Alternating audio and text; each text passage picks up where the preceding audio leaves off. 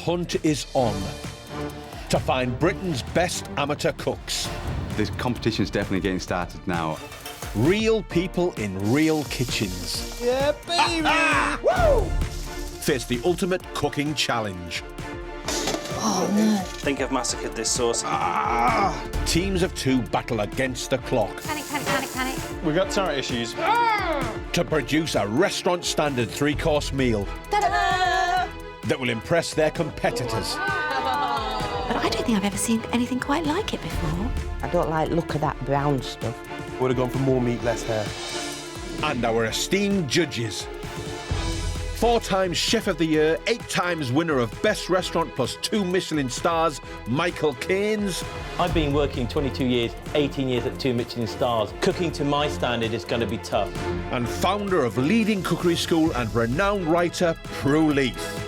I don't want a perfectly good meal. I want an exceptional dinner. Each team will transform their homes into a restaurant for the night. Oh, wow! And the experience will be scored by their rivals. Can anyone smell burning? Check the bread. Oh, shh. That's not a good start. Haggis on fire. But ultimately, the judges have the final say. I think it falls a little bit flat on the palate. Oh, thanks, Michael. Part of me thought, God, that looks a mess. You're just a bit weird. At the end of the week, the teams will return to kitchen headquarters to find out who will reach the next round. I'm going to give you 10. The final winners will walk away not only with £10,000, Stop cooking. Step away from your benches. but the right to say, my kitchen rules.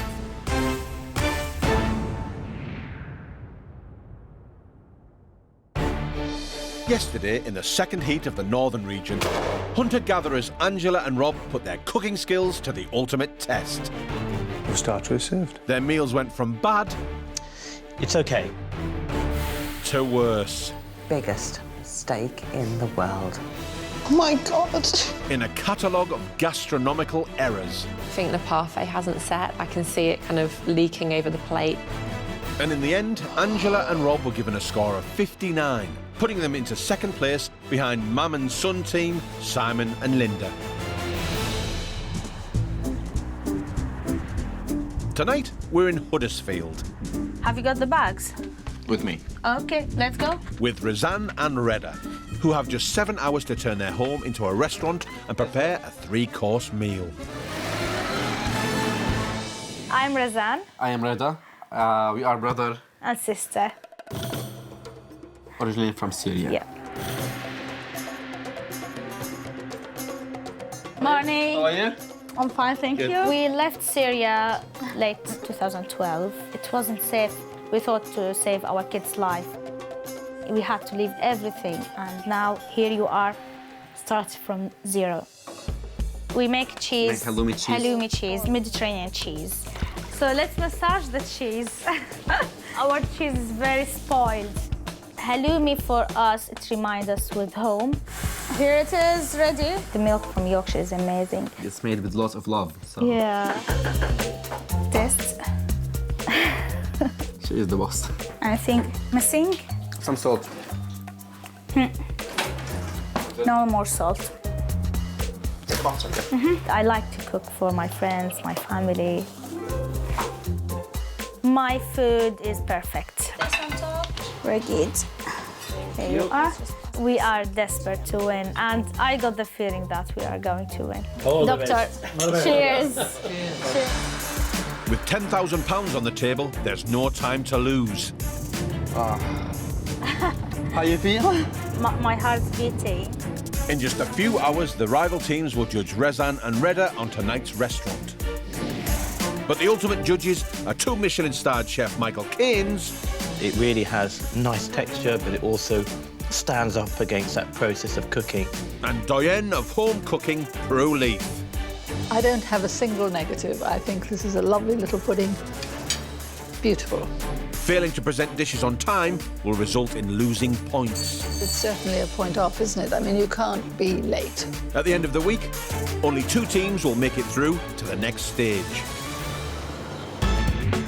Half an hour down already. Morning. And the Syrian siblings need to source all the ingredients for tonight's menu. Let's have a nice big... Flat mushroom. For tonight's starter, we are having portobello mushroom stuffed with our halloumi cheese and a hint of za'atar on top, muhammara baba ganoush dips, and homemade flatbread. Let's have this one. The flavours on this menu read like a walk through a Middle Eastern bazaar. I'm looking forward for a baba ganoush that's got smoky flavours, and I hope that we get lots of flatbreads to scoop up those delicious dips. We need aubergine for the baba ganoush, red pepper for the muhammara. Cheers, bye. They're an hour down, but Razan has more than just time concerns. She's worried about what her English guests will make of her Syrian menu. It's not easy to have people from different culture. They are judging your food. Hello. Please, we want a nice piece of meat. Lamb meat. 1.5 kilos. No problem. For tonight's meal, you are having lamb and almond meatballs with sour cherry sauce, served with burgle wheat and fattoush salad. Cherry sauce is a really interesting accompaniment for the meatballs, but I hope she gets the balance right, because too sweet and it could kill the dish, and obviously too sour would be unpleasant. What time is it now? 12:30. 12:30. Some fat as well. Yeah, because you know- you want to burn it and to smoke it. You know, to smoke the Meatball. meat. Already 2 hours passed. Time's running really fast. I'm feeling stressed now, actually. I start to feel more stressed. Then you need to go to the deli shop. Damascene petals from Damascene roses, this is for the syrup. For the dessert, we are serving katay falsafiri, which is Arabic pancake stuffed with curd cheese and rosewater syrup. Pancakes can often fail to deliver, as they can be too heavy for finishing your meal. They need to take care with the curd and, of course, the rosewater syrup too, as this can be overpowering. Some people don't like rosewater. Too much flavor, it will be really disgusting. There's now just over 4.5 hours until their guests arrive. Let's head back to the kitchen and start preparing the food. Let's go. Get the menu. Our house is small, so Kirklees College, where Reda has studied, has allowed us to use their kitchen for the night. I hope we will impress everyone. Razan and Reda have only 4 hours to create their themed restaurant and prepare their menu. Please need a fridge. Okay. Let's go and sort the restaurant out for tonight.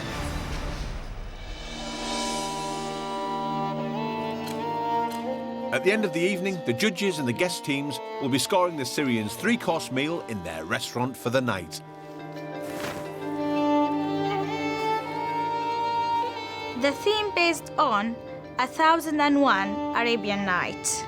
And today is our night. The restaurant for tonight is called Shahrazan, and it's inspired by Princess Shahrazad. Razan, guests arriving 8 minutes now. Let's go back to the kitchen. First of all, roast pepper in the oven, okay? With the restaurant dressed to impress, and with only 3 hours until the guests arrive, To be chopped and cooked. the focus of attention turns to preparing a winning 3-course meal. Do this for baba ganoush, you know how to do it? We need to start with the starter, as we need to cool it down. Not this one, parsley. I'm going to roast the aubergine and red pepper. As they start preparation, Sorry, we didn't bring aubergine. No. To make baba ganoush, we need aubergine, and we didn't bring aubergine. aubergine's the main ingredient of the baba ganoush dip, so this is a major blow just 2 hours before the guest teams arrive. Razan has to leave her little brother in charge of prepping while she goes on a desperate hunt for the aubergine. I'm so angry about that. I don't know how I forgot it. We are starting to lose some time. Now I need to go as fast as I can. If she doesn't find an aubergine, we are in deep trouble. It's the hero of baba ganoush. Reda is back in the restaurant. I'm by myself, stressed, nervous because Razan is not here. I can't trust him. Hopefully not burning the veggies. Hopefully when she comes back here, she will be happy with the things I've done. Thank you. I'm so happy I found some aubergines, but this has cost us time. In a hurry. So sorry, everyone. Okay, that's safe. With precious time lost, there's now less than 2 hours before the hungry rival teams and hungry judges arrive. Aubergine! Coming back. Good to see you again. You've done really well. Just put it here. All right. The aubergine can go here. I'm preparing muhammara. Muhammara is roasted pepper and walnut dip. I don't think anyone tried muhammara dip before. I think this is amazing. I combine roasted pepper, tomato, onion, walnut.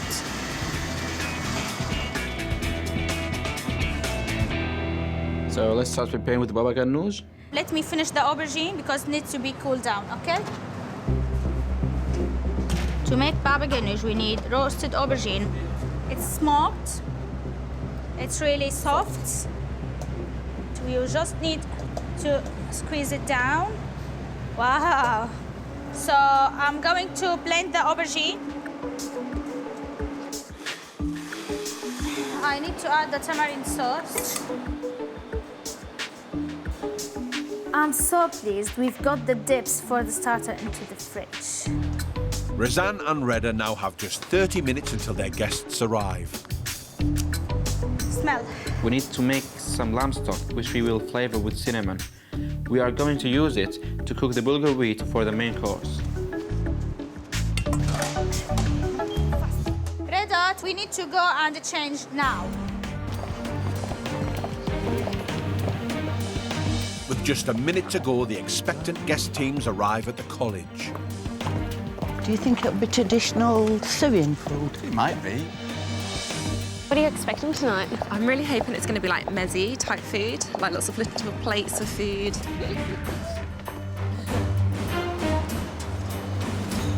24 seconds.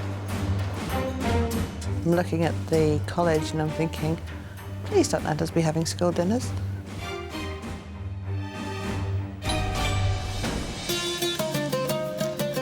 Welcome everybody.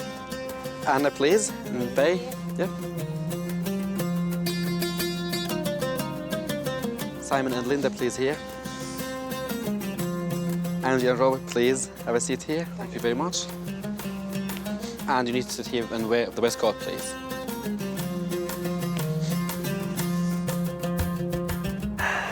Very nice, chaps. Oh, it's nice, isn't it? It does feel like Aladdin.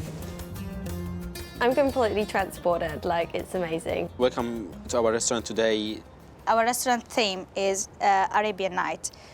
You need to excuse us because we still have lots of work to do in the kitchen, so have a nice time.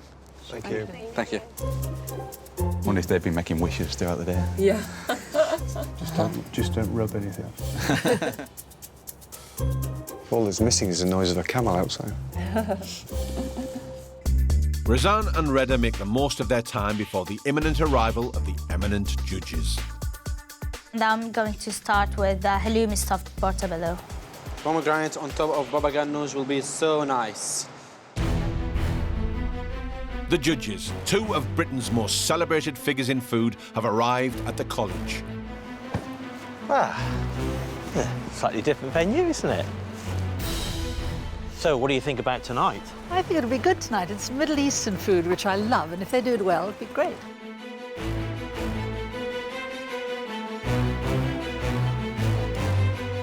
I think we really see the ratcheting up of the competition as well. I know they're getting really competitive now. Right.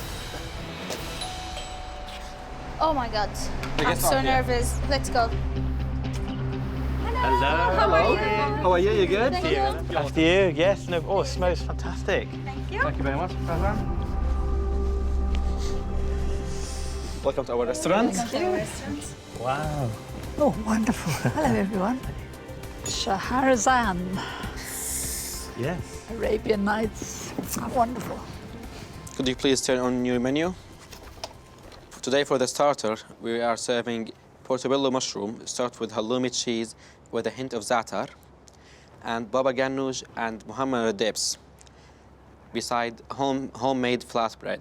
If that's all presented correctly with a really good flatbread, that'd be a good dish. For the main course, it will be kebab karas, which is smoked meatballs mixed with almonds, and it will be served in sour cherry sauce. Then we'll have burgul, then fattoush, which is Syrian salads. Out of all this, the only thing I can recognise is kebab. I'm a bit ignorant, really. And for the dessert, it will be katayef asafiri. It is Arabian pancake stuffed with curd cheese and served with rosewater syrup with pistachio. The dessert doesn't sound great because it says like curd cheese. But you think cheesecake? I know, it's just curd, just puts me off. Both those cheeses, the halloumi and the curd, are they both your cheeses? Yes. Yes, yeah, we make. How exciting. I'm sure you're really keen to get back into the kitchen, so off you Thank go. you. Thank you very much. See you later. We got lots to do now, Reda. Yes. The starter is due in 45 minutes, and our Syrian siblings need to get on with making the flatbreads for their first course. To make the flatbread, we need strong flour, fresh yeast, Little bit water here, please. No, 1 minute. sugar, Some salt. 1 minute. Faster, please. Some more flour? No. I'm relying on you for bread. Sure. The best flatbread ever. Well, we need to proof it for 30 minutes. Angela and Rob, how are you feeling about this menu? I've lived in the Middle East quite a bit, so a lot of this is fairly familiar, so I know how good it could be if it's done well. So, yeah, I look forward to it. Faye? I'm not sure what za'atar is. Za'atar's got a bit of oregano, Okay. thyme in there as well. They use it like a seasoning. Okay. Simon? It looks very complicated, lots and lots of different elements there, so let's hope they mess some of them up, so at least we can get some knock some points off, maybe. It's quite glaring how negative Simon is about everything. It's not terribly attractive. Back in the kitchen, there's just 20 minutes left before the starter is due. what time do we need to serve? Quarter past 7. We don't have portobello or flat mushroom in Syria. Now, I'm going to stuff the mushroom, the halloumi cheese. Za'atar, where is za'atar? Za'atar is here. Please sprinkle some on top. The za'atar will give the hint of the Mediterranean taste to portobello.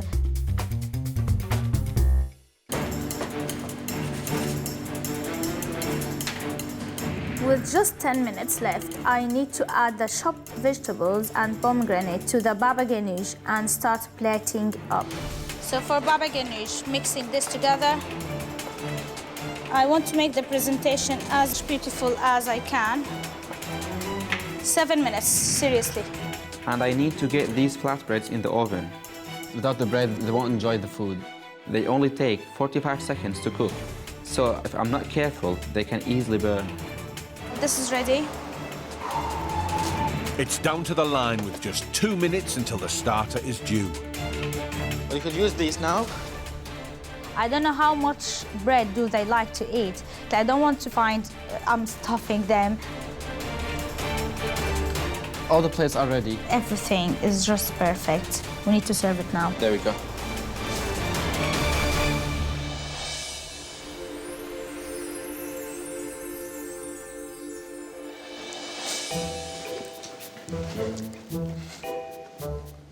The starter is served.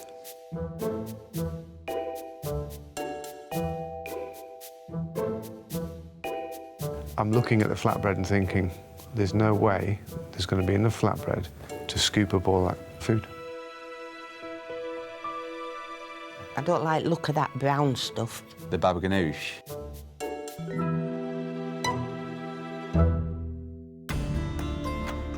The judges will taste first and give marks out of 10 for each course at the end of the meal.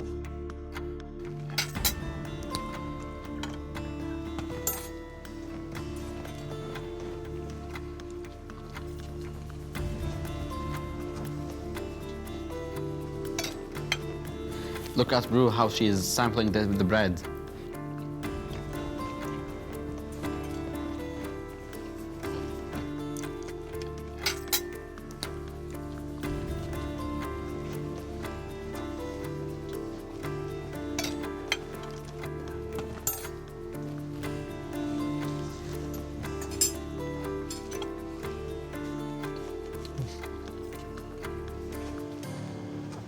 I assume it's your cheese that you make. It is. Well, it's a great way to showcase it because you've got great depth of flavour from the mushroom, but it doesn't take away from the cheese that you've made, which is great. And I think that the way that you've used the seasoning on the top there just adds a little bit of intensity as well.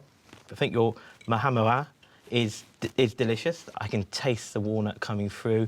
It's really nicely spiced. Your baba ganoush is interesting because I would expect that to be smokier. And I think the colour of the aubergine's been lost a bit during the cooking. I think that could have been whiter. I could have done with a bit more bread. The flatbread is delicious and it's a good effort, and that's kind of a missing element. If I did more, they would say it's too much bread, you are stuffing us. I've never had mushrooms in a Middle Eastern meal, ever. So that was very unusual, but I liked the combination. I thought the halloumi cheese was lovely. Thank you. I'm normally nervous of halloumi because it's usually too salty. Yes. You can taste the salt, but it's not offensive. It's really good. Delicious. I think it's a good dish. Prue really loves the food. I'm so happy. No worries. Yeah, we are in the safe track now. I know you'll be very, very keen now to get back to the kitchen to start your main course. Thank you very much. Thank you. Enjoy. Yes! It's a good start. Time for the rival teams to taste. At the end of the dinner, they'll each give the whole meal a score out of 10.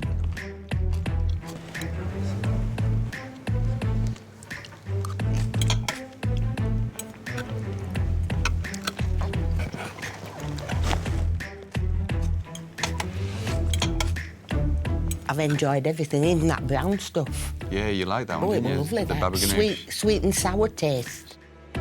In fact, I think we've got a bit of competition here. If it had just been arranged slightly different and a whopping great flatbread on one side. There needs to be something more to scoop up all that lovely dip. Yeah. We need to do the main course. Let's make the meatballs, okay? They have 1 hour until the main course is due. Will their meatballs in cherry sauce help them secure high scores? Is it a good size? A little bit smaller. Take a bench. Yes, now it's good. For tonight's menu, we are having lamb and almond meatballs with sour cherry sauce, burgle wheat, and fattoush salad.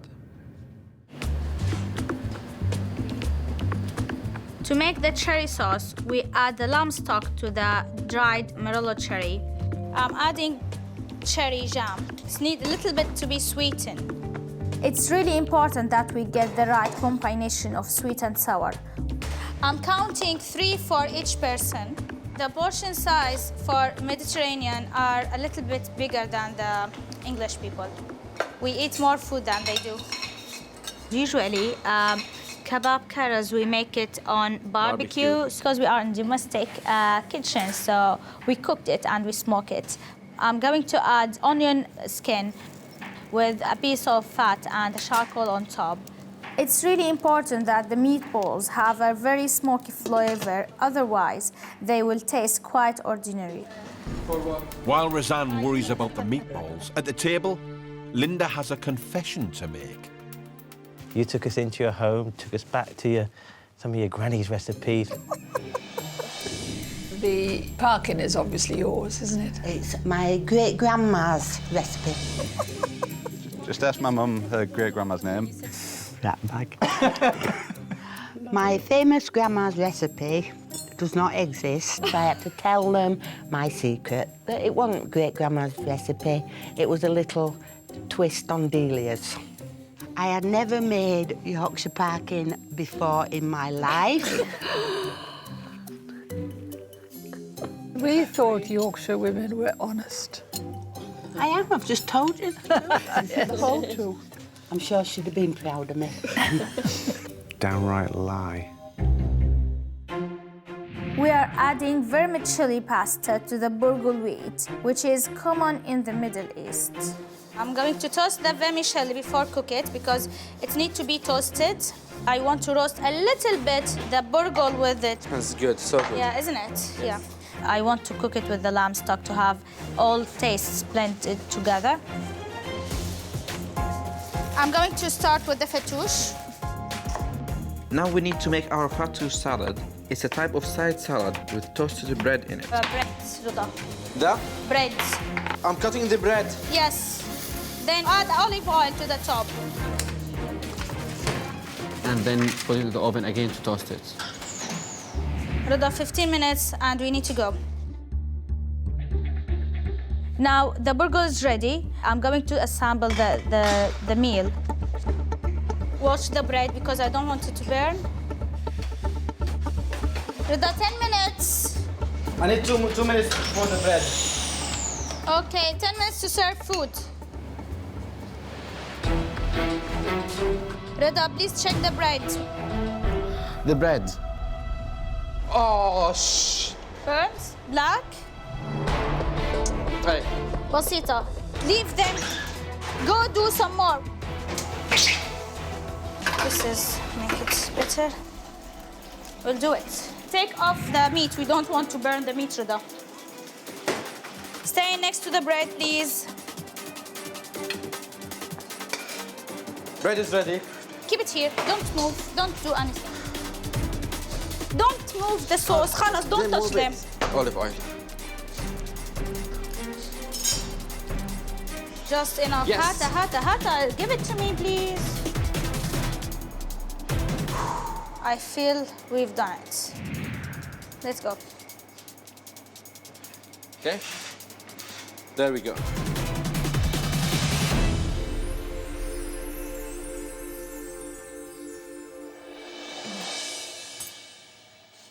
The main is served.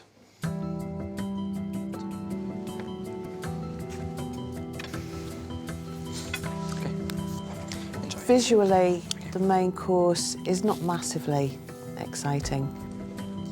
I want to make sure the salad is really, really fresh and there's lots of flavours. I'm hoping it's really citrusy. Once again, the judges taste and give their opinions first.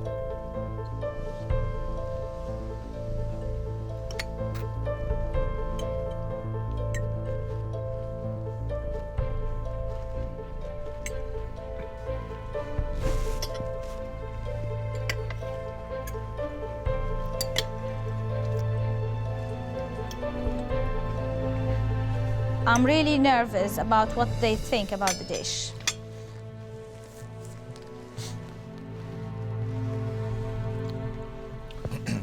Razan and Reda, this main course is it's really tasty. I like this lamb. The bulgur wheat, I think it's interesting. It's very, very subtle spice of what I think obviously is a bit of cinnamon here, yeah? Yeah, actually, we add the cinnamon to the stock. I think the elements that I was a little bit disappointed. I think the fattoush salad, I was expecting it to be a bit lusher, but there is in the bread a little bit of bitterness. I could leave it if I'm honest. I want to come back about that lamb because it says on the menu smoked, but I'm not really getting that. It's not resonating through the dish. I was expecting to go up a notch after the starter, and I don't think we've done that. So it's left me a little bit flat on the palate. I'm worried to lose some points just because of fattoush, which is, I thought it should be really good. I like the flavour of the meatballs. I like the fact that the almonds are in slivers in there. I think the triumph on this dish is the cherry sauce. It's really delicious because it is sour. And I'm always a bit nervous about cherry sauce because it's often too sweet. All right, thank you. Enjoy it. So, what do you think? I wasn't even expecting that. We burned the bread and we survived. Now it's the rival team's turn to taste and judge the course.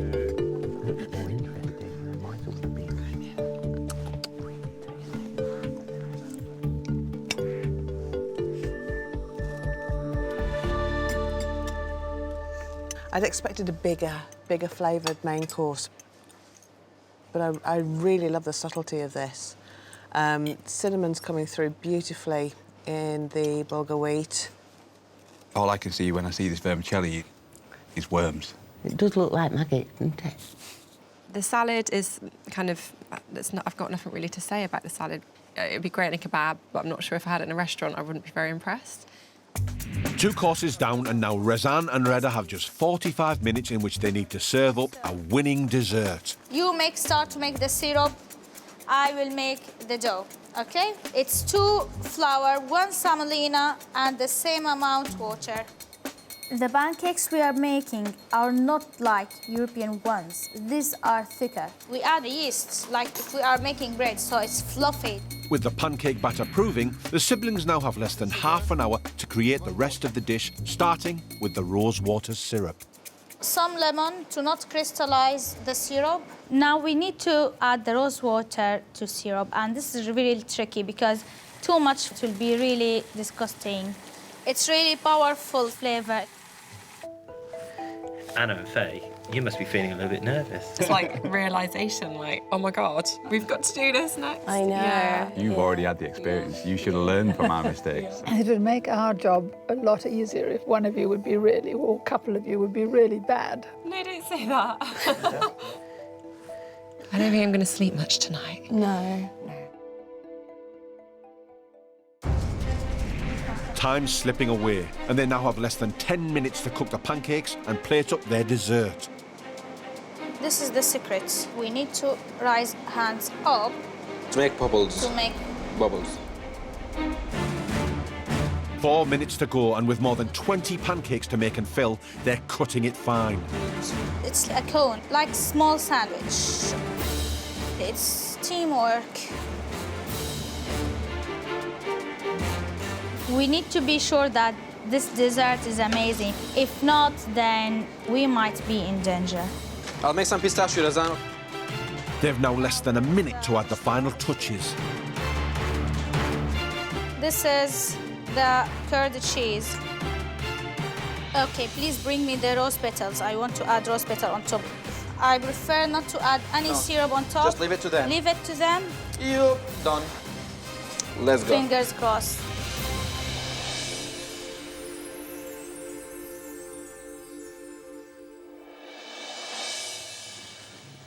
And dessert is served. I hope the judges will like this dessert because this is our cheese, the curd cheese we made. There we go. I bet they will love it. My heart is beating. Some people don't like rosewater. I hope they will agree that it's good.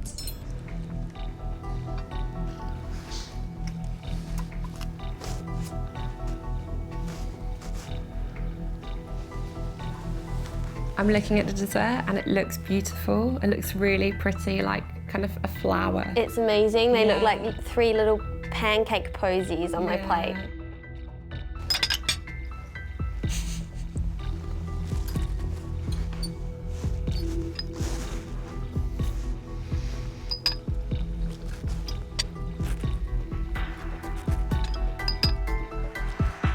Razan and Reda, this Cookoff asafiri is delicious. Here we have the sour with the salty and the sweet. It's a really interesting blend, contrasting with that beautiful rose syrup. And I think it works really well with the crunch of the pistachio. I really think this has been the star of your menu, if I'm honest. So for me, it's been a great way to end the evening. Thank you. Thank you. Thank you. This is amazing. I'm so happy and pleased. I'm going to try to remember the name, Cookoff asafiri, because it's really a memorable pudding, and I've never had anything like it. It's, I know why I like it particularly. I love that flavour of rose syrup, rose petals. But I find the pancakes a bit stodgy and thick. I think I'm used to a sort of French crepe or a thinner pancake. But I think the curd and the pistachio and the rose-petalled syrup are just heaven. She just loves it. So let's keep fingers crossed for good scores. You can go back to the kitchen. Thank you. Thank you very much. Wow. We've done it. Well done. I thought so. How much do you think? Michael scores 10 and Brew maybe 9. Time now for the guest teams to taste the dessert.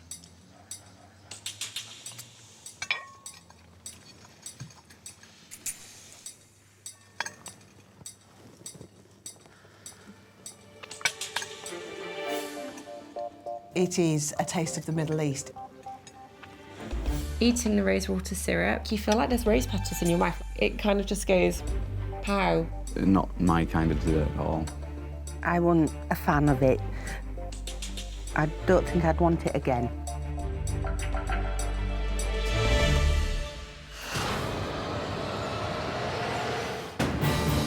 It's the moment of truth for Razan and Reda, as the guest teams score, each giving the whole meal marks out of 10, meaning a possible maximum score of 30.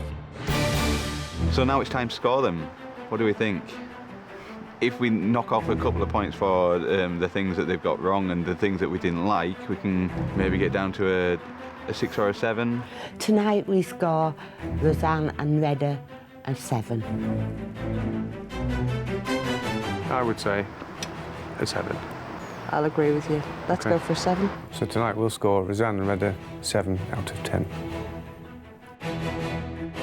If the main was really good, I think they would have definitely have deserved an 8. The dessert was so amazing, I would have definitely said 8. Yeah, for even that. higher. Yeah. But because of the main, I'd have to go with 7. And tonight we're going to score Razan and Reda a 7 out of 10. Time now for the judges to reveal the scores, starting with those from the rival teams. Razan and Reda need a total score of 61 points to knock Team Mam and Son off the top of the leaderboard and avoid elimination at the end of the week. Razan and Reda, thank you for letting us into your restaurant for the evening. So the guest teams are giving you a combined score of 21 out of a possible 30. Compared to the efforts we put to make this food, I think it's not enough. Now both judges will give their scores with a mark out of a possible 10 for each course. I'll start with your starter, which is the wonderful portobello mushroom, which you had stuffed with your wonderful cheese. And then, of course, we had the dips and homemade flatbreads. For me, it was a really lovely starter. I particularly enjoyed your cheese, which you made, and that was a real highlight. The only criticism was I just wish there were more flatbreads, so that would have helped me mop up those wonderful, delicious dips. I thought the halloumi cheese was the best halloumi I've ever eaten. It wasn't too salty, it was perfect. I thought the baba ganoush tasted wonderful. I thought it didn't look very nice. I suppose it might be because I'm used to a paler version of it. For your starter, I'm giving you a score of 8. For your starter, I'm going to score you 6 out of a possible 10. 6. I think it's unfair. We deserve more. Your main course, the kebab karaz. I thought it was a little disappointing because although I thought the lamb balls were delicious and I thought the cherry sauce was fantastic, the disappointing thing was that the main component on the dish seemed to be the bulgur wheat. And for some reason you'd put pasta in it. Maybe that's traditional in Syria, but I just didn't like it very much. I was expecting something really amazing, and it was perfectly good. It came to me as a great surprise that the main component part, which should have been those lovely meatballs, was somehow a little underwhelming in flavour. Didn't really get the smokiness. For me, the salad, I've had better, to be frank. I don't think it brought a great deal to the dish. for me, it was a flatter impact than the starter, and for that, I'm going to give you 5 out of a possible 10. For your main course, I'm giving you a score of 6. Like, really? Just 5 and 6? Now, for your dessert, Katief Asaferi, for me, that was your highlight of the meal. I enjoyed eating it, the rose water coming through that lovely syrup into that dessert. I didn't mind the pancakes being doughy because when you ate it together, it kind of worked. It looked so elegant and pretty. The syrup was extremely sweet, but wonderfully flavoured. And that curd cheese is delicious. My only real objection to it was the thickness of the pancakes. For your dessert, I'm giving you a score of 7. For your dessert, I'm going to score you 7. 7? 7. That doesn't make sense. So that gives you a grand total of 60 out of a possible 90. Thank you very much. Razan and Reda are now in second place, leaving Angela and Rob at the bottom of the leaderboard and facing possible elimination. But there's still one team to play. Simon and Linda, you're looking pretty pleased with yourself, still on top of the leaderboard. How do you feel? I'm really pleased. I'm proud of what we achieved. Angela and Rob must be feeling disappointed. Yeah, definitely.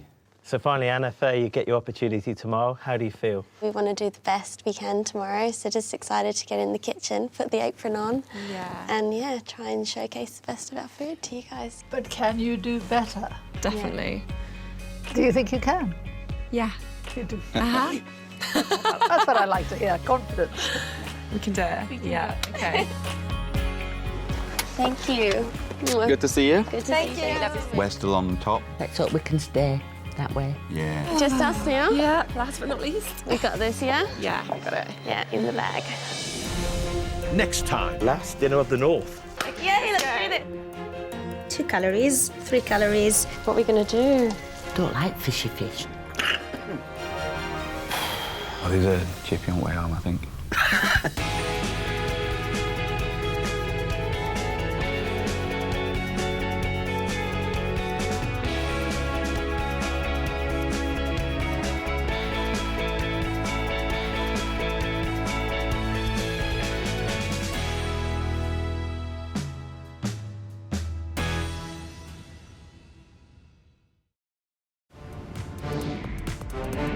The hunt is on to find Britain's best amateur cooks.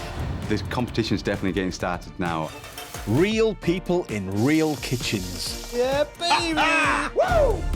Face the ultimate cooking challenge. Oh, no. I think I've massacred this sauce. Teams of 2 battle against the clock Panic, panic, panic, panic. We've got turret issues.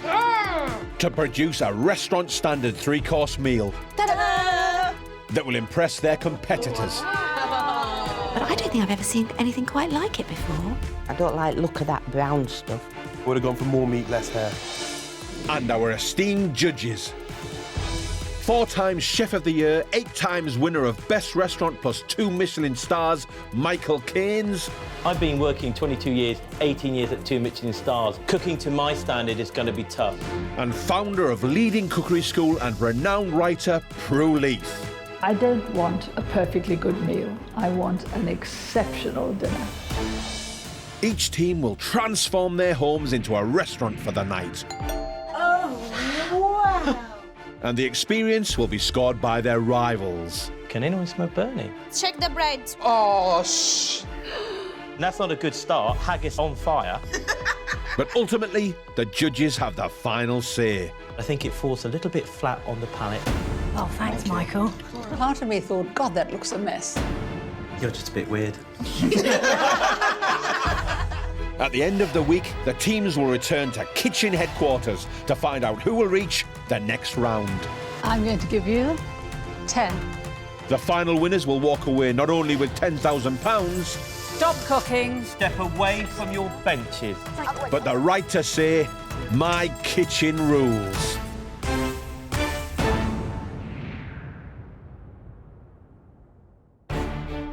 It's day 3 in the Scottish regional heat of My Kitchen Rules.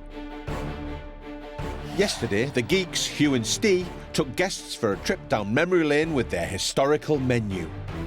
That's why we've gone with the time machine. But it's their future that isn't looking bright. And it's badly executed, to be honest. They scored 50 out of a possible 90, which wasn't enough to put them in front of Glasgow gals Amy and Nicola. I can't lie and say I'm not happy. They scored 55 points with their Two Hungry Ouija's restaurant the night before. This is one of the nicest chocolate mousses I've ever eaten. Though there are 2 more teams left to cook.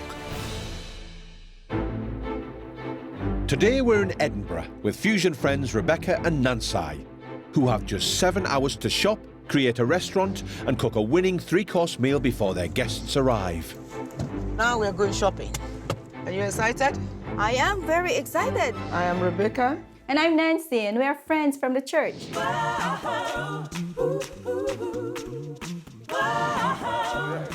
Okay. I think we met 5 years ago in the church. The first time I saw Rebecca, we were together in a Bible study. I am well known for my cooking, yeah. They've asked for my recipes in church as well, so they enjoy our food. I would say we are bringing the flavors of Africa and Caribbean into Scotland. When I cook, I always have ideas to do fusion of foods because I'm not too traditional. I want to cover that pot. I love cooking because I love to have friends in the house.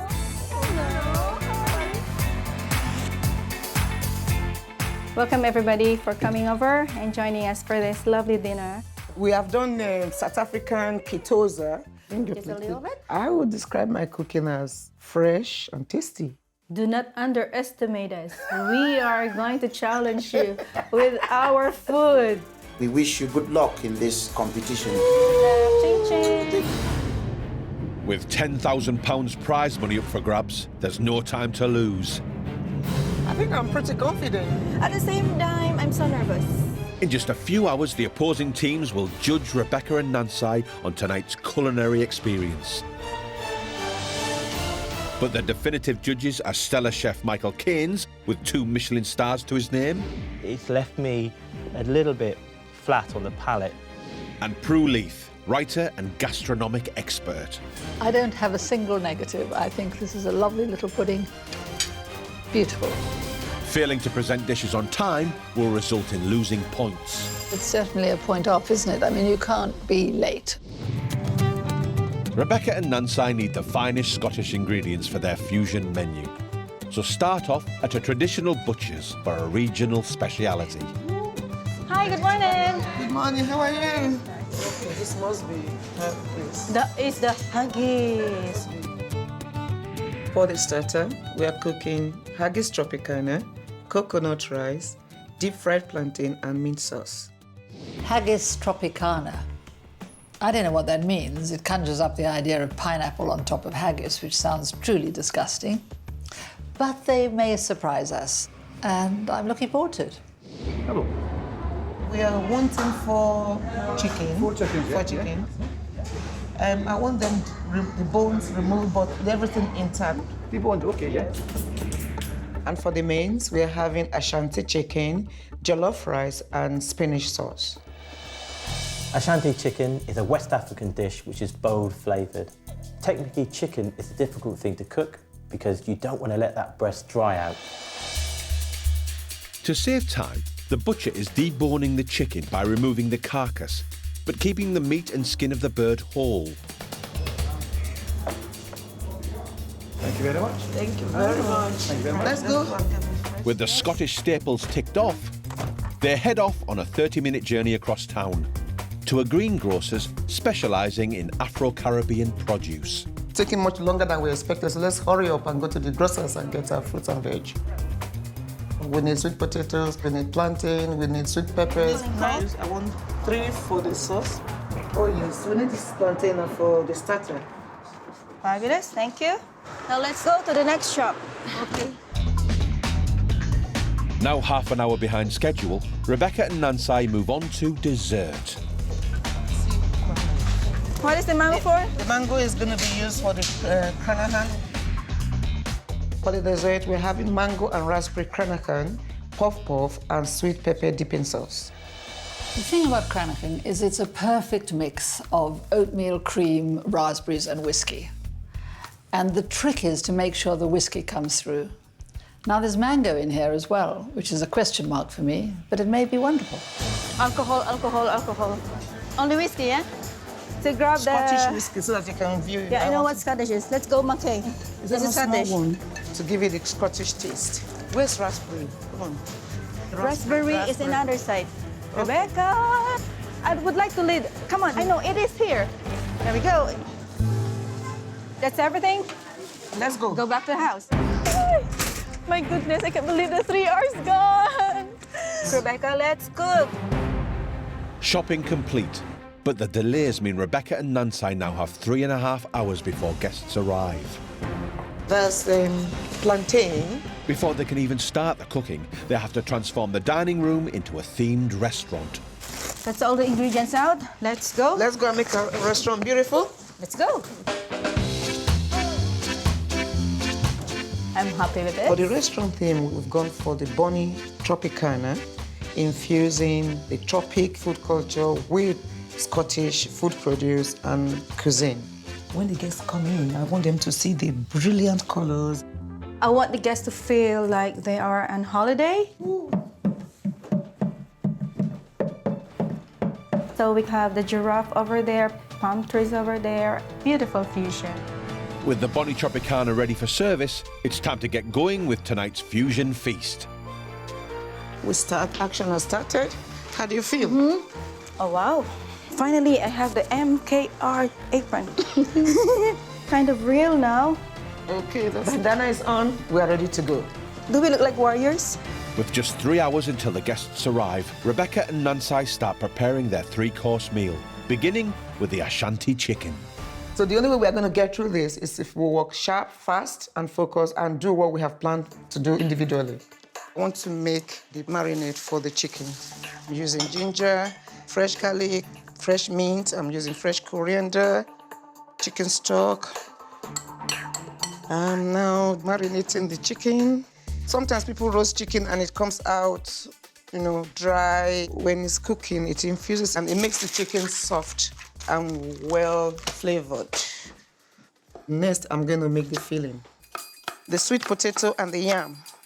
Now boil it, drain and mash with a lot of fresh herbs. The taste of the sweet potato in the Ashanti chicken is so different. Okay, and that will be the stuffing for the chicken. Right. Now I need to stuff each of the 4 chickens. Stuffing the belly of the chicken to get all the stuffings in to give it that taste. And what you need to do now is open this for me. My special way of cooking the chicken is by placing it into a roasting bag. It makes the chicken self-based and then it keeps the moisture in. Okay, this is the last chicken. But let's get them into the oven, put them on low heat to start slow cooking for about 2 hours. With 1 hour until the other teams arrive, Rebecca and Nansai begin the starter. I'm going to put the haggis in the boiling water for an hour.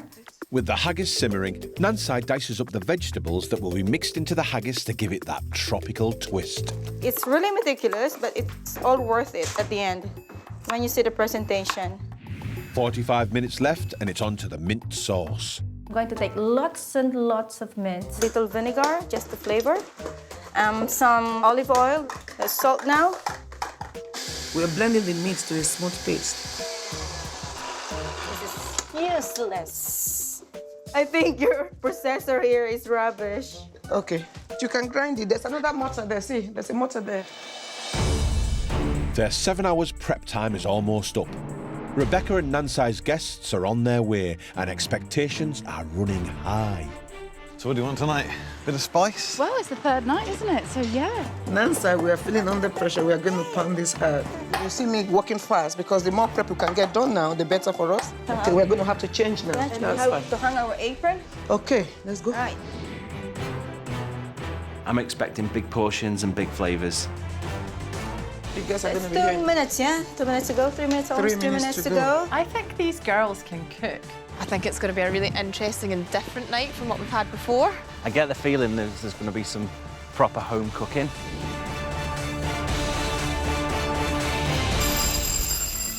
Oh, the guests are here. We need to go and let them in. Let's go, let's go. Hello! Good to see you. How are you? Matching outfits, that is so cool. Bright colours and the bandanas. Brilliant. I didn't think I was nervous. I'm feeling it now. The guests are here. So please come in, come in. Thank Welcome. you. Oh, wow. Welcome to our restaurant. Thank you. Wow. Colours everywhere. Amy, Nicola, Thank you. welcome to our restaurant, the Bonnie Tropicana. What a brilliant theme. Bonnie Tropicana. There's a fusion of food culture. It's amazing. It's like you're sat in the African jungle. We've got to go and prepare your food, so we need to go. Thank you. I'll be surprised if we don't see flavour, flavour, flavour, flavour, flavour. Right, oh, okay, that's good then, yeah.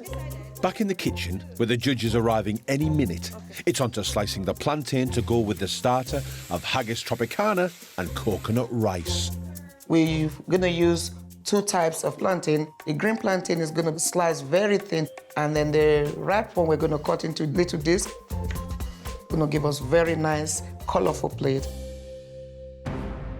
The pressure's about to be ramped up for Rebecca and Nancy as 2 Michelin star chef Michael Caines and renowned culinary expert Prue Leith are outside. Right.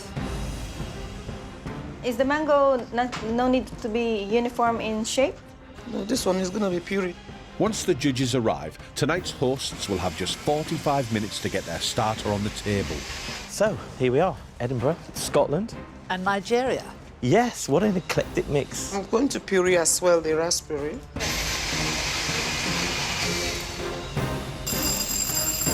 They're here! Oh my goodness. The judges are here. Let's go and let them in. Okay, let's go. Ah, Rebecca and Nancy, how are you? Pleasure to be here. Like the headgear too. Please come in, please. Go on after you. Thank you. Wow. Hello. Hello. Evening, everyone. Hi. Oh, I feel at home now. This is Africa. Welcome, judges. And our restaurant's name is the Bonnie Tropicana. Wonderful. Okay, everybody, please grab your menu. Ooh. Okay, for the starter, guys, we have the haggis tropicana. Haggis again. I know we have haggis last night, but this time it's a combination fusion of tropical and Caribbean with a Scottish twists, and it's served with plantain and a little touch of mint sauce. I'm kind of nervous about that. Yeah. They are potentially messing around with one of my favourite foodstuffs. And then the mains, we say, is Ashanti chicken with jollof rice and spinach sauce or spinach stew. Yeah, I've never had Ashanti chicken. No but idea. I'm really hoping it's some kind of spiced chicken, maybe a broth. Ashanti chicken actually originated traditionally from Ghana. They say that when you eat it, it's like, ooh, you always hear that sound because it's so tasty. And we'll bring you to the dessert, guys. It's mango and raspberry cranacan, served with puff puff and sweet pepper dipping sauce. Sweet pepper dipping sauce? Yeah, what's that all about? Is that going to be spicy? I'm a little bit frightened. I hope you feel excited now with our tropical menu. I'm sure you're keen to get back into the kitchen to get on with your starter, and we'll see you shortly. Thank you very much. Good luck. Good luck indeed. Rebecca and Nancy have 45 minutes before they need to serve their starter. Right, I'm doing the haggis over here. The haggis is removed from its packaging Are you happy with this? and mixed with the chopped vegetables. I think our haggis are gonna beat the boys' haggis from last night. Come much, that's okay. Taste it? Yeah. Lovely. I like the look of this a lot. I'm really excited to try this. I love spicy food. And the fusion's interesting. What are we going to do with the haggis? We're going to make it Tropicana. Haggis and coconut rice, wow. With 25 minutes to go, it's on to the coconut rice. Ladies, how are we? Rebecca and Nancy? I think How are we you? are on the right track. Leave it. We're really, really rushing. Michael is coming to the kitchen to see how we're getting on. See, the key thing is you don't want to be late, do you? Yeah, what we did was we did this. Rebecca and Nancy have made a checklist to keep them on schedule. Oh, well, look at this. Check you out. Well, listen, that's not a good start. Haggis on fire. I don't think Michael understands our list. No, that means you put the haggis on immediately.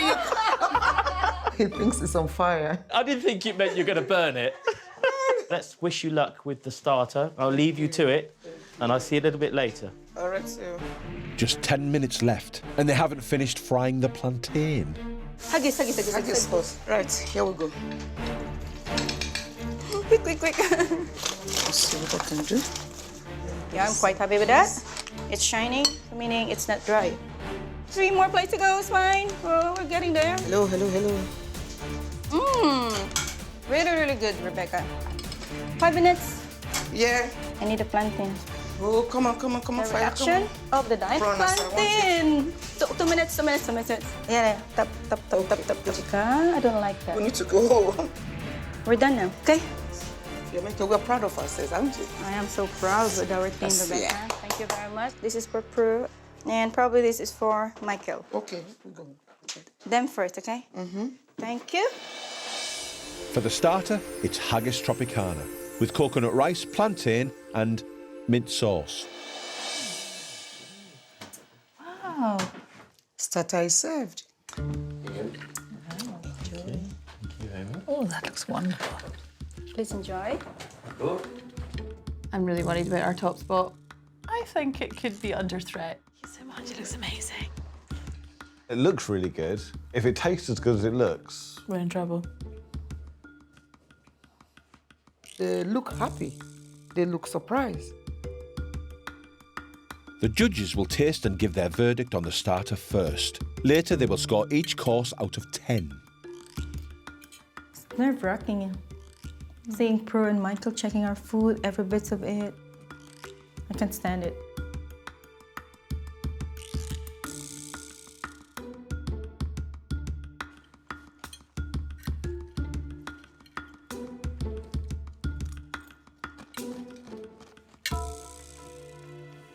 Well, I think this is so original and very, very good, and I think you should start importing haggis to the Caribbean. It's really interesting.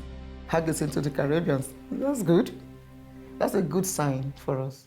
I think the flavours are terrific. The coconut and it's just sweet enough. It's not overpoweringly sweet, but it's got a bit of sweetness. With the rice, the plantain is just fried correctly. It's just a bit crisp on the outside, squishy in the middle. I would like a little bit more spice. I think it could do it with a bit more heat in there. But the flavours are really great. It's very sharp looking, very concise, and everything that's on the plate is there for a reason, which I enjoy when I eat food. It's tropical in a kind of playful way. I think it's great the way you've brought those two cultures together. You're not shying away from it being something of Tropicana.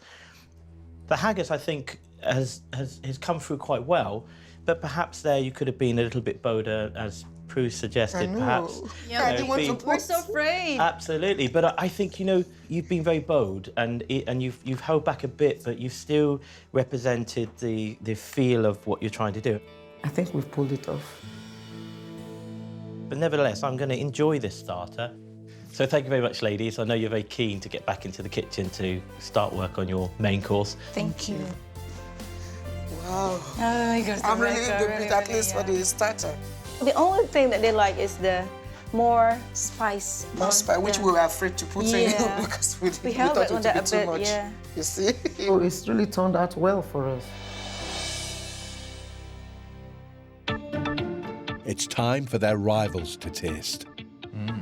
This looks good. Yeah, I thought I could smell haggis cooking before, and that was right. It smelled quite spicy, but I'm not really getting a huge amount of heat. The coconut rice is amazing and the plantain is just wonderful. As I'm mixing the rice and the haggis together, I'm kind of losing the rice a wee bit. I don't get the coconut. It just doesn't work for me. I'm not overwhelmed by it at all. I don't know, I'm not getting any really strong flavours apart from the mint sauce. No, the mint's really strong. Yeah. Oh, that haggis as well, it's lovely. Haggis and mint sauce. Mental, but brilliant. I just don't like it. I just found the haggis was a bit kind of greasy on my tongue. I just think it overpowered the other things that I was really enjoying. As usual, my plate is empty. My plate is always empty. I just want the haggis to be gone and on somebody else's plate. Let's make sure that the mains, is much better than the starter, so we have work to do. They have just 1 hour before serving the main. I'm doing rice for the jollof rice. We need sweet red peppers, orange pepper, blended with onions, stewed with an oil. When that is stewed for a few minutes, we add vegetables and we add the parboiled rice, cover it for about 5-10 minutes. The Ashanti chicken I've never heard of, so really want to see what it's like and how they bring a Scottish twist into every course as well. So I'm just looking forward to trying different flavours and seeing different techniques of cooking. Well, do you expect this menu to knock you off your top spot? As long as they don't, serve as dry chicken or anything, but if everything goes to plan and the flavours do all marry up, I think we're in trouble. 30 minutes to go, and Rebecca needs to make the sauce for the spinach. She's sweating red onion, garlic and tomatoes and letting it reduce. The spinach is diced thinly along with some of the stem. That's going to give it some crunch. The spinach is added for the last few minutes of cooking, so it retains its colour and texture. Yes. 10 minutes to go and the girls begin plating up. Ready? Okay, stop it, and start serving it. I'm giving you the rice. You serve the rice. I'll do the rice. Right. Come on, Rebecca. Come on. This has to be presented well. With no time to rest the chicken and allow the juices to settle, there's a risk of it being dry. Oh, gosh. Do you want me to do that, Bex? I want it lined properly. And Nancy is the presentation queen, so we share the duties. I've cooked, she presents. So it should be like that. Plate, please. Right. Ooh, adrenaline is pumping. This is now the last. Yes, yes. Thank you, Lord. Okay, that's beautiful. It's for Brooke. And this is for Michael. Okay. Okay? Right. Okay. Let's go and serve it. Rebecca and Nancy are presenting Ashanti chicken with jollof rice and spinach sauce. Hello again. Hello. Thank you very much. Where's the Scotland on this plate then? Where's the fusion? You may wonder why Ashanti chicken has something to do with Scottish roots. The main thing is that the chicken was bred and born in Scotland. Woo! Scottish farm. I don't think the fact that the chicken was from Scotland is quite enough to make it that twist and that fusion. It's a stretch. Yeah. Please enjoy. I've not tried Ashanti chicken before. I'm really excited about this. Again, the judges will taste first and give their opinion.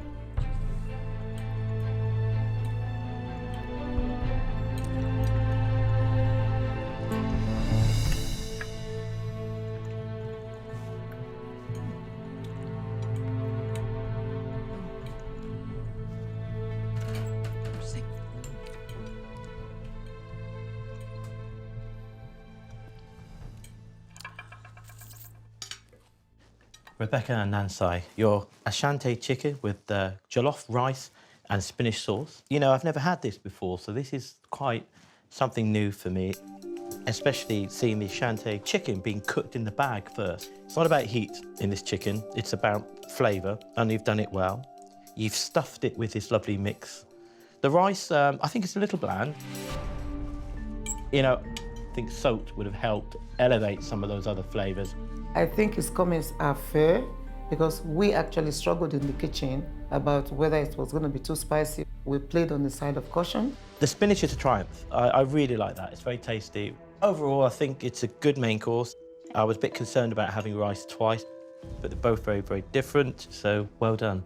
Thank you. Well, this dish is an absolute revelation to me.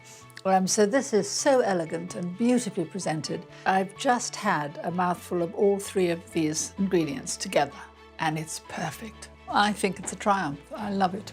Really, really good. Thank you. Thank you. Well, ladies, I know that you're very keen to get back into the kitchen and your guests want to try this main course, so we'll let you go back so you can get on with that preparation for your dessert. Hi, Rebecca. That was intense, yeah? That was intense. All in all, we are very happy that we delivered this dish and the judges loved it. True, because we are the happy bunnies. Rebecca and Nancy have just 45 minutes to make their dessert of mango and raspberry cranachan, puff puffs and sweet pepper dipping sauce. Please, everybody, start. But will their main course meet with the approval of their competitors? I love the smell of this. I know, it smells amazing. Phenomenal. Not what I was expecting at all. You know, the way the chicken's presented in almost like a lasagna type. It did look like a lasagna. There we go. Oh, that spinach sauce. That's something else. I would eat a bucket load of this spinach sauce. It is fantastic. The chicken's a little dry, but it tastes great. I'm thinking, ooh, quite a big chunk of meat to get through there. Don't want to mess around with the rice. I just want the spinach and the chicken to it. I think jollof rice is supposed to pack a flavour quite distinctly of its own. I'm not sure that one did. No. So I see that you've enjoyed that a little bit more than starter. Definitely, I thought it was wonderful. The flavours kind of bloom in your mouth and it's got a really soft, rich heat. It was like a kiss. It was just wonderful. I really enjoyed that. I have fallen in love with that spinach. I don't know how they've done that, what they've put in it, but I need to know because it was amazing. This has kind of raised the bar, hasn't it? There's some worried people across this table. Game on? Definitely, the competition is heating up. 30 minutes to go and they need to make the batter for their puff puffs. Slowly, slowly. It's just a combination of raising flour, plain flour, baking powder, and sugar. Well, a classic cranachan, what does that? Raspberries, oats, cream, and whiskey. I like the look of these puff puffs, I've got to be honest. I'm not sure if I'd need a donut in there. It's quite heavy anyway. How's that? Okay, do this. With the batter made, it's on to whipping up the cream for the cranachan. Make sure it's quick and firm. I'll do this. But not This is too my favorite. Rebecca, look. I think that is okay. I'm putting honey now. To make the cranachan, honey, oats and whiskey are added to the whipped cream. How much whiskey are we going to put in the cranachan? 2, just 2. We don't want the guests to be flying over the moon. All right. Oh gosh, I can smell the whiskey now. We're adding the toasted oats now. Mash a little bit. I think so, because it's like ooch, ooch, ooch. For the sweet pepper dipping sauce, we use red sweet peppers. It's called kosai. Kosai. Not just about the heat, it gives a distinct flavor. We boil the red peppers until they are quite soft and then blend it. The sweet pepper dipping sauce fills me a bit with dread. Is it going to be hot and spicy or...? It's got us all intrigued because I think the truth is none of us can really believe you're going to get a sweet pepper sauce that'll go with a cranachan. Here? I'm adding vinegar to the pepper dipping sauce and olive oil. 15 minutes left and the pair start to assemble dessert. I want it with the raspberry layer first. And a little bit of cream. Yeah. All right, okay. And mango. Right. Just put a little bit. You need to put more cream because that's what it's all about. I've got to finish the puff puff. With minutes left, Rebecca is deep frying her Afro-Caribbean style donuts. We're running out of time and my puff puff is going to take about 3 to 4 minutes to cook. We have 9 minutes, Bex. 9 good minutes. I've got the puff puff. It came out so golden, so lovely, so puffy. I'm happy with that. And yummy, yummy, yummy. Yes, yes, yes. Thing that will really make with our... Wow, colour is not a loss here, is it? This is really funky. I think we're gonna put a sign on the door saying Michael is banned in this area. This sweet pepper, this is the thing that's got everybody talking. Go on, I'm going to taste it. Yeah. And it gets richer. And there's tasty kick of chili in it. Yeah, got it coming through at the end? Yeah. There's a bit of vinegar in there as well. There is. 3 minutes to go, Rebecca, and I think I need each puff on the plate. I'll leave you to it, girls. Bye-bye. 2 more, and I'm happy with that. I think we are winning. Looks elegant, colorful, and vibrant. I think we made it. Dessert is served. Let's see. Okay, let's go and give this to our judges. For dessert, it's tropical mango and raspberry cranachan with puff puffs and sweet pepper dipping sauce. Oh. Dessert is served. Well, it looks fantastic. Looks like a Knickerbocker glory. So, Nicola, I think we've just dropped to second position. There you go. It's for you. I love a good cranachan, and I don't know how you get mango into a cranachan. Chili dipping sauce with the donut. Chili dipping sauce with whiskey. Chili dipping sauce with mango.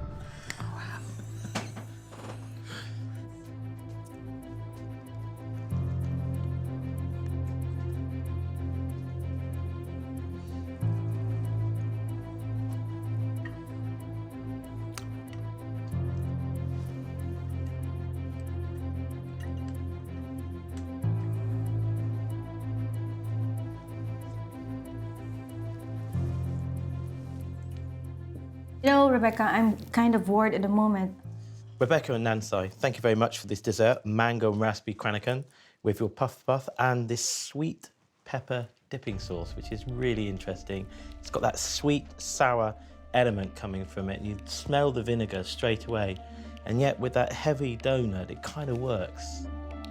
Not as chili as I thought it would be. I'm not sure it deserves to be on the same plate as the cranachan, because the cranachan in itself has got a lot of things going on. You know, I like the idea of putting the mango with the raspberries. It's good because that cream needs fruit. It needs that acidity to cut through it. And I think actually it's a good cranachan. Well done. That's good. I'm really happy about that. I actually think the puffs and the dipping sauce go rather well with this. If you eat them alternately, there's a kind of balance to it, and this is a bit of a shock, and then this is not very sweet. You know, Michael, we were talking about whether the two go together. Get a bit of this, and then stick a bit of the chili sauce on top. Oh. Prue has gone gaga for this dessert. Oh, tell me that it's not delicious, because I think it's wonderful. Bruce just poured it into her. Into her glass. Into her cranachan. Michael's face is an absolute picture. He's looking horrified at her. He hates it. You're just a bit weird. If I have any complaint at all, it's I can't taste the whiskey. It's good. Well, ladies, you've been on time all night, and now perhaps it's time for you to go and relax. So, thank you. Thank you so much. Thank you so much. Well done. Enjoy. We made it. We made it. We made it. I'm so relieved. Happy with the comments and happy that finally it's all over. Please, everybody, start. Ooh, that's not quite what I was expecting.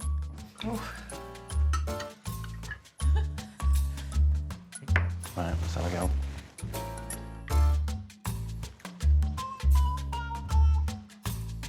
Oh. I've never had cranachan before, so I have to say it's one of the best things I've ever eaten. Pouring that sweet pepper dipping sauce on the cranachan, to my mind, it really works. I can totally see why other people might disagree. Yep, I'm on board. Fortunately, it looks like chicken balls and sweet and sour sauce out the Chinese slightly to me.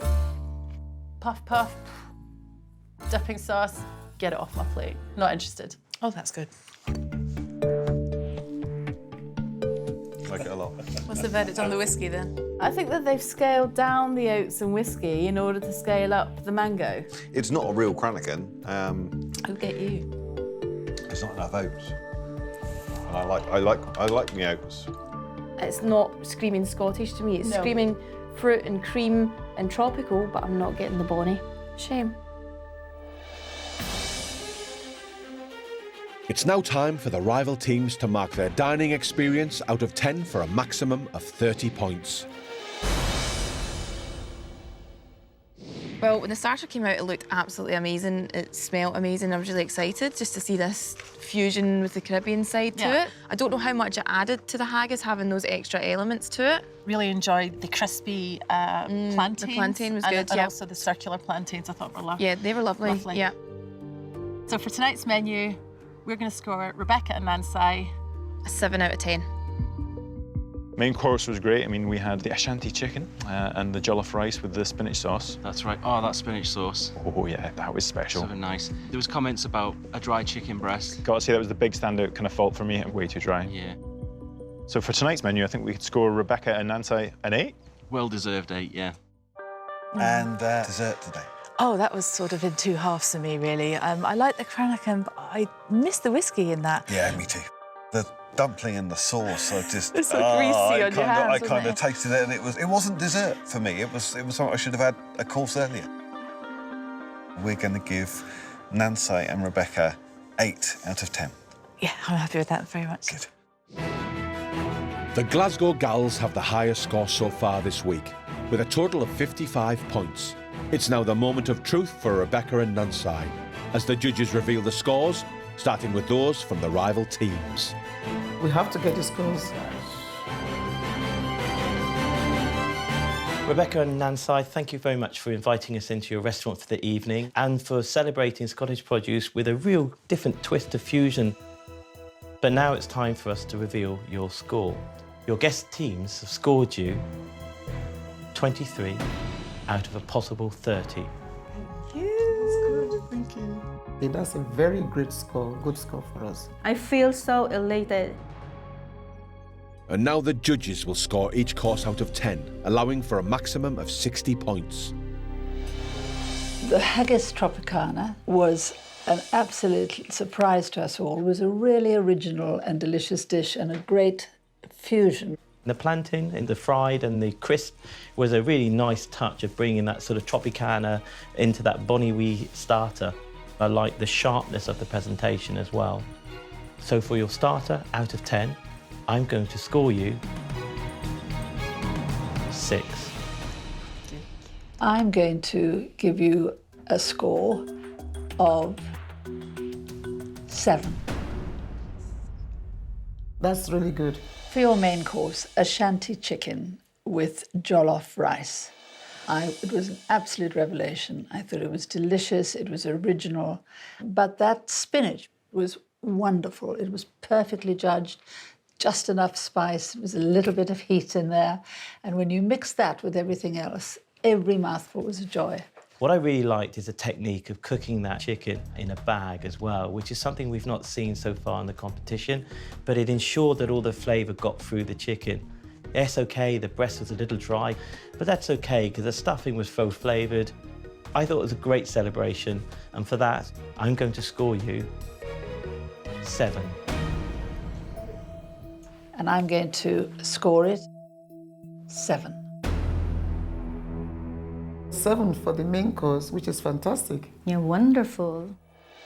Your dessert was a celebratory way of finishing your bonny tropicana. The whole thing was like a knickerbocker glory. What's not to like? But what really was wonderful was when I put the sauce on top of the Cranachan, and I hadn't thought they'd go together. You'd had the imagination to think of putting them together, and I thought they were fantastic.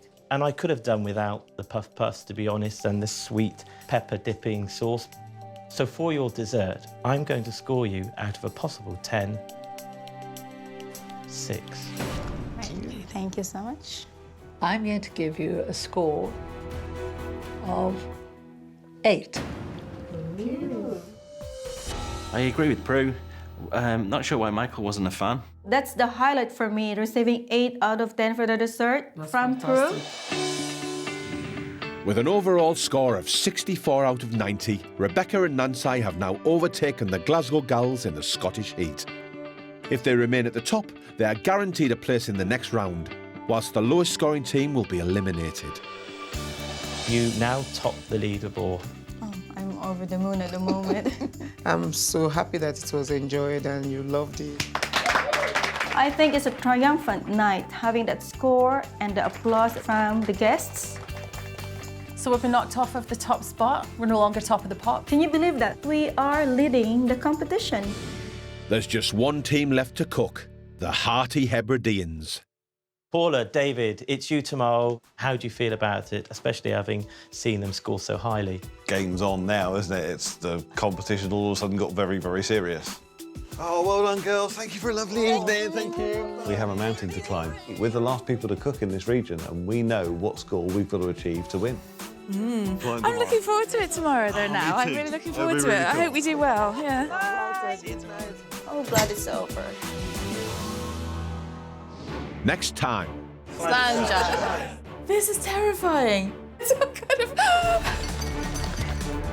I can see it's hurting. It's tough. You're crying. I know. We're really on a knife edge now. They're going down.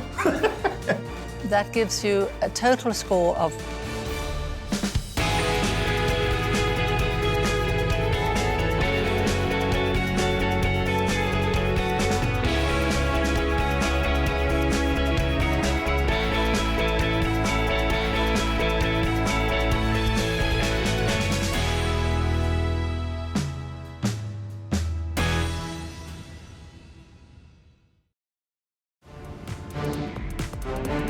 The hunt is on to find Britain's best amateur cooks. This competition's definitely getting started now. Real people in real kitchens. Yeah, baby! Woo! Face the ultimate cooking challenge. Oh, no. I think I've massacred this sauce. Teams of two battle against the clock Panic, panic, panic, panic. We've got turret issues. to produce a restaurant standard three-course meal Ta-da! that will impress their competitors. But I don't think I've ever seen anything quite like it before. I don't like the look of that brown stuff. Would have gone for more meat, less hair. And our esteemed judges. 4 times Chef of the Year, 8 times winner of Best Restaurant plus 2 Michelin stars, Michael Keynes. I've been working 22 years, 18 years at 2 Michelin stars. Cooking to my standard is going to be tough. And founder of leading cookery school and renowned writer, Prue Leith. I don't want a perfectly good meal. I want an exceptional dinner. Each team will transform their homes into a restaurant for the night. Oh, wow. And the experience will be scored by their rivals. Can anyone smell burning? Check the bread. Oh, shh. That's not a good start. Haggis on fire. But ultimately, the judges have the final say. I think it falls a little bit flat on the palate. Oh, thanks, Michael. Part of me thought, God, that looks a mess. You're just a bit weird. At the end of the week, the teams will return to kitchen headquarters to find out who will reach the next round. I'm going to give you 10. The final winners will walk away not only with £10,000, Stop cooking. Step away from your benches. but the right to say, my kitchen rules.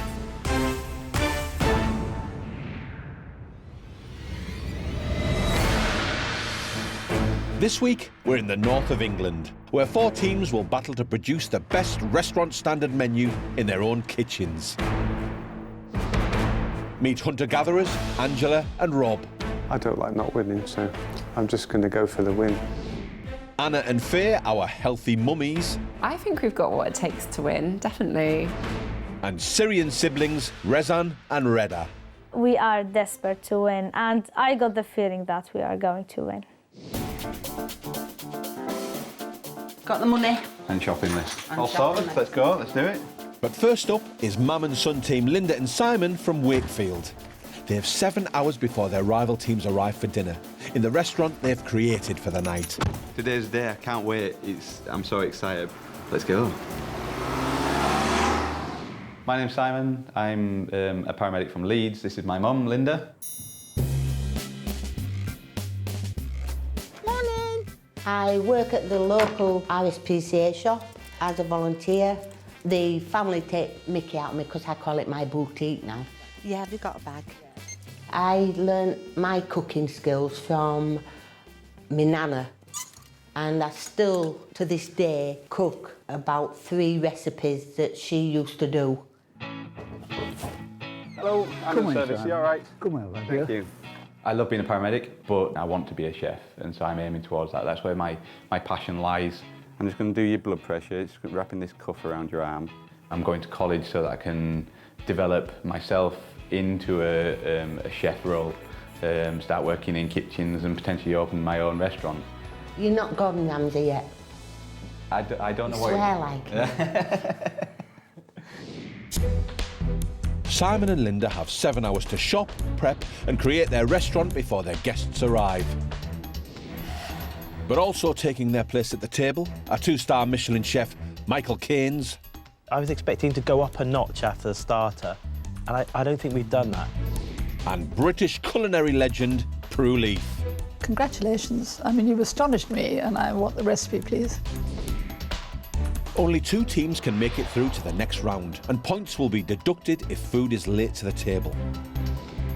So Simon and Linda need to get a shift on and shop. We'll have to get a siren put up at a car. We can do some ambulance driving instead. Hello, mate. You all right? Can I have 6 filleted rainbow trout, please? Yes, certainly. Thank you. For tonight's starter, we're having Yorkshire tea smoked potted trout with traditional Yorkshire oat cakes and samphire. Elements of this dish are tricky. The trout, because smoking isn't easy, and it can easily get over-smoked in a domestic kitchen. So it needs a lot of salt and pepper, seasoning, or herbs, or lemon juice, or something to make it wonderful. Job done. Travelling to and from the fish market has taken 1.5 hours, and they've yet to buy the rest of their ingredients. Hey, John, you all right? Yeah, you all right? Yeah, not bad.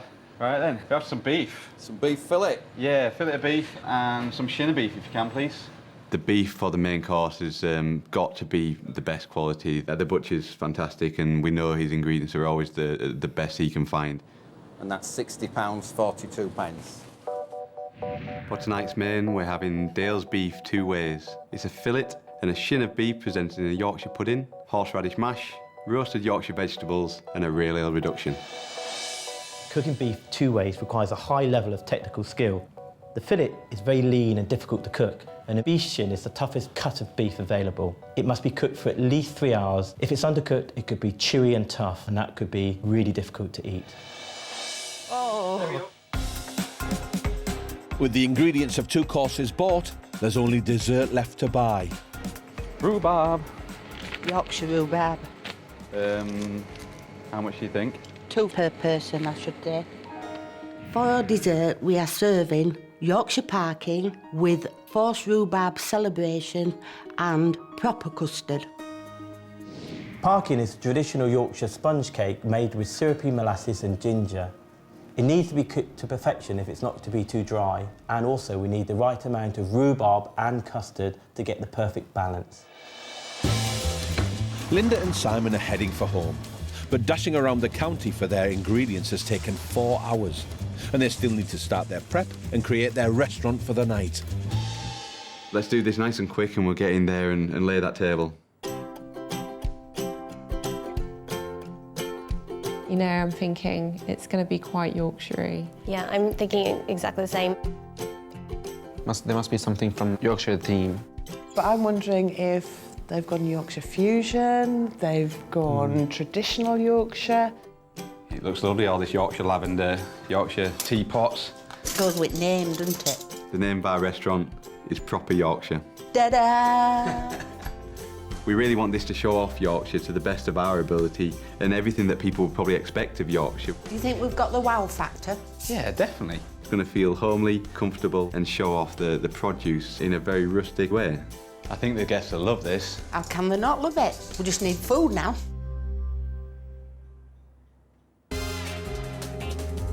With 2.5 hours before the arrival of their guests, Simon and Linda must prepare as much of their 3 courses as they can. Guineas! Wow. Official My Kitchen rules, eh?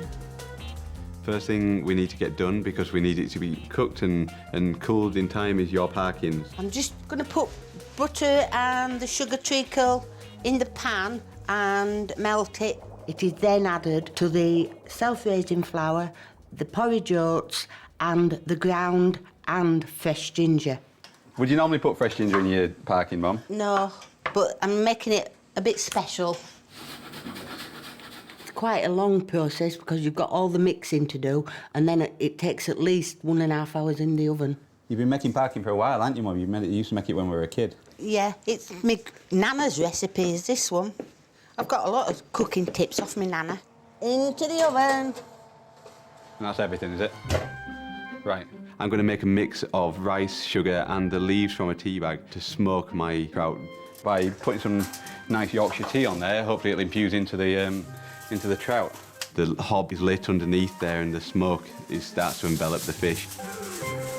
Now that my trout is smoking, I'm going to make my homemade mayonnaise. This is eggs, Dijon mustard, white wine vinegar and some rapeseed oil. So, do you want to mix up some Yorkshire pudding batter? Do you want a recipe to follow? I don't want a recipe to follow. These are Linda Yorkshire puddings. Plain flour, a little salt, eggs, milk and water. Yeah, we don't use mixers. Good bit of elbow grease, that's all you need. When they're good, they're good. They nearly touch roof for oven. And when they're bad, they're very bad. So my braised shin is very important. I've got to get this in very quickly because it takes a long time. It's going to be 3, maybe 4 hours in the oven. To make the shin, I'm going to fry off some celery, carrots, leek and onions to form a bed in the braising dish. I'm going to seal the beef and then place it on the bed of fried off vegetables. Also cook through the tomato puree, which is going to add a perfect richness to this gravy. All that gets sealed into the braising dish with tin foil and straight into the oven for about 3 hours. With the shin in the oven, Simon and Linda can get on with their starter and desserts.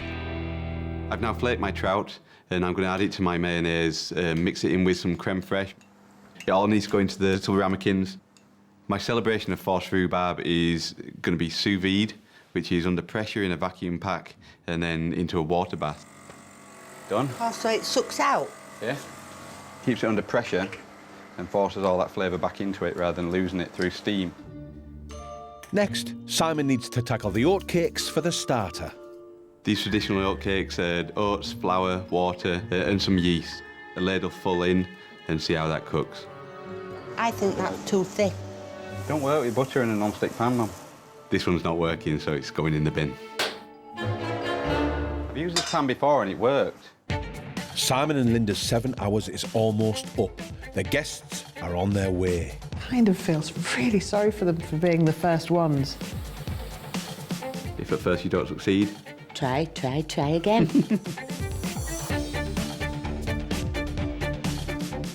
it's sticking again. It's just not working for me. I think the batter's too thick and the non-stick pan is just not letting me spread it out like you'd want to. So we'll let it down a little bit, but at this rate they're only going to have one each. Take 3, see what happens. So hard going first, I think, because you just don't know what to expect. Ooh!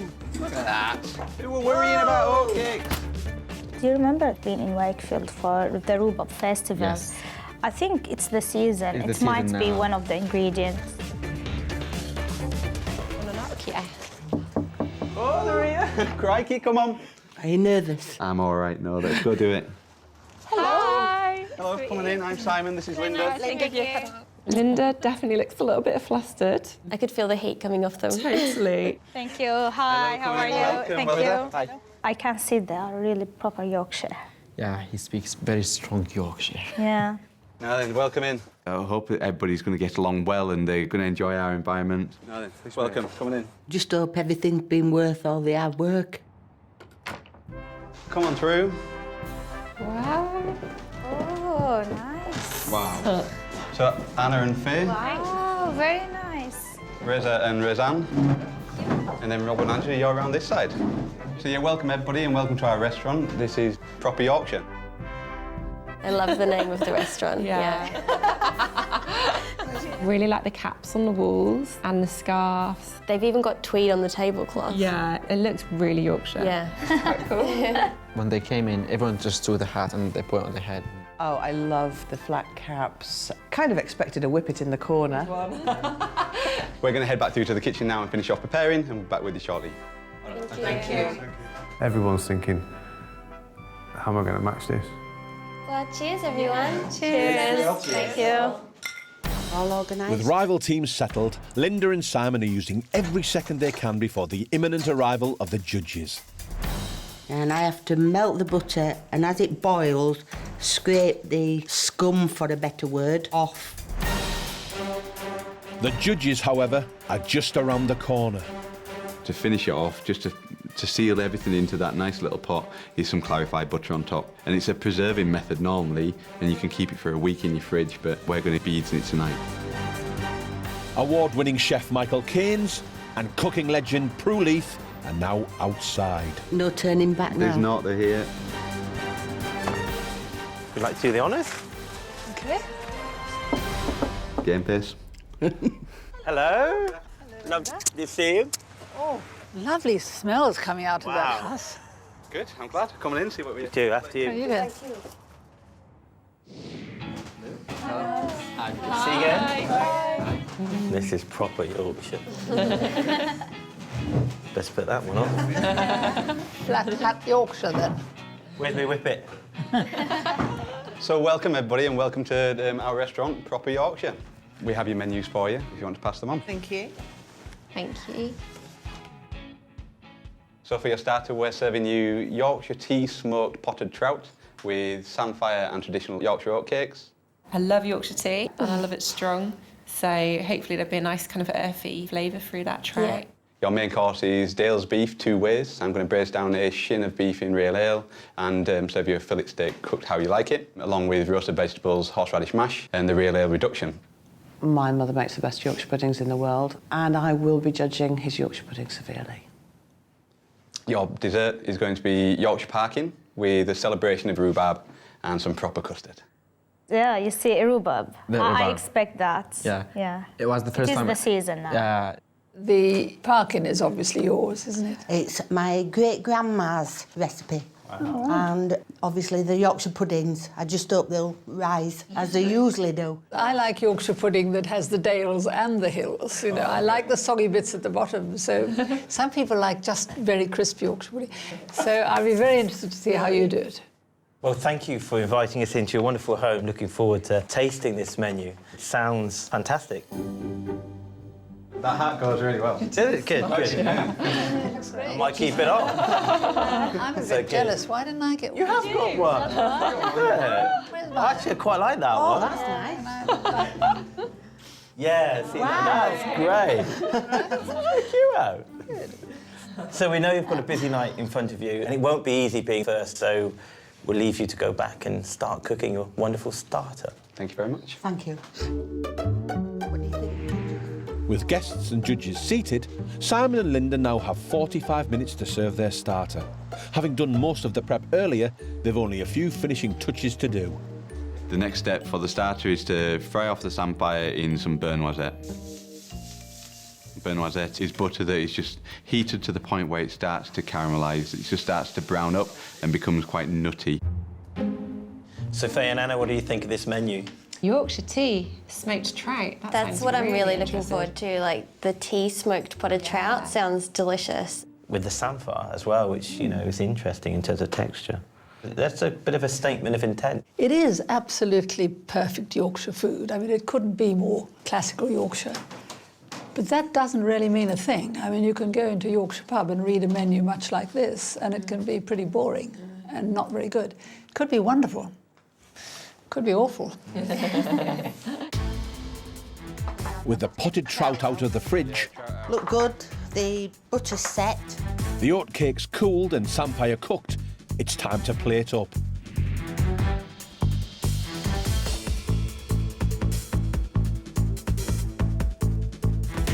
How's this compared to your normal starters then, Mum? Just average. Think they'll like it. Yeah, they love it. It's amazing. So much love went into that trout. Anybody think you've tickled it yourself?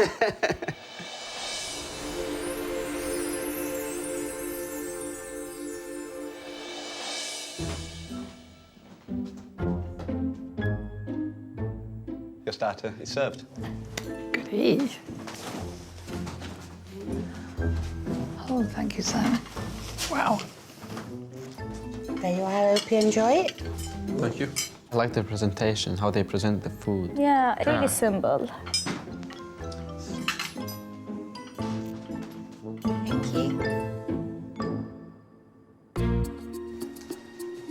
the starter delivered on time, the judges will now be the first to taste and critique before revealing their scores for the course at the end of the meal.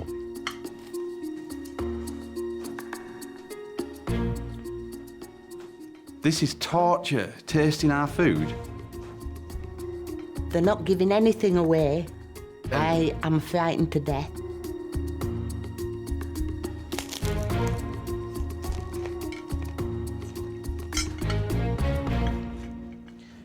Linda and Simon, thank you for presenting this Yorkshire tea smoked potted trout. It's not an easy thing to do, potted trout, but I think you've done very, very well. At first, I thought you might have over-smoked the trout, but to be fair, it does have a sense of purpose in the smoking, but at the same time, you still have the fish coming through. That makes me feel good. The fat on top, I think perhaps you could have thought about how you could flavour that, perhaps adding some spice, nutmeg, or even a different spice, just a bit of congealed fat otherwise. I didn't think you ate the butter on top. I just thought that were there as fancy. The samphire brings the saltiness to it and texture. And the oat cake's interesting because the texture ends up being a little bit more, I guess you have to persevere with it in the mouth. But nevertheless, it does bring something to the dish. I actually think you've done a little miracle here. The fish is absolutely perfectly cooked, very lightly smoked. I mean, it's just beautiful. My only quarrel is, in fact, with these. I think a more crumbly oatcake would have been better. But it's a tiny criticism. I think it's a lovely dish. I really do. Beautiful. Well done. Thank you very much. Thank you. The positive feedback from Prue makes me feel nice and warm and fuzzy. Well, I'm sure you're keen to get back to the kitchen to start that main course, and we'll enjoy this wonderful starter. Thank you. Well, that wasn't too bad, was it? Well, at least they're eating it. We'll see how it goes down, but... We know what the judges think, but what do you think the guests will think? It's difficult to know, isn't it? We're out of the room and they could be saying anything now. Could do with a little fly. If I take this shin out, we can use this oven again for Yorkshire puddings. Simon and Linda now have an hour to get their main course to the table. Mash to do, shin to shred, gravy to make, fillet to cook. In their restaurant, the rival teams crack on with the starter. At the end of the evening, the guests will score the mum and son team out of 10 for their menu. The trout inside, very, very delicate, almost too delicate. I wasn't getting any of the smokiness. And then I hit a smoky patch, and it was great.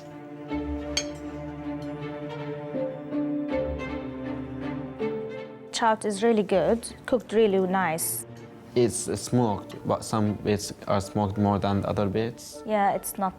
it wasn't balanced. Yeah, balanced. I like smoked trout. It wasn't too smoky, but I wouldn't know it was tea. I wish I'd said that to them because I'd forgotten that we were supposed to get tea flavour. The concern about the cake, some parts it's too crunchy, some parts it's a little bit chewy. I actually really like the fish, and I think as I was eating it, it's quite delicate, but the smokiness after is really coming through, so I think it's quite strong. I do think it's something of a joy. I mean, I have really enjoyed it. Yeah. Yorkshire pudding, check them. I think they've risen, Mum. The Yorkshire puddings are done and they look fantastic. The best Yorkshires I've seen out of that oven for a while. So, Yorkshire pudding, shin of beef torn up and plonked in there. To balance that with a more prime cut of meat, the fillet. All right, I'm going to go check how everybody wants their steaks. You be OK? I'm fine. Sorry to interrupt. I brought some more wine if anybody wants some. Bless you. But I also would like to know how everybody like their steaks cooking. I would like mine somewhere between rare and blue. I've never cooked a blue steak before. Blue for me, please. So 2 people have asked for blue steaks, which is basically raw, just sealed very quickly, and make sure it's warm in the middle. Lovely, thank you. Thank you. Difficult thing to be able to deliver, and that perhaps another element of pressure. Yeah. Brave man. With 25 minutes left, Simon and Linda risk losing points if their main course is late. How's that horseradish coming on, Mum? Can't taste it. No. More. I promised horseradish mash, so we need to make it taste of horseradish. There's not horseradish coming through on that. Let's put some more in. I'm adding more and more, and why it's not coming through in the potato, I have no idea. Right, it still doesn't taste of horseradish. Oh. Great. I've seen how much we've added in there and I don't know why it's not coming through. So we've got 20 minutes. I can see that Simon is getting more and more and more frustrated and stressed. Can you make better use of me than stirring this? You stop stirring the custard, we're not going to have custard. I don't know what to do. Watching Simon panic. And now he starts shouting at me. What's the matter? I just don't know what to do next. I've got too much going on, I've got not enough space and it's just stressing me out. I want my kitchen clear. Right, Mum, I'm just trimming these fillet steaks up. I've been asked for some blue ones. They're testing you. Inside, I feel like a mess and my kitchen's a mess and I don't know what to do. Right, steaks. Things have started to go wrong. I've just put a halal steak into a pan that I've already fried a regular meat in. That's no good. I can't serve that, so that steak is out of the pan and that's going for the dog. Calm down, calm down. I'm getting to the point where I don't know if this is even going to get out onto the plate. I don't know what's going to happen next. Glad they only want them blue, because I've only got 13 minutes left to cook 8 steaks. I can see how wound up he is. I'm panicking, but I don't know what to do. I feel a bit of a spare part doing this. I know, but everything I ask you to do, it's got to be under instruction. I'd rather just do it myself. I know we've got to carry on, and I want more than anything to do it for Simon to get it right. The beef cooked 2 ways, so they've got it cooked, slow cooked, I think, so to taste it like falling off the bone would be nice, and then the fillet. So real hour reduction as well, really excited. That shin should almost melt. You know, if somebody's going to cook shin in the first place, I expect they know how to do this. If they can pull it off like my mum can pull it off, well done. With just 5 minutes left, Simon and Linda need to pull all the main course elements together. So I want to show off this fillet steak. It's cooked to order, and so I've sliced each steak into 4 pieces and laid it on top of the mashed potato. Are you going to put some spare juice if anybody needs any more? Mum, don't ask me questions right now. Just let me get this on. OK. Right. Crikey. I got Prue. You've got Michael's.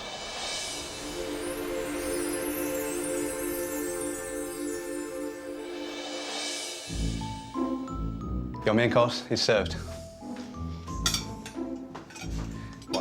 They challenged themselves a lot more with this course than they did with the starter. Sorry, I picked up the wrong plates. I've made a mistake. Prue hasn't got a blue steak, she's got a medium rare. I'm not serving a medium rare steak to Prue when she's asked for blue. Sorry, Prue. I was just thinking this is too cooked. Yes. It's only a competition. It's not life-threatening. I can deal with life-threatening. Life-threatening is easy. The judges will taste Simon and Linda's main course first. Linda and Simon don't look any more relaxed this time. They still look like rabbits, kind of stuck in the headlights. I actually just want to give Linda a hug.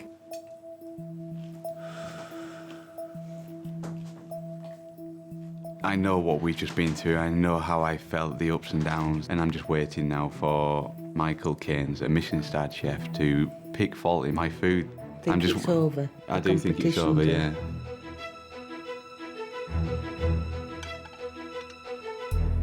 The fillet is beautifully tender and very succulent. Your braise is fantastic. It's got a great element of flavour to it, but there's not enough sauce. And I hope it's not still in your saucepan back in the kitchen, because it should be on this plate for me to mop up and eat and enjoy the mash with. The Yorkshires have a good texture, a crispy top and the soggy bottom. The mash is not seasoned enough.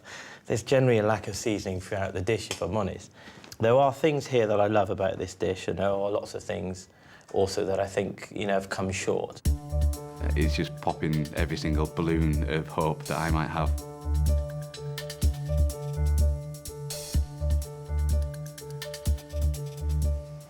Take a big breath, because now I'm going to have a go.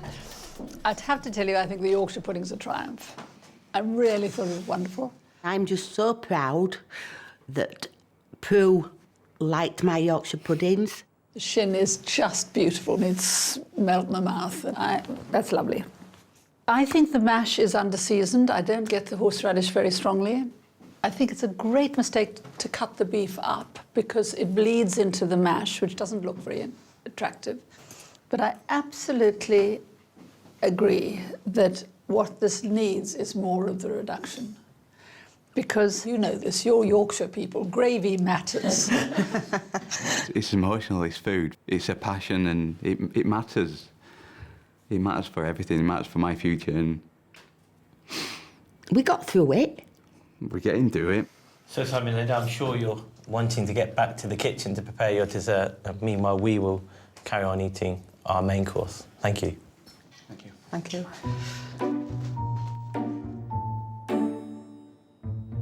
Don't feel too disappointed. Simple mistakes, things that I know that I should do. If they want gravy, we've got a pan of it. Why didn't it go on plate? Because it wouldn't have looked pretty and taste over pretty. It'd have been Maybe better. a jug of gravy. Yeah. Dessert needs to be 10 out of 10 now. All right. Simon and Linda have a final 45 minutes to get their dessert to the table. But what will the rival teams think of their main?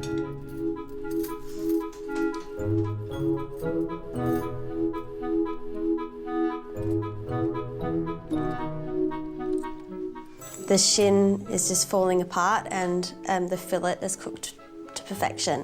The meat in the plate, I think, is definitely a man's plate of meat. It's not necessarily what I'd like. It's probably a bit too much meat for me.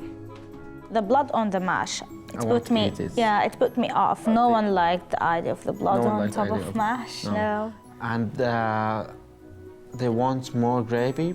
A bit of gravy and a glass of red wine would save this dish. This is my Thermomix. Oh. So this keeps this water bath at the right temperature. So I bob my rhubarb in. That's going to cook down. It's at 60 degrees, so it's all very precise. My celebration of forced rhubarb is tender sous vide rhubarb, a rhubarb compote. I'm just going to pass some of this rhubarb through a sieve. I'm very interested in the Yorkshire parkin because it is the most quarrelled about recipe next to Yorkshire pudding. Because everybody has a grandmother's parkin and it's always different. It can be from gingerbread to a biscuit, can't it? Some say more like a nice flapjack in texture and like a Gooey. spiced flapjack, Almost gooey, gooey. and and the celebration of rhubarb. Well, when you say celebration, you really need to set that party going, don't you, with that dessert? Teamwork, Simon, that's what it is. Simon and Linda now have just 10 minutes to plate up or they'll lose points. Custard's not looking too bad, Simon. Not too bad, it wants to be perfect. It will be. Keep it stirring, don't let it get over 85. You've just left that on the heat, so it looks like it's just started to curdle a little bit. It's been boiling. Why is it boiling? Custard can't boil.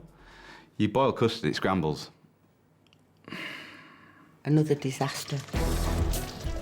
I see that there are some lumps. So very quickly, it's passed into one of my few remaining pans. And it's okay. Are you happy with this? It's maybe a little messier than I would like. There. Ready? Nearly done. Yeah, last step. Fingers crossed for it.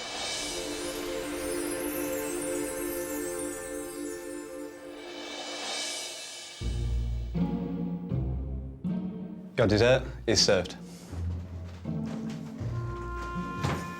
Goodness. There you are.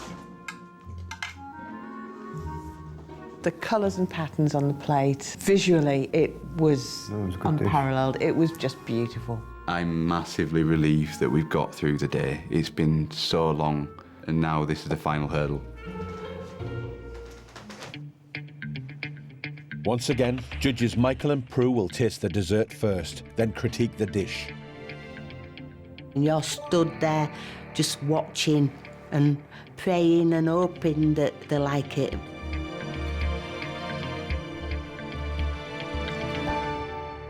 Linda and Simon, thank you for serving this lovely Yorkshire parkin with rhubarb celebration and, of course, proper custard. The proper custard, I question whether or not it's as proper as what proper could be. Have you used cornstarch here? No. So it's just basically egg yolks to thicken? Yeah. That's more like an anglaise than a proper custard, because a proper custard always has a little bit of cornstarch in there just to thicken it.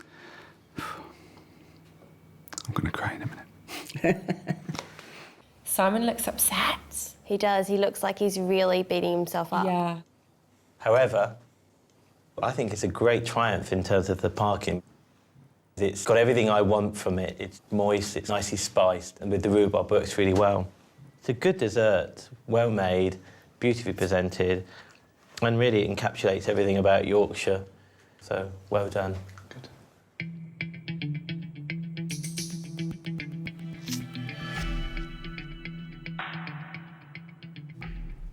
When this arrived, part of me thought, God, that looks a mess. And the other thought, what a pleasure to see a pudding that looks like a homemade pudding, and not a fancy, over-decorated restaurant dish. The rhubarb, I'm sure, was cooked in a sous vide, which is, as far as I'm concerned, the only safe way to cook rhubarb. I think that's really well done. Very nice custard. Not enough of it, rather like the gravy problem. We need more custard, we need more gravy. But very nice dish. So, Linda and Simon, food for thought, for sure, and thank you very much. Well, that's over. What did you think? Well, I seem to enjoy it. It did what I wanted it to do with the rhubarb and the ginger balancing each other out. Finishing on a bit more of a high, but still room for improvement. Time for the rival teams to give their verdict on Simon and Linda's final dish.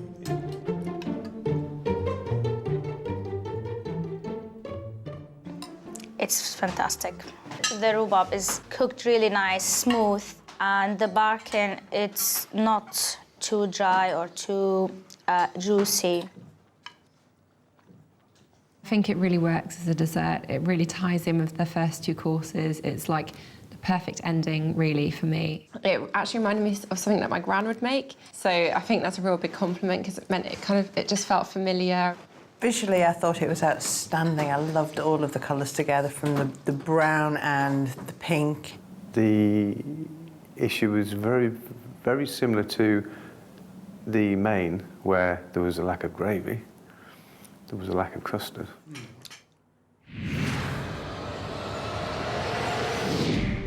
Simon and Linda's rival teams will now score the proper Yorkshire restaurant out of 10. I really enjoyed the smoked tea trout. That was probably my favourite. My favourite was the dessert. You loved it? Yeah, everything about it was just like comforting and warm and homely.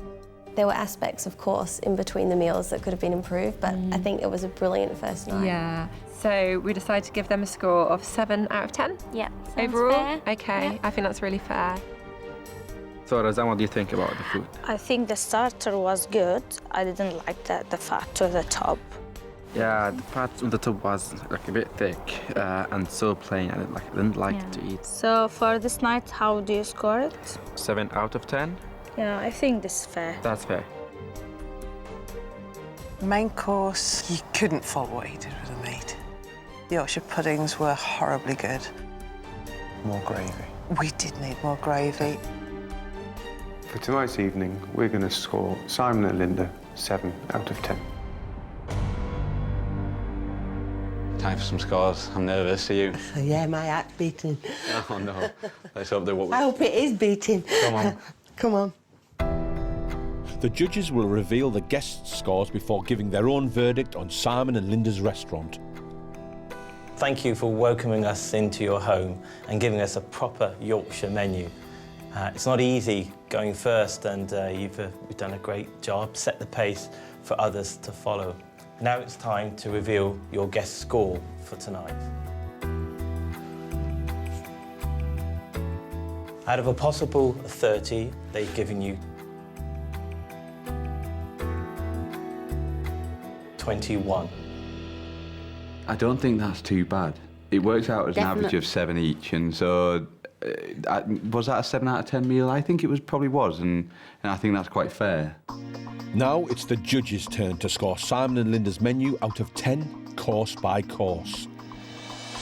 So I'll start with your smoked trout with samphire and oat cake. This was a good dish, a great starter for the meal, Perhaps there was a lack of seasoning in the butter, which could have been better. I think ultimately the smoking in the trout was delicious.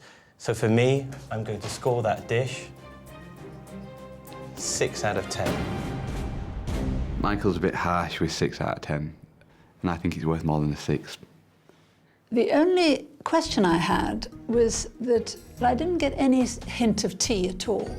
But overall, I thought it was a really good dish, and I would have liked to give it an 8, but it didn't quite get there for me. And there's no such thing as a 7.5, so I'm afraid it's a 7. So moving on to your main course, Dale's beef cooked 2 ways with your horseradish mash and this ale jus. This was a really tasty braising of the shin with the rich gravy, but there wasn't enough of it. The beef fillet, I felt, was under-seasoned, but beautifully cooked, and around the table, you really did deliver on the degree of cooking throughout, which I thought was impressive.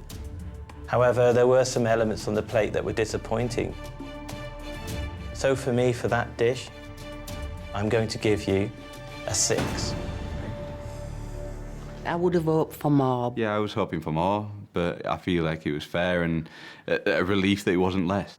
I think to do beef in Yorkshire was an extraordinarily brave thing to do. The fillet was lovely and perfectly cooked. Mine was the rarest at the table, and you managed that. It's excellent. Faults were there, and we can't pretend they weren't.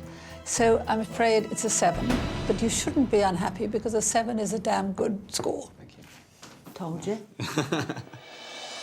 So moving to your dessert, Yorkshire parkin with this rhubarb and proper custard. I really loved that parkin. I thought that was excellent, you know, and not only that, it was a great compliment to put rhubarb with the ginger element, because that's actually quite a good mix. I think you managed to create, for me, what was the best of all of the 3 dishes. And for that, I'm going to score your dessert 7. Good. That's a lot for him. Ecstatic that he liked my parking. I might make him a cake to come. We needed more custard, we needed more rhubarb, we needed more parkin. Otherwise, it was lovely. We could have done seconds for you. Double helping. It was a very good dish, and I'll give it a 7 too. Thank you. Not too bad. With all courses delivered on time, Simon and Linda have scored a respectable total of 61 out of 90. But only the highest scoring team at the end of the week will have a guaranteed place in the next round. That's much better than I was predicting. And yeah, I think we can go forward with an element of pride in 61, but we've definitely got some points to improve on. There's still 3 more teams to cook, and tomorrow is the turn of the hunter-gatherers. So Angela and Rob, how are you feeling about cooking next? Slightly nervous, quite daunted. They've set a great standard. We'll just have to Up our game. up our game.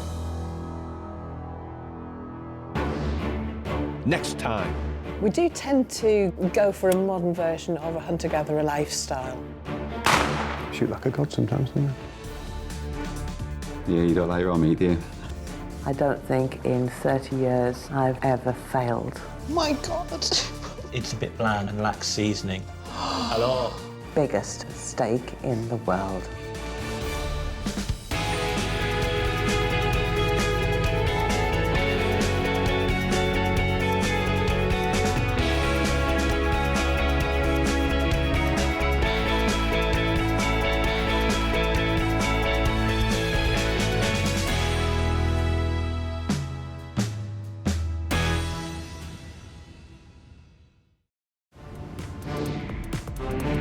The hunt is on to find Britain's best amateur cooks.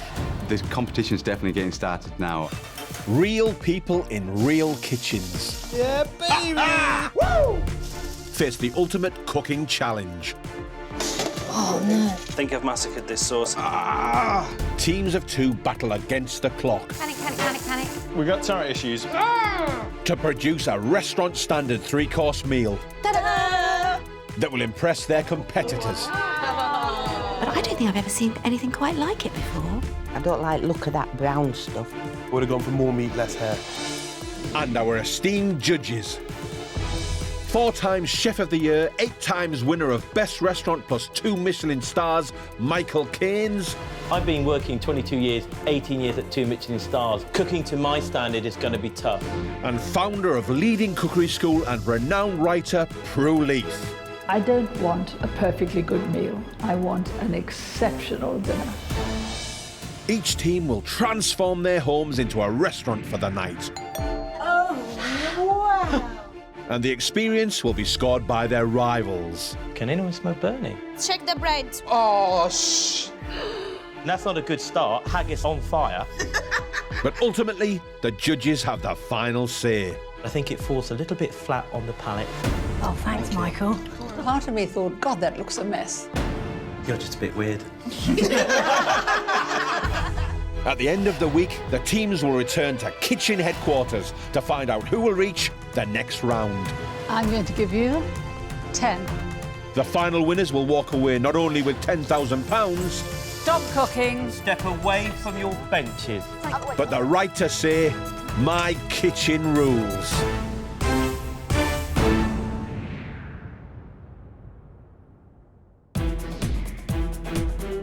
Yesterday, 4 amateur cooking teams from Scotland went into battle. It's shopping time. Friends Amy and Nicola from Glasgow were first up Nicola, the pork's not crackling at all. and suffered with time management. Biggest error was that it was late.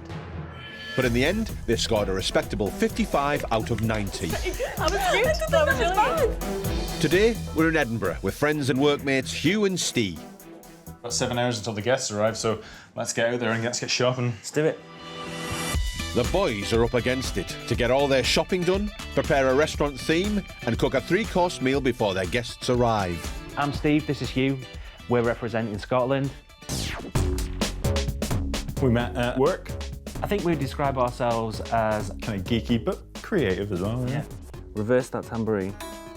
In our spare time, we tend to do a lot with audio engineering and things like that. Yeah, you have to be quite geeky to do what we do, yeah. Yeah. So. Skins on or skins off? We'll go with skins on, I think. Give that a little bit more flavour.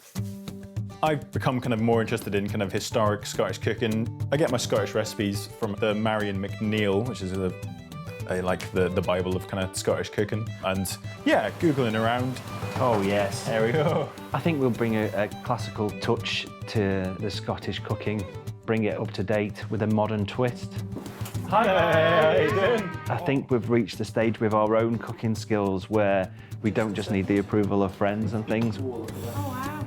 That's really good. For me, winning would be the validation that you can go to the next step. Yeah, thank you very much. Yeah, cheers.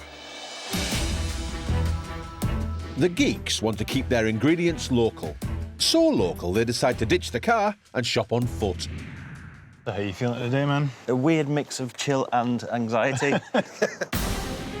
In less than 7 hours, the rival teams will judge Hugh and Steve on tonight's restaurant.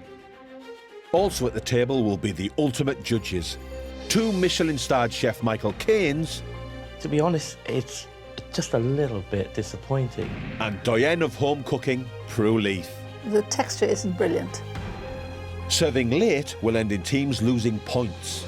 It's certainly a point off, isn't it? I mean, you can't be late. By the end of the week, 2 teams will face elimination and only 2 teams will remain. Oh, got the haggises there, I can see them. Yeah, looking good, yeah. We really think this menu brings out the humble produce of Scotland, which is a grand larder, and yeah, a little bit of a restaurant-y twist on it all. Just looking for chicken skin, if possible, yeah, that would be great. No problem. And if we could get some haggis as well, please, that'd be lovely. For tonight's starter, we're having haggis rissoles with a chicken skin crisp and onion chutney. Oh, we've saved a little bit of time here with the chicken skins. The butcher's prepped them up for us, and they should crisp up beautifully. He literally saved our skin. Oh. Haggis, chicken skin and onion chutney is a bit of an odd combination. I can sort of see that the chutney and the haggis might work because it's spicy and the chutney would be sweet. Chicken skin, I don't see what that's doing in there. Pheasants as well, just the breasts if possible. Yeah. We'd like them to be similar size so everyone gets a similar dish. Yeah. For our main meal, we're having pheasant breast on cream leeks with crispy pork and rumbledy thumps. Pheasant breasts aren't easy to cook at the best of times. So having them out of season makes the challenge even more difficult. I think the key thing here is not overcooking them so that they're dry and chewy. All the best of that, good luck with it. Cheers. With the dessert still to sauce, there are less than 6 hours before Hugh and Steve's guests arrive. Trusting your sweet tooth here. Well, yes, you can always trust my sweet tooth. It's always there. It's milk before I even forget. For tonight's dessert, we've got a butter tart with a condensed milk ice cream. Condensed milk ice cream, that's a real favourite from my childhood. But there is a danger that it can be too sweet. So I hope the tart is quite light and not too sweet. Last shot. Let's get everything we need here, and then we can start cooking and get in the kitchen. 600 grams blueberries, or 500 grams of these. Excellent. Right, let's get cracking. Let's get the kitchen. Got the adrenaline pumping now. All right. With 4 hours left, Hugh and Steve still have to prep all their food. Got some hungry guests on the way. And create their restaurant before their guests arrive. So we need to make sure this restaurant's looking tip-top.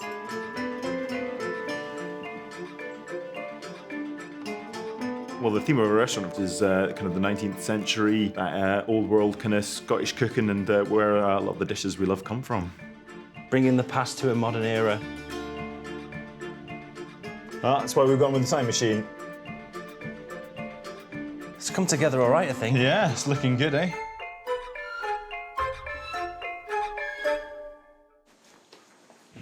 There are now just 3 hours to go before their guests are due. It's official. We're ready to go now.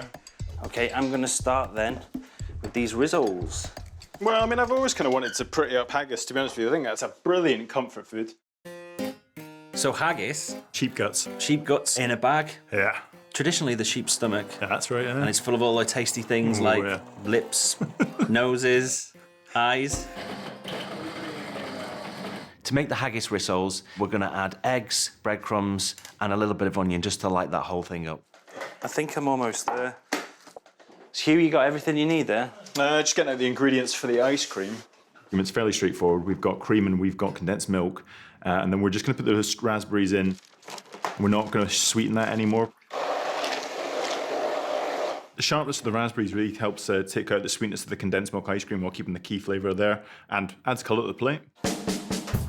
OK, 40 minutes have gone down already. With our haggis rissoles, we're going to make it a lovely stack. So we're going to have the haggis in there, we're going to have the potato and the onion chutney. Hugh, it's all coming together pretty well over here. Steve, you're an absolute diamond, mate. Thanks very much. With nearly an hour of prep gone already, the starter's underway. But Hugh needs to move on to his border tart pastry. Coming straight out of the fridge, the butter's pretty hard, so I'm going to pop it in the microwave for a minute or two to loosen it up. I've melted the butter just to make it that little bit easier to mix together with all the other ingredients that are going to go in the pastry. To be honest, the traditional recipe would be short crust pastry really more, but I'm going for a little bit of an almond pastry because it just adds that little bit of refinement while still basically being well within a traditional kind of brief. Hugh, I'm not so sure about this onion chutney, you know. OK. See what you think. Whoa, Nelly, what's going on there? Where's the water come from? So it should come out of the onions? Yeah. That tastes great, mate. Does it? Yeah. OK. Just reduce it down. I think it'll taste dandy. I think I thought it would be quicker, but I'm not entirely sure that the process of melting the butter has made it that much quicker, but it's only been a couple of minutes, so... Yeah, just for my own sanity, what time are we on? I've got an hour and 46 minutes left. OK. I think we're doing OK. You're right, Hugh, you've gone quiet on me.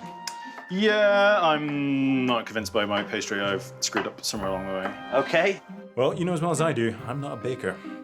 You feeling the burn, Hugh? We could be doing an awful lot better. It's not happening for me, so we're going to have to start with another batch. Hugh's false start has lost the boys critical time.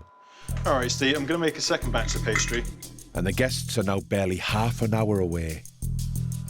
Right, well, that's instantly looking kind of like the dough that it should have been. So, huge apologies, dude. That's me whittled away however much time that we didn't. Hey, we've got through worse. We've got about 20 minutes or so. I have a lot more sympathy for the girls from Glasgow today, for sure. It's very, very tough. We're on the other side of the curtain now. It was all enjoyable yesterday. This is intense. Hugh and Steve's rival teams are on their way. What do you expect tonight? I'm actually looking forward to see what the boys can pull out. We kind of expect Scottish food anyway, maybe something haggis. If you just try that, Hugh, I think it's worked out a lot better than I thought it did. Okay. That's very sharp and very sweet. Okay, here we go. I don't know what to expect. We've not really met the guys. We don't know much about them. 2 guys, so quite blokey. Food-wise, I think meat, yeah, a lot of meat. We've got 5 minutes left before the guests arrive. Let's maybe go get changed. Oh, lovely house. Oh, it's exciting, isn't it? It really The is. second night. No, it's at the doorbell. Tell them to wait. Okay. Hi, guys. Hi. How's it going? Yes, how are you doing? Hi. Going good? Yeah, not too bad. Excellent. I'm expecting science this evening and geekiness. I'm worried about these boys. I think these boys are big competition. Let's go. Come on in, guys. Come on, guys. Thank you. Welcome to our restaurant. Wow, this is wonderful. Wow, this looks cool. This is different. This is so cool. I feel like I'm in the Sherlock Holmes novel. Very quirky. So cool. So much to look at, though, with all the bottles and things. It's really Victorian in here, that kind of thing, yeah. Brilliant. I love this theme. The time machine and the little bottle. These menus look amazing with the moustaches on them. It looks absolutely awesome. Hi, guys. Welcome to our restaurant, which is called The Time Machine, which is inspired a lot by our love of sort of historical cooking and stuff that goes back into the mists of time, and with a bit of a twist of the 19th century, and being in Edinburgh, a bit of an Arthur Conan Doyle reference never goes amiss. Time machine's a really clever idea, isn't it? Because it gives them the opportunity to use older recipes, but bring them into the kind of the modern style of Current now. day. So yeah, I think it's a really interesting theme, and they could do a lot with it. Okay, guys, you'll have to excuse us, I'm afraid. We've got plenty to do in the kitchen. Enjoy. Have a good evening, guys. This time machine thing is like, ooh. But it's not just the guests they need to impress. Judges Michael and Prue are arriving imminently.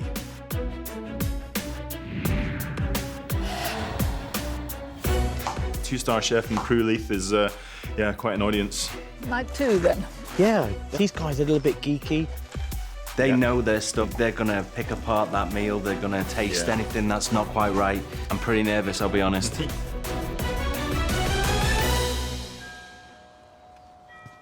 Oh no! Judges are here. So, Okay.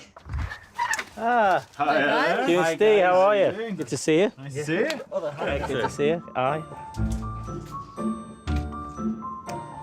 Hello, everyone. Wow. Lady. Yes, I took something there. Oh, I don't like the look of that. Poison. Poison. Poison. That's not the menu. Okay, ladies and gents, if you'd like to open your menu and see what we have planned for you this evening. Wow. Okay, so for a starter, we've got haggis rissoles I love haggis, so a great starter for me. Yeah. with a chicken skin crisp and an onion chutney. And that will be followed by pheasant breast with creamed leeks, with crispy pork and rumbledy thumps. Rumbled thumbs? Rumbled thump. Rumbled thumb, rumbly thumb. Rumbled thumb. Oh, so who knows? Rumbledy thumps. Rumbledy thumb. Potatoes. Is rumbledy thumps like Colcannon or Bubble and Squeak? That's it. It's the Colcannon of the borders where I'm from originally, so it's a little bit of a nod to that. And the dessert is a border tart. I don't know what a border tart is. No, I have no So idea it's a what it mystery is. to her. Yeah. Anyone know? No idea. Nope. Nobody knows what a border tart is? No. Nobody at all? No. Nobody. Nobody's ever cooked one. Nobody's ever eaten one. Or knows one? With condensed milk ice cream. Condensed milk ice cream. My granny used to make that. I love it. Is that a blessing or a curse? Did you know that already? Well, Hugh and Steve, we're going to wish you luck tonight and get you back into the kitchen so you can get on with your starter. So thanks, guys. Thank you. Thank you. Good luck. Cheers. Good luck. See you shortly. Cheers, guys. With 35 minutes to get their starter to the table, Hugh and Steve have decided to go off-piste and make a last-minute addition of cheese sauce to their starter. Okay, Hugh, I'm having a crack at this sauce. So I've taken the butter, I've added flour, just about to add milk. Amy and Nicola, did you lie awake all last night thinking, oh, if only we'd done this or if only we'd done that? We've cooked time and time again, but under that pressure and under a competition, it is completely different. Oh, yes. These guys really hard. are feeling it in the kitchen, I imagine. Yeah. So I feel like I'm failing a little bit here. It's all gone a bit lumpy. Well, stir it out and see what happens. Yeah, okay. This cheese sauce. It's not right. It's not right. Oh. The only other thing you can suggest is if we get the hand blender on it. Sounds about right. We're gonna.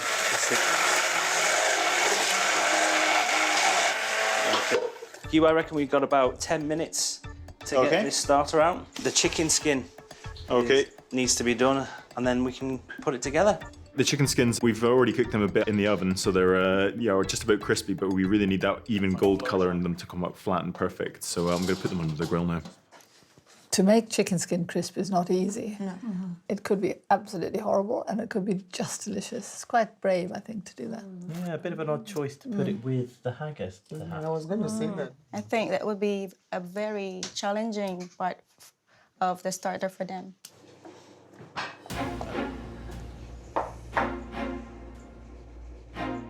Perhaps the presentation hasn't quite come out as perfectly on the haggis. It's maybe just ended up being a tiny bit stuck to the side of the ramekins. Doesn't look too good from where I'm stood. The boys now have less than 5 minutes to get the dish to the table. Put that on a super low Okay, heat. that was much more like it. Can anyone smell burning? I can. Yeah. Just got it on the edge. Is it food burning? Are they being experimental? Chicken skin. Some more chicken skins out. Chicken Chicken skin. Poor guys. Should we evacuate? No. Oh. That might be a bit dramatic. Okay. Put the fire extinguisher down. Go and have a look. I can't bear the Really taste. longer. Go on, Prue. Prue in the kitchen. Oh, here we go. Oh, I wouldn't like to be those boys right now if Prue appears just at the best of Prue's times. off to save the day. I know. Poor guys. The distinct smell of bonfire next door. What's happened? We're not smoking anything, but not intentionally anyway. Chicken skin crisps, we had a little bit of an issue. It's an ex-chicken skin. Yeah. Chicken ash. Chicken ash. Yeah. What we're gonna do is we're gonna cook some more chicken skin very quickly under the grill. I'm gonna get some chicken skin crisps in there come hell or high water, and we'll finish the presentation on this dish. Okay, guys, I shall go back and tell everybody that you're not burning down the house. No need to evacuate. We can all sit down again. That was probably the worst possible timing. Oh. Cooking new chicken skins will take 15 minutes, and the boys are due to get their starter to the table in under 1. Not quite crisp enough and raising up too much. Okay, guys, so relax. We don't have to evacuate the place. The house is not burning down, but you're right. It was the chicken skin. Right. And that's all in the bin now. But they have more chicken skin. Except it means they're going to be a bit late, which is bad news because they started the game. It'll make us late, there's no two ways about that now, but it will be worth it. But being late will cost the boys valuable points. Haggises are starting to get maybe a little on the cooler side. I'll try it. A little bit chewy. I think I just picked the wrong bit. I'm being optimistic.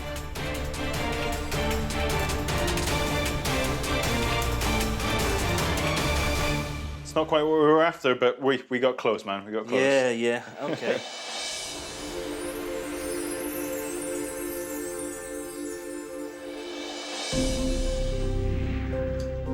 There.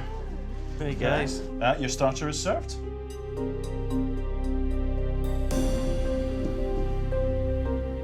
Pretty good. I'm a little bit nervous. There's all kinds of thoughts running through my head. Thank you, that's lovely. Thanks very much. The judges will taste and critique the food first and give marks out of 10 for each course at the end of the meal.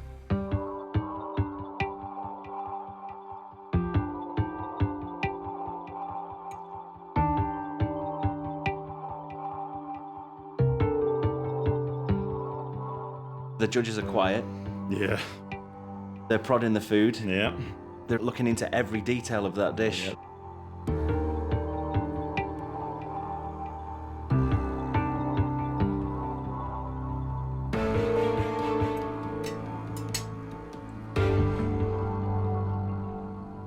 OK, Hugh and Steve, your starter. I think the triumph of the element is the haggis and the onion combination, which go very well together. Love the onion chutney. It's got good acidity and sweetness. It's bringing a really good contrast to that very tasty haggis. It's sat on a potato. Mine's undercooked. So that's, for me, as a mistake. You had plenty of time to get it cooked. The chicken skin is... There's not enough of it, really, if I'm honest. It's actually really tasty, got its own intensity of flavour, and it does actually add elements to the dish itself. But it's a good start. There's some demonstration of good skill, and, of course, 15 minutes late. Thank you. Thank you. Hugh and Steve, some of the things are absolutely delicious and some of them you really could do better with. You've done well to try and do it as a stack, but I actually think it looks too much. I think there's too much haggis. This is a first course. And I think a risole gives you the idea that it's going to be crisp on the outside and fried. Did you ever mean to shallow fry them? That's how we started, was with the risotto, yeah, pan-fried, and then once the stack idea came in terms of presentation, we went with that, really. If you do that, that's fine, but you must change the name from risole, because risole definitely is a baked or fried. I think you should not have done the sauce, because it tastes grainy. Yeah, I had a bit of an issue with it. Well, it's really just not nice. And by the way, I think you were right to make the decision to do the chicken skin again, because it is perfect. Not enough of it. Yeah, delicious. It's perfect. In fact, overall, it's a really nice dish. Could have been better, but it's good. Thanks, guys. Thank you very much. Cheers. Bit of a mixed bag in regards to the review of our plate there. We've got to take it on the chin, Hugh, I'm afraid. Yeah, it's can't let it. Can we do? We can't let it affect the main meal. Rumble the thumps in first. Yeah, that's it. Get them going. Yeah, you can fry some of the cabbage and get that into the mashed potatoes. That'd be grand. The boys have just an hour until the main has to be served. In the meantime, the guests deliver their verdict on that starter. Just been waiting for this bit. I love chicken skin. This potato is just so undercooked, I can't even eat it though, it's such a shame. I've got soggy chicken skin. Have you? Yeah. This onion chutney is lovely, actually. The onion chutney is lovely. Yeah, I'm not a fan of the sauce. Not a fan of the sauce at all. Me either. There's not the wow factor to the haggis. But haggis is mushy and oily, so overall, I'm not enjoying it. It was nice, but could have been better. And what about the crispy skin? It's crispy one end. Yeah, and soggy the other, yeah. At the end of the evening, rival teams will score the whole meal out of 10. So every dish is critical. And now the boys are working hard to prepare their main. A pheasant, creamed leek, crispy pork and that little-known rumbledy-thumps. OK. That's grand. The star of the show for the main has got to be the pheasant breasts. So I've got to make sure it looks great and it's presented well on the plate. Feeling a bit nervous about this one, Hugh. This is the one I should know inside and out. What were the other ones? Those pheasants look good. The leeks are about ready. Going to add the cream to the leeks now. Yeah. The rumble thumps should be coming along nicely. I've actually never had pheasant before, so I'm really looking forward to it. It's a bit funny to be having pheasant in the middle of summer. Yeah, I think, perhaps guinea fowl might have been a better choice because it's out of season. I want gravy, by the way. Yeah. I should be very unhappy if I don't get gravy. OK, I'm making a start on the red wine sauce now. We're going to take the red wine, reduce it down, add some balsamic vinegar. I'm doing it in the same pan the pheasant and the bacon went in. About less than 5 minutes left now, really. How long's the sauce going to take? The sauce is almost there. As that red wine sauce is reducing, I turn around to have a little glance at it and see how you're getting on. Is that going to be enough rundledy thumps, do you think? Initially, we discussed going more minimal for the main. And when I turn back, it's reduced so much that it's gone. I've just reduced that red wine right down, too much. I've overcompensated a bit there with the red wine. The adrenaline's really kicking in for me, Hugh. Yeah. If we got this sauce on the menu, I'd be tempted to pull it, you know. The sauce isn't mentioned, but it does really kind of tie the dish together. What's the issue? It's like pouring a bottle of red wine over your dinner. I taste the sauce as well, and I have to agree with Steve that it's just too bitter and winey. Okay, I'm going to cut my losses on that. Right, okay. Gutted. I'm gutted about that, Hugh. With barely a minute left, the boys abandon the sauce and decide to make the best of what they've got. That looks good. What do you think, Hugh? We've got a little bit of an issue with the leeks spilling out. I mean, they're not particularly visually appealing, and we've already been criticised for it once, so just do what we can to mitigate it, but not sure we've hit the mark with this one. It's not quite come together as planned, really. This dish doesn't look right, and I know that I've done it so much better before. I'm absolutely gutted.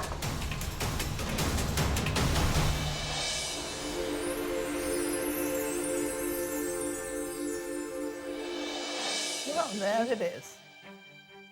Your main is served.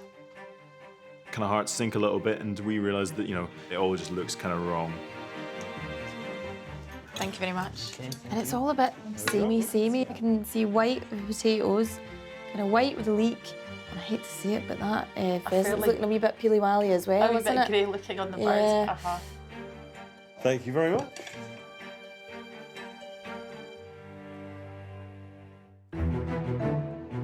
Unlike the starter, this course has at least arrived on time. And once again, it's the judges who will taste first.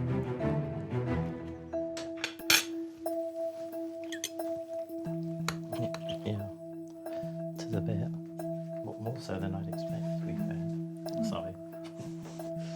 Michael takes a digging with a fork into that pheasant, and it hits home that that pheasant breast is as tough as my mum's boots. I'll work with the connective tissues rather than against it. Yeah, that's a good idea. Dee doesn't look very happy, actually. And Prue looks quite stern, like she's some kind of teacher and you've just done something terrible.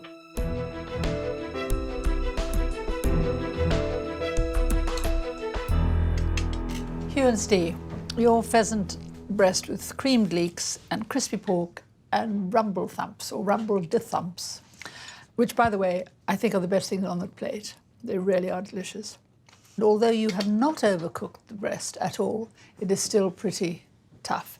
And to be honest, I don't think that's your fault. I think partly it may be because it will be last year's pheasant, because we're in the middle of the summer, and partly because I think one of the best ways to cook it is to cook it on the bone. Anyway, it's not your best, but I would say it's a really good bistro dish.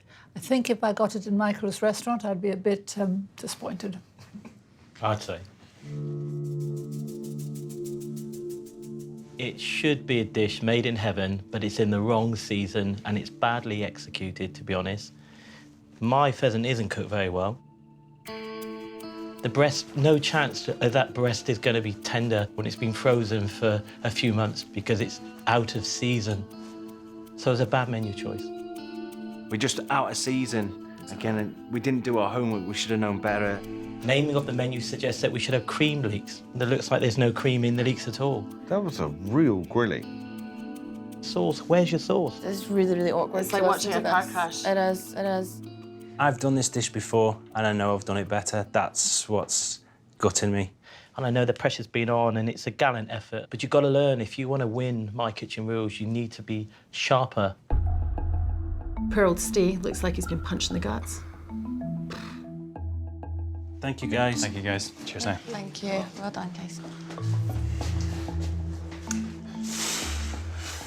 Okay. We knew before we went in what was going to happen. I'm well gutted about that, I'll be honest. Potatoes are okay. Hugh and Steve have got 45 minutes to finish and serve dessert. Their last chance to make an impression. Now it's the guests' turns to sample and critique their main. Presentation. Not quite. I've just had to kind of take a hacksaw to my face. Oh, no, don't.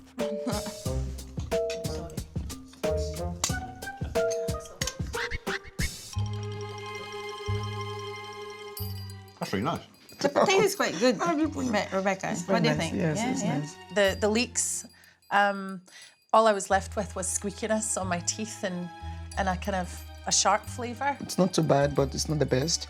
I just think they had issues. It just isn't hitting the mark for me, I'm afraid. So that kind of tanked pretty much right around the table. Yeah, everyone kind of thought the same, I guess. Tough bird, squeaky legs, not crispy pork, yeah. Oh, poor boys. All right, well, we just need to heat the tarts up, really. Border tart is a tasty traditional treat from the borders of Scotland. That's it, yeah. Okay, so we've got a lovely pastry casing inside nuts and berries. Yeah. Bringing the best of Scotland, I think. Oh, yeah, I think so. The oven's on at the moment, 160. Okay, I've got up to kind of 180, yeah, that'll do. Normally just make one big hearty border tart, but I've never used these little frilly pastry cases before. I like the little flappy bottom, but yeah, hopefully they'll turn out all right. Oh, God. We're going to be in trouble. Yeah, we've got tart issues, but it's not looking too good there. Probably going to end up a little bit overcooked around the edges. I want to cry, but I'm also laughing. Is that normal? I think there's only two reactions you can have in this situation. You've chosen the right one. Okay, come on, Hugh, let's eat some Let's ice get cream. stuck into some ice cream. Let's console ourselves in a classic fashion.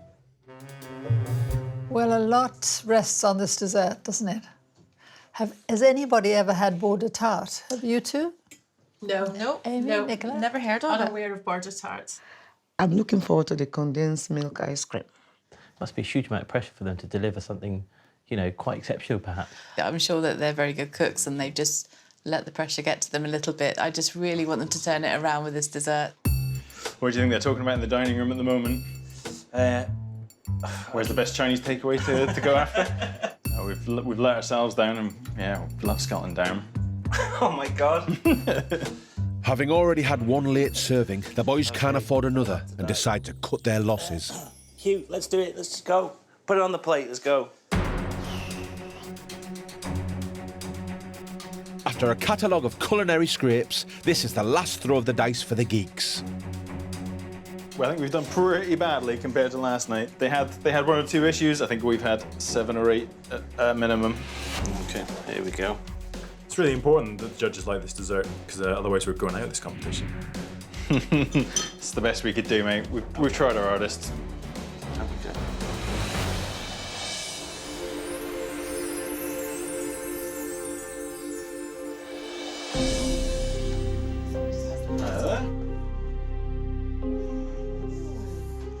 Hugh looks really, really, really worried, and I don't blame him because he's had 2 roastings. He looks scared to death.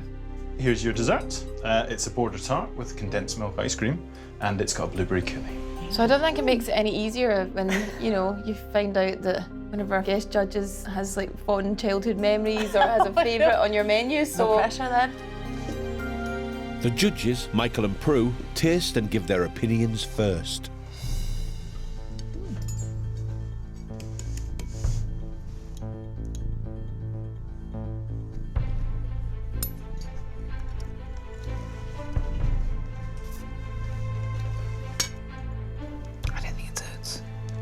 You know what? It looks more like treacle tart than oats, doesn't it?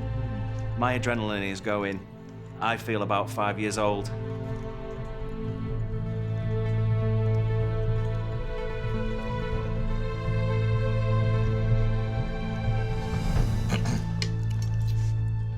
Hugh and Steve, your border tart and condensed milk ice cream needed to give you a real finish to this menu, and I think you've delivered that. The ice cream, picking up with that first, I was expecting something to be sickly and sweet. In actual fact, we've got something light and refreshing. Getting the texture of ice cream to be soft all the way through is very, very difficult to do. And this ice cream is nice and soft, lovely to eat. The tart itself, it looked clumsy and thick at first, but when you eat it, it's got a really short texture and it's got a lot of flavour and depth to it. It's my first experience of it, so I've got nothing to benchmark it to. So what I'm going to say is, am I enjoying eating it? And the answer to that is definitely am. Oh my God, Hugh, I don't know what to do. I've had 2 misses, and all of a sudden we're getting great feedback. And I would agree with every word. I mean, I'm really delighted. And the pastry is very buttery and it's really delicious. Amazing. Thank you. What have you got in there? It's walnut, egg, sugar, and currants. So Really this, good. sort of blended It's walnut. such a nice flavour. It's so good. Delicious. I knew the ice cream would be good. Putting the raspberries in it is a stroke of genius. I've never had that, and it's really wonderful. So Prue loves the dessert. So one of our little gambles has paid off. I'd say you pulled yourself back from the brink. It's been a bit of a roller coaster ride, but yeah, we got there in the end. I'm just glad it delivered. Perhaps you ought to go and have a drink or something. Sounds like a good idea. And let everybody else try it. Thank you very much. Thanks, guys. Cheers then. Cheers, guys. Enjoy. Well, yeah. That was pretty good. I wasn't expecting that. Now it's the rival team's turn to taste and judge the dessert.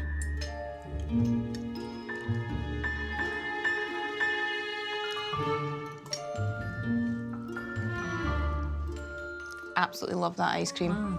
I think it's really, really nice. I can taste the freshness of the raspberries. It's just amazing, just the texture, the flavour, everything about it. I could eat loads of it. Love the currants. Love the nice crisp pastry, which is what I was hoping for. Oh, the tart's just awesome. That's one word, awesome. I love that ice cream. It's gone. As I it's noticed, gone already. yeah. This is the highlight of the meal for me, really. One of the best tarts that I ever tasted. David, I see you've managed that one too. Oh, stunning dessert. Yeah, loved it, devoured it. Star of the show. Hugh and Steve's rival teams will now give the whole evening their marks out of 10. So the main was a bit of a letdown. The meat was tough. If I got that in a restaurant, I would probably send it back. OK, so tonight we're scoring a 5 out of 10. Yeah. I think the dessert was marvellous. I have no fault at all with that. That is the highlight of my dinner tonight. So what would be our score for I that? think 5 would be fine. I'm happy with it.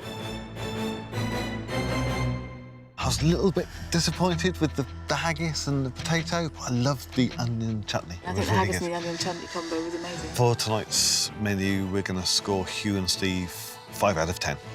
OK. Yesterday, the Glasgow Gals posted a score to beat of 55 points. Now it's time for the judges to reveal Hugh and Steve's scores, starting with those from their rival teams.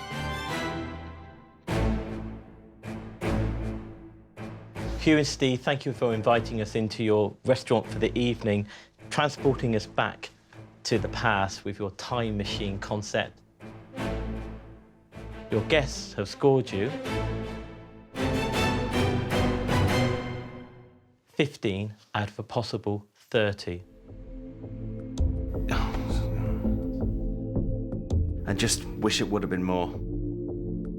The judges will now score each course out of 10, allowing for a maximum of 60 points. The Geeks need 41 points from the judges if they're to beat their Glaswegian rivals. So to start with your first course, your haggis rissoles, chicken skin crisps and onion chutney. The cheese sauce was not well made. You didn't need it. And I thought it was a little bit too much, but it tasted very nice. Gentlemen, the potato was undercooked, the haggis mix itself. If you had decided to try it, the mixture could have been allowed to be softer and not so sausage-like. If you say you're going to do something on the menu, please deliver it. I am going to give you a score of 6. Thank you. Thank you very much. Yeah. I'm going to score you 5. Thank you. Kind of hope for maybe just one more point for the boldness of the flavour, but that's fair enough. For the pheasant breast on creamed leeks with crispy pork and rumpy thumps, I think you know that pheasant was very tough. It really wasn't very pleasant. It desperately needed gravy. The rumpledy-thumps, I could have had a plate full of those. I really enjoyed it. Your main course, for me, it was a bad choice.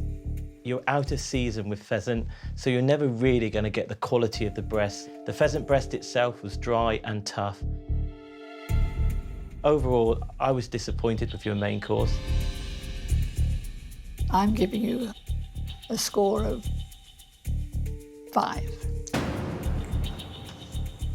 I'm going to score you 4. Yeah, that 4 stings.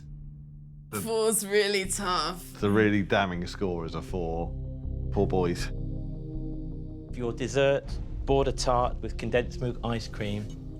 It was beautifully short and just crumbled on the palate. Because the first 2 dishes had been a bit disappointing, I really feared for this tart. I was wrong on all counts. It was light, it was delicious, it was surprising. I have no complaints about it. I'm going to score your dessert 7. Okay. I'm going to give you, out of a possible 10, 8.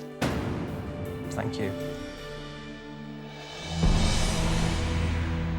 An overall score of 50 means Hugh and Steve haven't quite done enough to knock Amy and Nicola off the top spot. They're in second place, but with Rebecca and Nancy cooking tomorrow, there's still everything to play for. There's a ranking starting to appear, and we're not where we thought we would be. So, Amy and Nicola, obviously you must be feeling pleased that you're still on top of the leaderboard after 2 nights. Yeah, I'm sorry for the guys that they had some problems, but I can't lie and say I'm not happy that we're still on top of the leaderboard. Rebecca and Nancy, can you knock these girls off the leaderboard? I want to. Next time. Well, listen, that's not a good start. Haggis on fire. Haggis and mint sauce. Mental. Stop it, and start serving it. Where's the Scotland on this plate then? Where's the fusion? I'm not sure it deserves to be on the same plate. Game on. Definitely, the competition is heating up.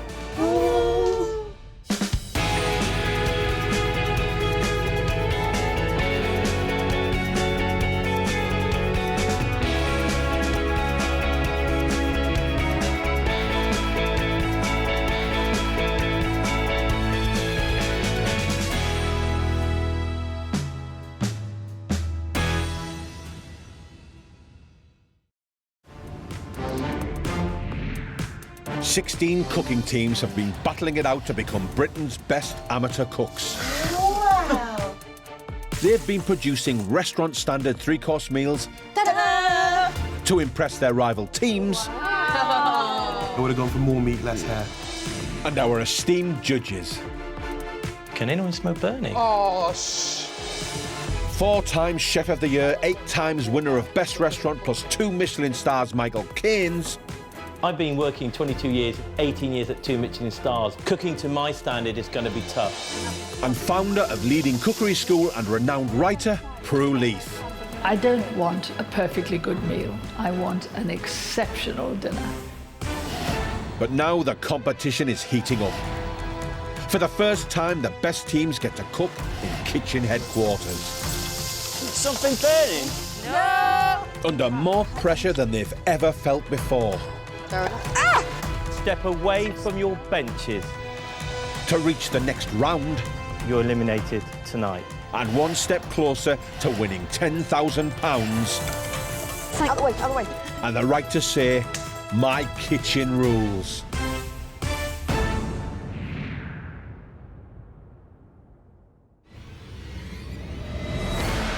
It's Friday, and time for the first ever regional cook-off, with 2 teams from Scotland at the stunning grounds of Stoneleigh Abbey in Warwickshire.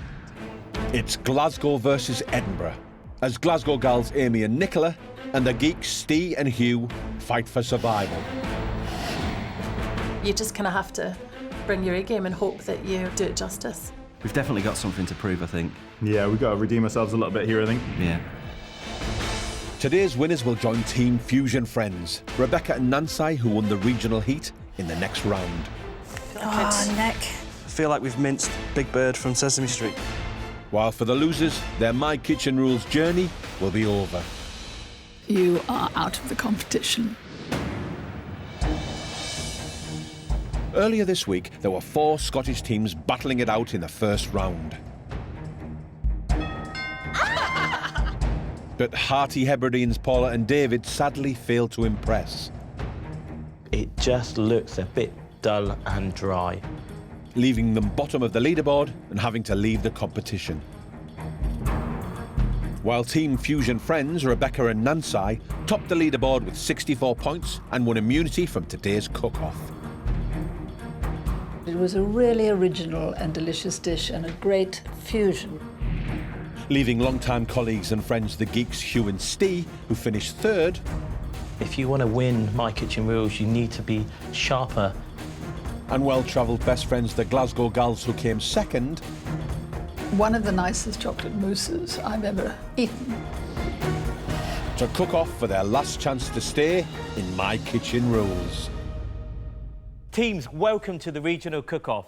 Today, 2 teams go head-to-head. One team will win and the other will be eliminated.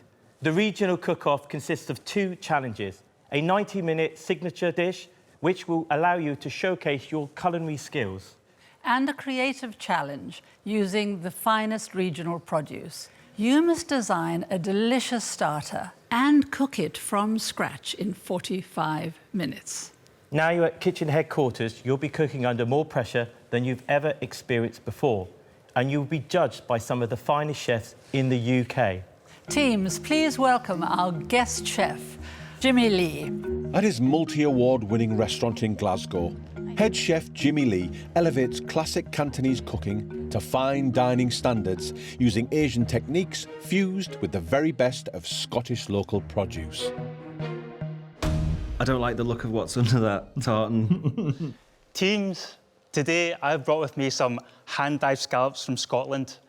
This is an ingredient which I use regularly in my restaurant. It's fresh, it's very delicate, and I want this to be the hero ingredient for your dish. I've cooked with scallops maybe once or twice. I've eaten a few, but I've never prepared any. No. With this ingredient here, you should use very compatible flavours which won't overpower the scallop. So teams, get cooking and make it perfect. Jimmy, Prue and I will be judging each dish from each challenge out of 10. The team with the lowest score will be eliminated. Yeah, scallops. Well, it's interesting. Yeah, looking forward to it. Good, yeah. A lot can go wrong, I guess, but as long as we show the ingredient to the best of its light, then hopefully we'll be okay. So thank you, Jimmy. We'll see you at the tasting. Cooking teams, your kitchens are ready. Please go to your stations and put on your apron. May the best team win. This challenge will test the team's palates to the limit. They have to invent and cook from scratch a dish that brilliantly showcases the subtle flavours of Jimmy's hand-dyed scallops using a larder of Scottish ingredients in just 45 minutes. Nervous? Yeah, I'm petrified. Right, OK. So we need to get our stock ready. Yeah. We need to infuse it with our spices and our aromats. Yeah. Get our lovely veg components done and then cook our scallops last off, yeah? Let's go. Let's do it. For this challenge, we'll be serving an Oriental scallop broth. I'll be honest with you, Hugh, this is something I've not done before. I feel like a pro, and that's the main thing. I'm more worried about stabbing my hand. We're going to plate scallops and bacon. With a pickled radish and cucumber salad. Team Fusion friends Rebecca and Nancy won their regional heat with the highest score of the week, so have the privilege of watching the competition to observe their strengths and weaknesses. I've done them once before. The cook-off between Amy and Nicola and Hugh and Steve is going to be very close. Scallops are naturally sweet, aren't they? And then obviously the bacon brings that nice kind of salty, savoury edge, so your key flavours in there. OK, here we go. Nicola, chicken stock going in to start bringing it up to the boil. Yeah, a little nervous because this is our first shot at cooking in the studio, hey, Amy? I know, it's all new and it's all happening very fast. It is all happening very fast. We're both way out of comfort zone. I don't think we've ever cooked anything like this before. We haven't. We actually haven't. Nicola, how are you getting on with the scallops? Are you getting through that muscle at the top? I think it seems to be OK, yeah. Cool. It's huge. Normally in my family, it's the men that would do that because they're opening, but they're very clever in opening though. They're doing well though, they're doing very well. See, there's a great north-south divide with scallops. There's a friend of mine, right, and he was from Brighton, and he went to the chip shop by ours, ordered scallops thinking, oh, they're really cheap. And scallops in the north is a potato fritter. That looks like some decent-sized scallop. My goodness. We've not been shortchanged. Yeah, no, you've not been shortchanged. So the plan is, I'm going to take the scallops, get rid of the roe, and that way we've only got the white meat and it should look great on the plate. Unfamiliar territory, this. Amy and Nicola are creating a bouquet garni to flavour their shop-bought chicken stock. So we've got some kaffir lime leaves, we've got ginger, lemongrass, chilli and some mint as well. And how are you going to be cooking your scallops? We're going to pan fry them and then we're going to finish the dish and we're going to do some tempura shallots for a bit of crisp. Having prepped their scallops, next for Hugh and Steve, pickled veg. Just doing a bit of a cold pickle, just going to rest it in the fridge and then just make sure the sugar's dissolved in there. We're going to get this pickle together using rice wine vinegar here to give it an extra bit of dimension and some ginger and maybe a little nod to Jimmy and his Chinese cooking. And yeah, it's really got balance, that sweetness and the sharpness exactly right. Sounds good. You know, I'm quite worried about these boys. Really? Yeah, Hugh's never had anything to do with scallops. Are they still being experimental, you think, or have they calmed down a tad? No, this doesn't sound very experimental to me. Teams, 15 minutes have gone, 30 minutes are remaining. Don't panic, Ouija's. Do you think the girls have done scallops before? They're quite into the restaurant food, so I think, yeah, they might have a slight edge there. I expect good things from the boys. I think there'll be good competition for us. Damn them. I'm wondering if we should put the roe of the scallop into the broth to give it some additional flavour. What's your thought? Yeah, go for it. I think it will give us a little bit more fishier overtone. Really good idea. 11 on the scallop scale. 11 on the scallop scale. Crispy pork is where we fell down on the last one. So I'm going to chop it real fine, get the pancetta on heat, and it should be crispy and tasty. Yeah, good stuff.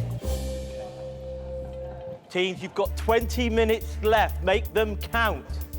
It's always the times that you really need to hear, isn't it? Like you've actually used half of your time and you've done hardly anything. I quite like that, but it needs something. Need something? Uh-huh. How are you doing? Well, we're trying to balance out our broth here. Remember, there's lime to go in it as well at the end.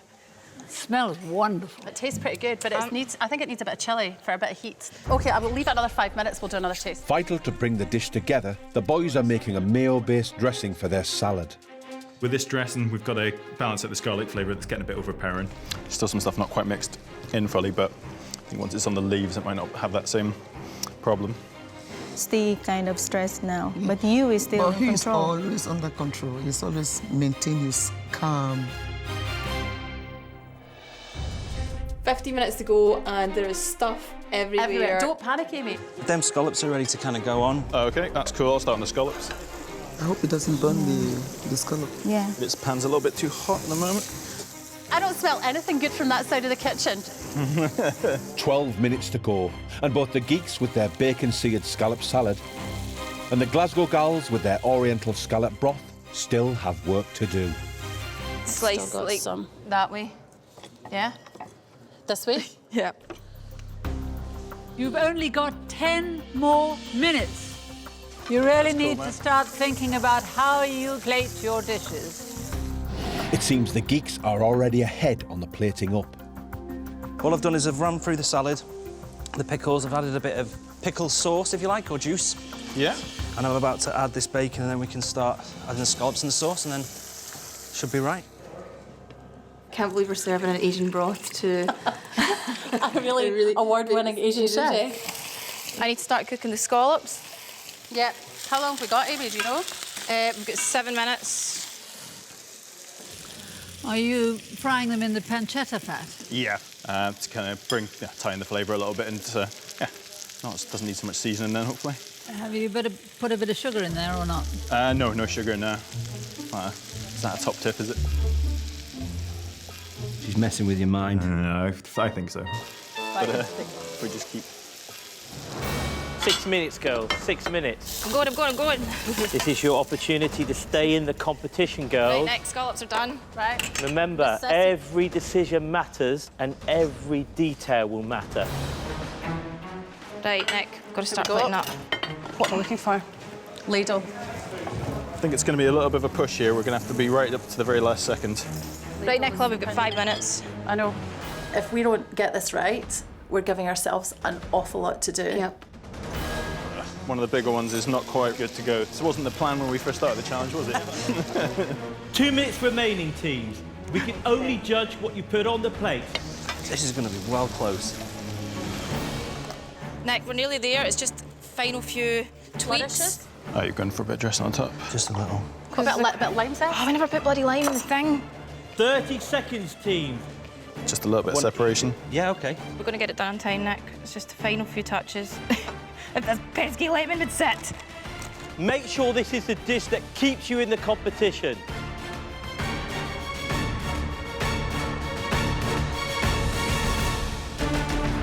Time's up. Stop cooking.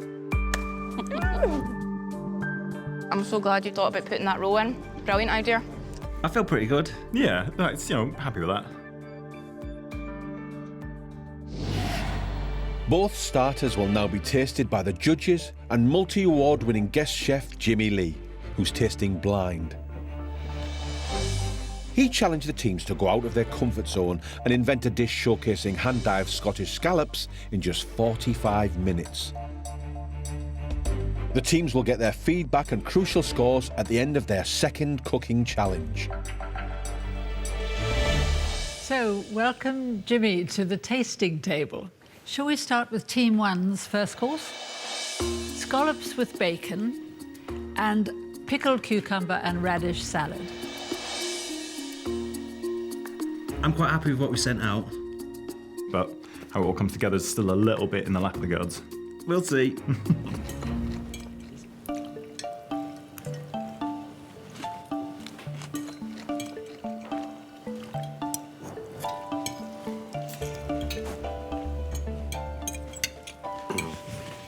First thoughts, the presentation's very nice. It's very simple. The scallop there is cooked, but it might be a little overdone. And for me, the coral or the roe, they discarded that, and I wouldn't have wanted them to actually leave something out from the scallop. However, the pickled veg brings a different sort of balance to the dish as well. So overall, quite a nice dish.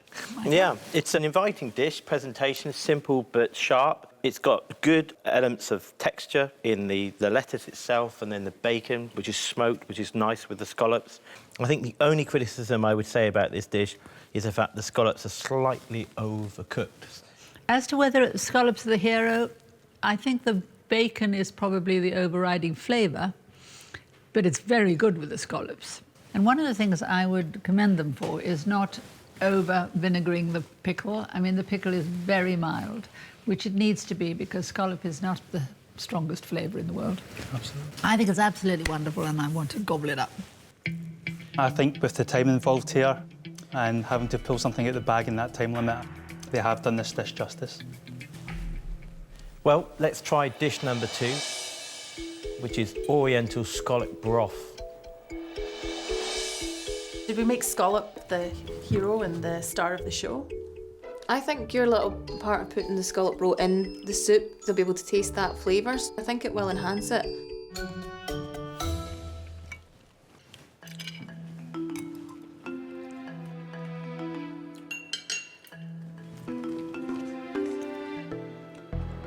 Presentation's excellent, extremely pretty. It seems that these guys have got a great understanding of Asian cuisine. So overall, I'm really impressed with this dish. I think it's a really, really good dish. I think the broth is very delicate and delicious, doesn't overpower the scallop, but it shows it off nicely. I usually object to things going on the plate that you're not going to eat or use. But in the case of chilli, I think it's quite a good idea to give people extra chilli. I really like this dish. The presentation was clean and precise. I like the fact that they used all of the roe as well within the stock. The only one complaint I've got about the broth itself is that, for me, it's the tad light. There's so many different elements going on in there, and I just really, really love this dish. They now have one last chance to join heat winners Rebecca and Nancy in the next round of the competition by cooking their own signature dish. Now it's time for you to cook your second dish. This is your chance to show us your culinary skills and your signature dish. Guys, I don't want this dish to be a one-dimensional dish. I want it to be 2, 3, even 4-dimensional. I want to smell it, taste it, be wowed by it. So guys, get cooking and do Scotland proud. Teams, you have 90 minutes for your dish and your time starts now. Good luck. Good luck. We need to get the signature dish on the go. 90 minutes to do it. This is unlike any time pressure we've done before. We need to get on with it. Yeah. Let's do it. So we're serving Scottish summer lamb with lamb bonbons, asparagus spears and broad beans, parmentier potatoes and lamb jus. So Nicola, as you know, lamb's one of my favourite meats. We kind of developed this recipe ourselves, didn't we, this dish? Yeah, this is the result of our troubled minds in the kitchen. Yep, that's it. You're making the veggies for the Yeah, I'm doing the veggies for the stock. Cool. I'm going to start getting the stuff to marinate the lamb in because I think the longer it marinates, the better. I'm a little bit worried about this dish, Hugh. It's a lot of components. Yeah, that's the thing. A lot of spices, a lot of tasting. So we're doing curried lamb chops, the spinach pancakes, brinjal bhaji, and lemon rice today. It's kind of like a favourite of mine from a restaurant that I went to and then tried to adapt it and took it home and have added and copied a little bit and adjusted it over the years. So This is our chance. Could we make or break for the competition? No, exactly, that's it. It's a big one. That's the rice. Well, you want the rice at the lowest possible heat, mate. We've got an hour and a half, so it's going to absorb the water over time. Both teams have decided to cook lamb. But while the Glasgow Gals' seared lamb rack dish is traditional, the Geeks are going back to their experimental ways with their own take on a curry containing 43 separate ingredients. 43 ingredients. Yeah, I couldn't believe it when I counted it. That's it. So I'm toasting together 2 types of mustard seeds, some celery seeds and some sesame seeds, and then I'll give them a coarse grind before keeping them aside for the aubergine later on. Obviously, our pressure cooker is the thing we're most nervous about because, you know, we haven't used one a lot, but with this time pressure, we need to make sure we get our lamb really tender, so it's really the only way that we can do it. Agreed. We've got lots of technical elements to do today. We've got 17 things on the go at any given point in time. So I'll be looking to you for some help with my planning because I'm not the best planner. The girls are cooking with 2 types of lamb. First, they prepare the shoulder for their bonbons. The quirk in our dish is our lamb bonbons, so they're actually quite Indian-inspired, aren't they? Almost to take on a pakora. Amy, I'm just going to start to brown this meat. Yep, get lots of colour on it, get that flavour into the pot. So 8 minutes in and we've got something cooking. That is a good thing. The girls are a very competitive team. That's what we like, though. Yeah. Gives you a bit of a spur on. Yeah, it's pushed us, don't you think? Yeah. We've basically been pitted against each other because, we're quite close in score. And, that means, fairly close in ability. It's a fight, Well, I'm sure they would say different. There's some pretty hefty, earthy flavours in lamb chops, so we've got to be a little careful how we marinate them. We've got asafoetida in there, which is pretty powerful. We've got some chilli, we've got some garlic powder, we've got a bit of fenugreek. It's colour and flavour, and it's a powerful flavour, so you don't want to be messing around with it too much, to be honest with you. They have got huge flavours there. They've got garlic and ginger and peppers.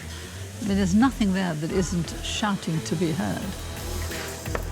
Need a bouquet garni for this, no? We'll just chuck them in. It should be all right. Happy with this to go in here now? Yep, go for it, Nick. Trust you. Ooh. Yikes. Something burning? No! Nothing to see here. Right, ready? Right. Happy? It's boiling. Boiling. Down? Yep, that's it. OK, so now we turn it down? No, we need to keep it hot until it starts going and then we turn it down. OK.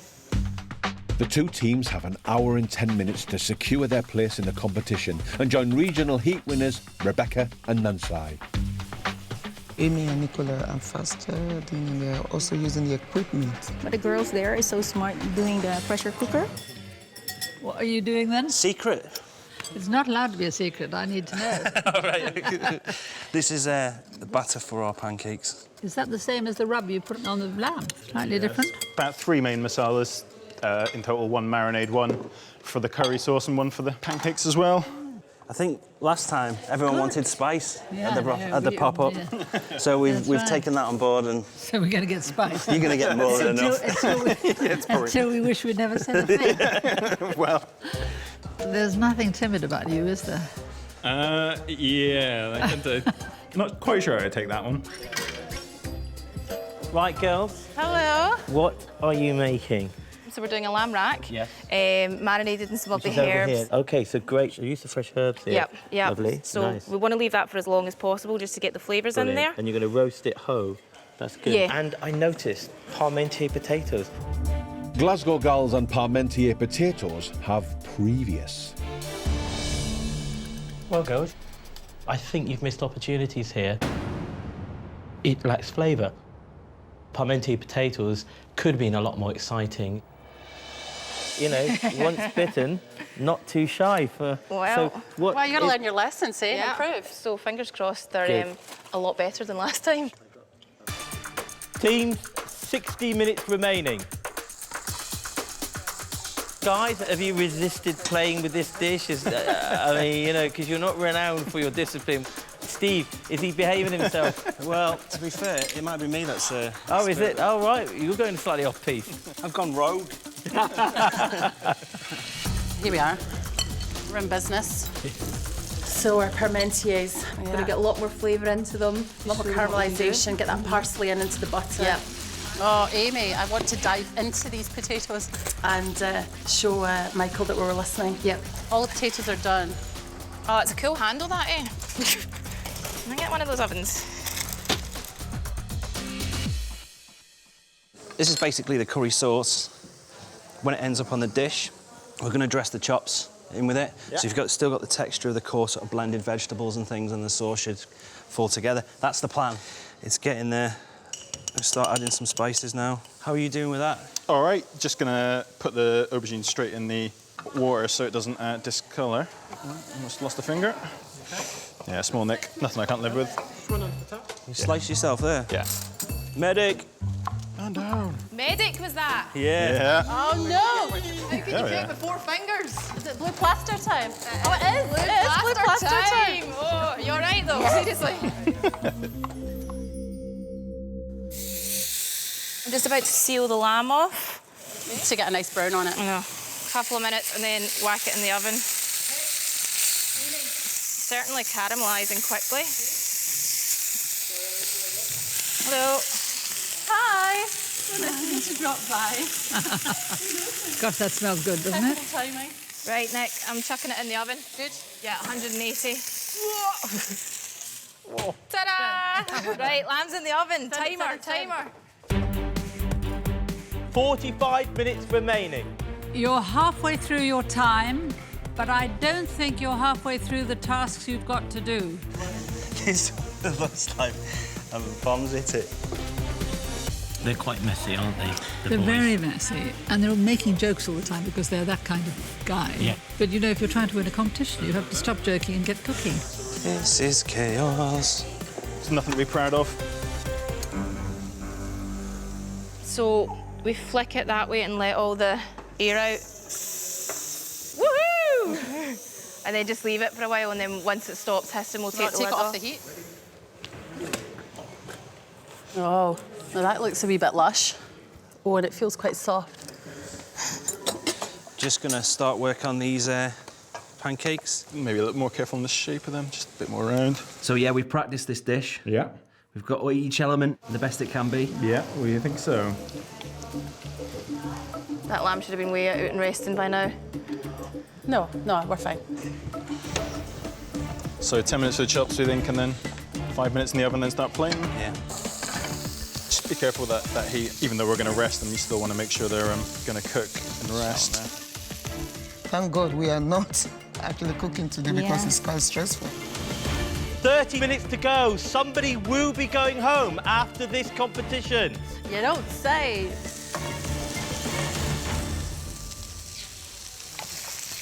Yeah, we've got the pan on too hot and the chops are going to struggle to cook through without burning the outside, so we've got to put them in an oven now. Yeah. So Nick, I'm going to take the lamb out. Yeah. So it can start resting. Yeah, it's looking good. It does look good. Realistically, I don't know what the internal temperature should be. So Nick, I'm a bit concerned that this is really still quite raw. It says it's at 44.7 degrees. We've still got to rest it, so do you think it's still going to keep cooking enough? No idea. 20 minutes to go, everyone. Right, so now we just need to hustle. Right, 20 minutes Get these to go. bonbons in the fryer. That size. Smaller. Quite small, yeah. What's the small pan for? Rice. You probably just do it in the pan it's already in. As it is there? Yeah, it'll be fine. Put a bit of cashews and turmeric and curry leaves. Just a bit of ghee, bit of this, bit of that. Ghee? Ghee. That is some yellow rice, that, you. Yeah. Yeah. Rice has gotten a bit sticky and dried out. Crikey, I'd say. Yeah. Plumps. I'm not sure stirring it is helping. No. I'm curious to see how it comes out. 15 minutes to go. Start thinking about what you're going to put on those plates. Nick, we've got 15 minutes to go. You happy for me to carve this lamb? Yes, check, go. Oh, Nick. This lamb is too raw. We're going to have to put it back in the oven. Well, let's see what the rice tastes like. With a bit of seasoning and a lemon, yeah. I think it'll taste okay. I think it could use something to freshen it, some mint or something. 5 minutes to go. Keep your head in the game. You need the ingredients over there? Yeah, please. Still really pink, Nick, but we're just going to have to run with it. Do you reckon we go with the rice then? Yep. 1, 2, 3, 4, 5, 6, 7, 8, 9. This rice is a bit like custardy rice pudding. Don't lose the lamb now. 2 minutes to go, teams. It's looking a bit better, but it's not ideal. It's as good as it'll get for us today. 1 minute to go. Make sure you put everything you want judged on that plate. See, it looks pretty good. There's just elements of it. Little bits and pieces. Yeah. It's not quite as pretty as we would have liked. I wish I can try their dishes. Well, but we're not the judges, unfortunately. We can taste it. Just a wish, just a wish. Clean the plates, clean the plates, clean the plates! I feel like we've minced Big Bird from Sesame Street. Time's up. Stop cooking. Step away from your cooking stations. Well done. And may the best team win. That's it, dude. Got through it in the end. Coming up. As with the starter, the judges and guest chef Jimmy Lee, who is tasting blind, will critique the two teams' signature dishes. For them to impress, not only must they display great cookery skills, but also culinary progression from the starter. Our teams have completed their second challenge. Team 2's signature dish is a rack of lamb with a lamb bonbon, asparagus and boiled beans with Parmentier potatoes and a lamb jus.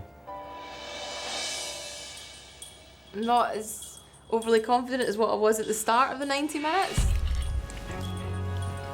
I hope the flavour's there, that's the main thing.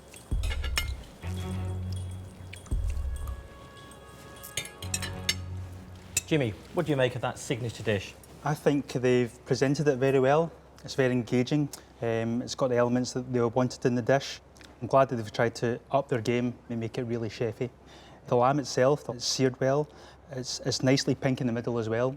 Delicious when you eat it. If I had one comment about the jus, I would expect it to be a bit more thicker. The jus is too thin. It's a little bit greasy on the top, but it has the most wonderful flavour. It's lamb and mint in that classic English way. And the mint is very strong and beautiful, and it does pull the whole thing together. I like the Parmentier potatoes, but I mean, I like potatoes and I like butter. And if you put the two together, it's pretty good. I think the lamb, which can be difficult to cook and often undercooked, has been cooked to perfection. The Parmentier potatoes, I think the problem here is that they add the herbs too early, and by the time they finish cooking the potatoes out, all of that sort of lovely volatile oils have sort of been heated out. But I do think they're a good attempt. They're certainly a better attempt on the one they did the first time, and there's more of them. Jimmy, how do you see this dish progressing from their starter?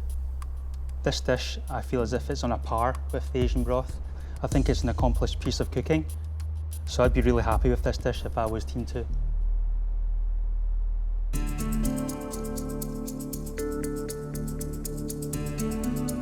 Well, now we have Team 1's signature dish. Curried lamb chops, spinach pancakes, brinjal bhaji, and lemon rice.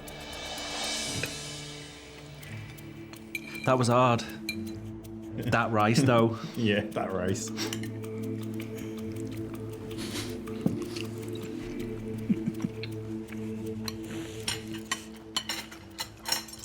There's lots of different elements going on in this dish. Rice here is meant to be fluffy, but I don't think it's as fluffy as it should have been. It's actually quite mushy and quite hard. I didn't feel that the lemon was coming out through the rice at all. And also the brinjal bhaji here, I felt as if it was lacking in flavour a bit. However, in saying that, I actually like the lamb chops in this dish. There are some amazing flavours in this dish, that there is no doubt. But there's also some technical flaws here. The rice, as you say, is a good example. The curry sauce is delicious, I enjoyed that. As with the spinach pancakes, I thought they were good. It's just a bit experimental. You know what this is? This is a very nice family supper, but this would never do in a restaurant. The rice is a disgrace. The brinjal bhaji, I think it could be delicious if it had a bit more seasoning. As for it being served in a bowl, I mean, that's taking the bowl fashion to ridiculous lengths. I think this is a step backwards. It's an unfortunate step because I absolutely loved their first course. I think they've tried to overcomplicate the dish. They should have kept it more simple. It's just unfortunate they didn't execute the rice as well as they could have. The judges have tasted all 4 dishes. Now it's time for the teams to get their feedback and the all-important scores. There's going to be criticism, that much we know. It's just how the positives kind of balance out against it. This is the most nerve-wracking moment we've had so far. I don't know whether to be crying or laughing. Oh, it's excruciating. Each judge will give the team their comments. They will then score each dish out of 10, meaning a maximum of 60 points is possible. Hugh and Steve, you were team number 1, and you gave us scallops and bacon with a salad of pickled radish and cucumber, followed by curried lamb chops, brinjal bhaji, lemon rice and spinach pancakes. Guys, I really loved your starter. It was full of flavour. However, I did find that the scallop was slightly overcooked. But overall, I did enjoy that starter. I like Jimmy. Yeah, can we just stop here, please? Yeah, that'd be good. I'm not listening to the others.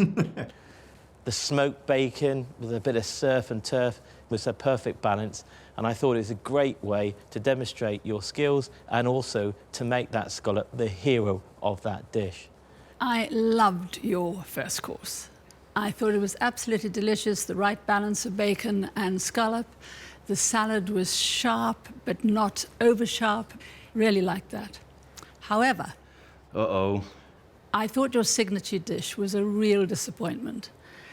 The best bits were the central bits. The curried lamb chops and their sauce were simply delicious.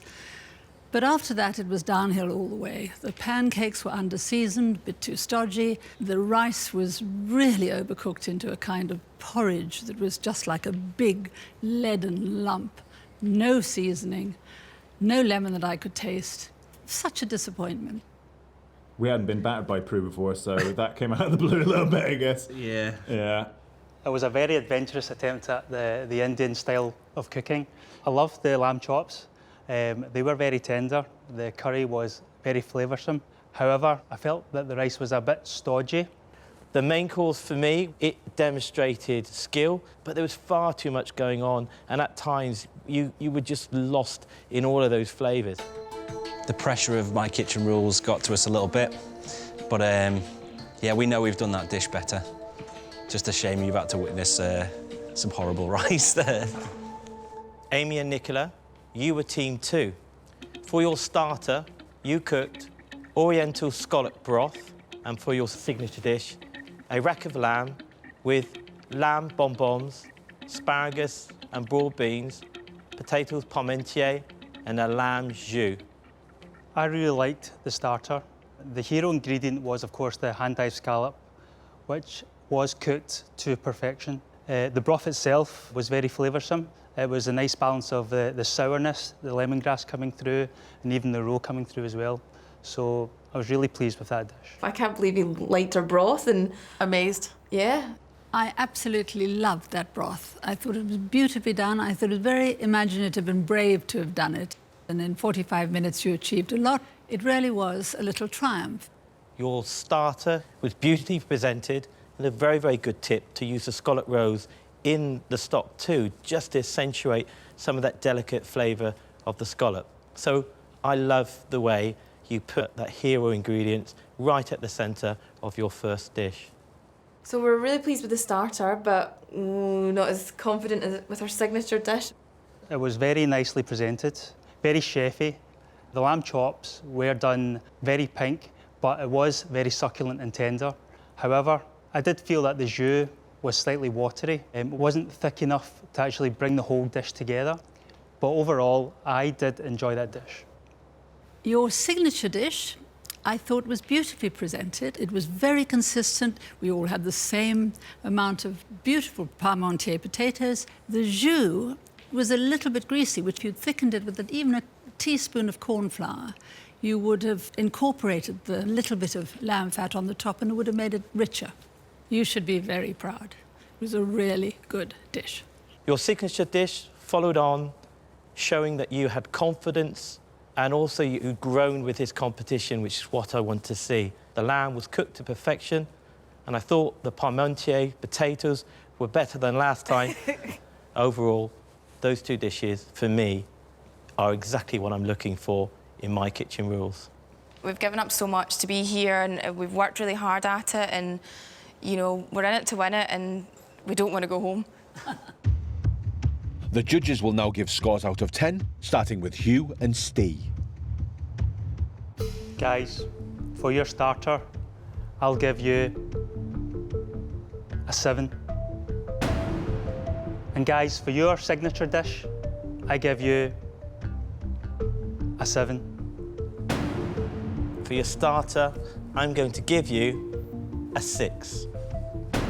For your signature dish, 5.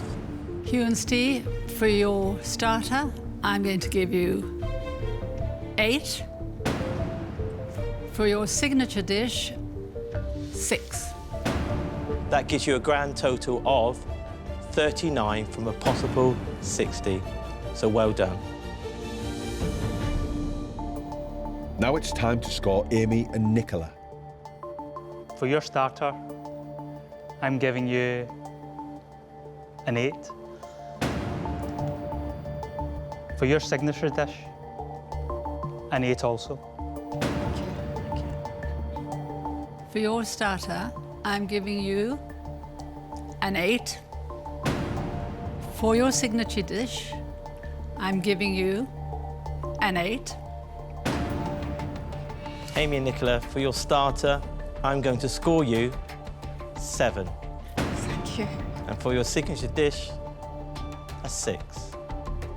That gives you a grand score of 45 from a possible 60. Congratulations, you are through to the next round. We won! I can't believe it! I know! We won!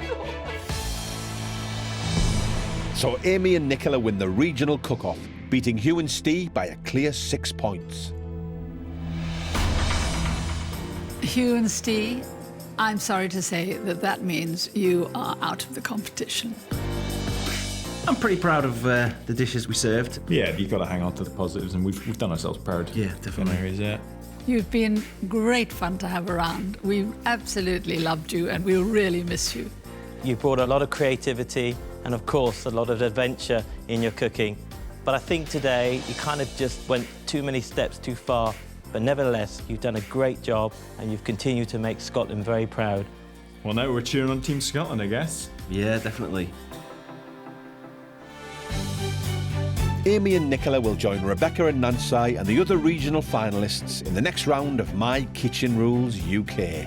Big challenge, big one. Yes, but we're up to it. We said we'll either go hard or go home.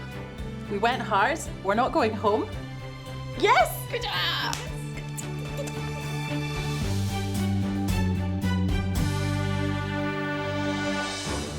Next time. Emotions run high. Got too much going on, I've got not enough space and it's just stressing me out.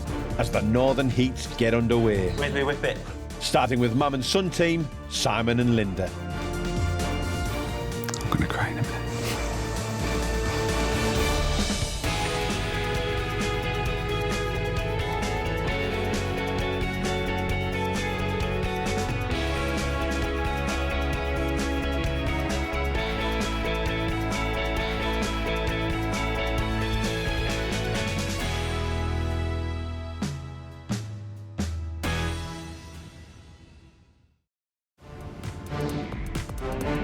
The hunt is on to find Britain's best amateur cooks.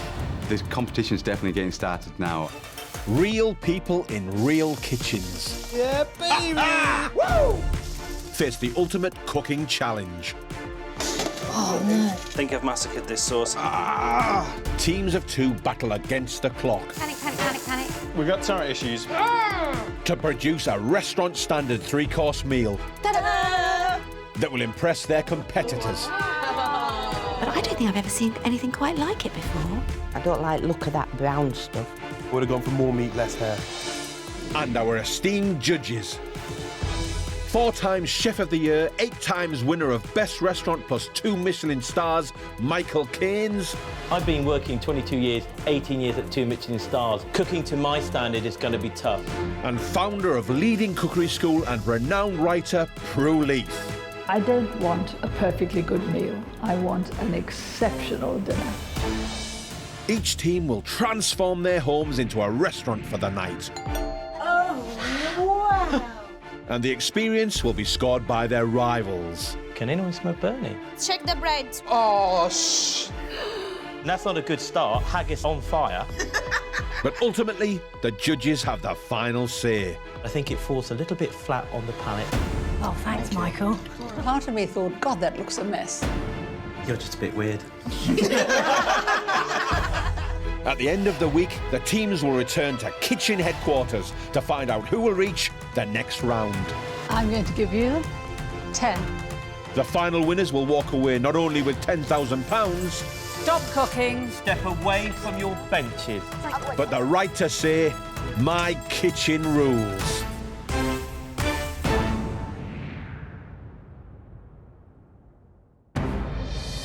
Previously on My Kitchen Rules, 4 cooking teams from the north joined the first heat of the competition. This is proper Yorkshire. First up was Simon and his mum, Linda, whose Yorkshire menu led to a meltdown. It's just not working for me. And now he starts shouting at me. They scored 61 points out of 90. 2 points behind were hunter-gatherers Angela and Rob, whose wild starter proved tame in flavour. It's a bit bland and lacks seasoning. Syrian siblings Razan and Reda were aiming high with their Mediterranean meal. We are desperate to win. But they failed to scoop the top spot on the leaderboard. So that gives you a grand total of 60. Like, really? Today the teams are in Harrogate, where healthy mummies Anna and Faye have 7 hours to transform their home into a restaurant and produce a 3-course meal.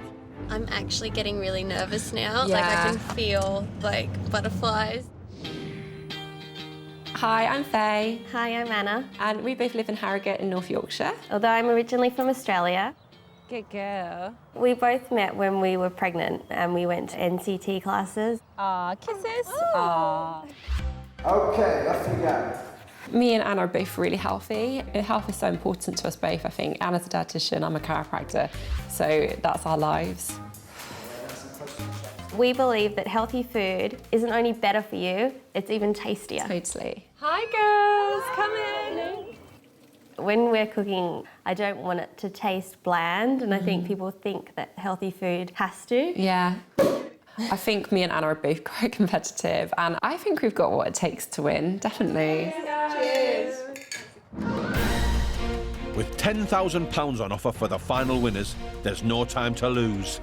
Beautiful bit of parking. In just a few hours, the rival teams will judge Anna and Faye on tonight's restaurant. But the ultimate judges are 2 Michelin star chef Michael Caines. So it's left me a little bit flat on the palate. and culinary expert and writer Prue Leith. I don't have a single negative. I think this is a lovely little pudding. Beautiful. Failing to present dishes on time will result in losing points. It's certainly a point off, isn't it? I mean, you can't be late. Go for it. Thanks. Half an hour down, I get a basket. the girls are after the finest ingredients to wow their guests. Let's make sure we get British asparagus. So for starter, we've got the goat's cheese garden salad with balsamic reduction. This dish sounds delicious, but there doesn't seem to be too much cooking involved. I think the success at this starter will be about making the most of those ingredients through the use of skill and imagination. Thank you. We've got to go now. Yeah. Kings Road. Thank you. In search of local goat's cheeses for their salad, Anna and Faye head for the nearest cheese shop. Okay. Okay. That's amazing. Fab, because I think this would be really nice with like a balsamic beetroot glaze around it. That's amazing. Starter sorted, the healthy mummies still need their main course. And with freshness at the core of their menu, it's the fishmongers next. Right, so we've got to get some of the wild sea bass, line caught as well. Definitely. For main, we have sea bass with crispy kale, a tomato, caper and olive reduction, and pea puree. This dish is full of bright, fresh ingredients. It should be wonderful. All will depend on getting that sea bass crispy on the top and just cooked underneath. Not easy to do. With the ingredients for their first 2 courses in the bag, Thank you. There you go. Thank you. their last stop is one final specialist shop, the chocolatiers.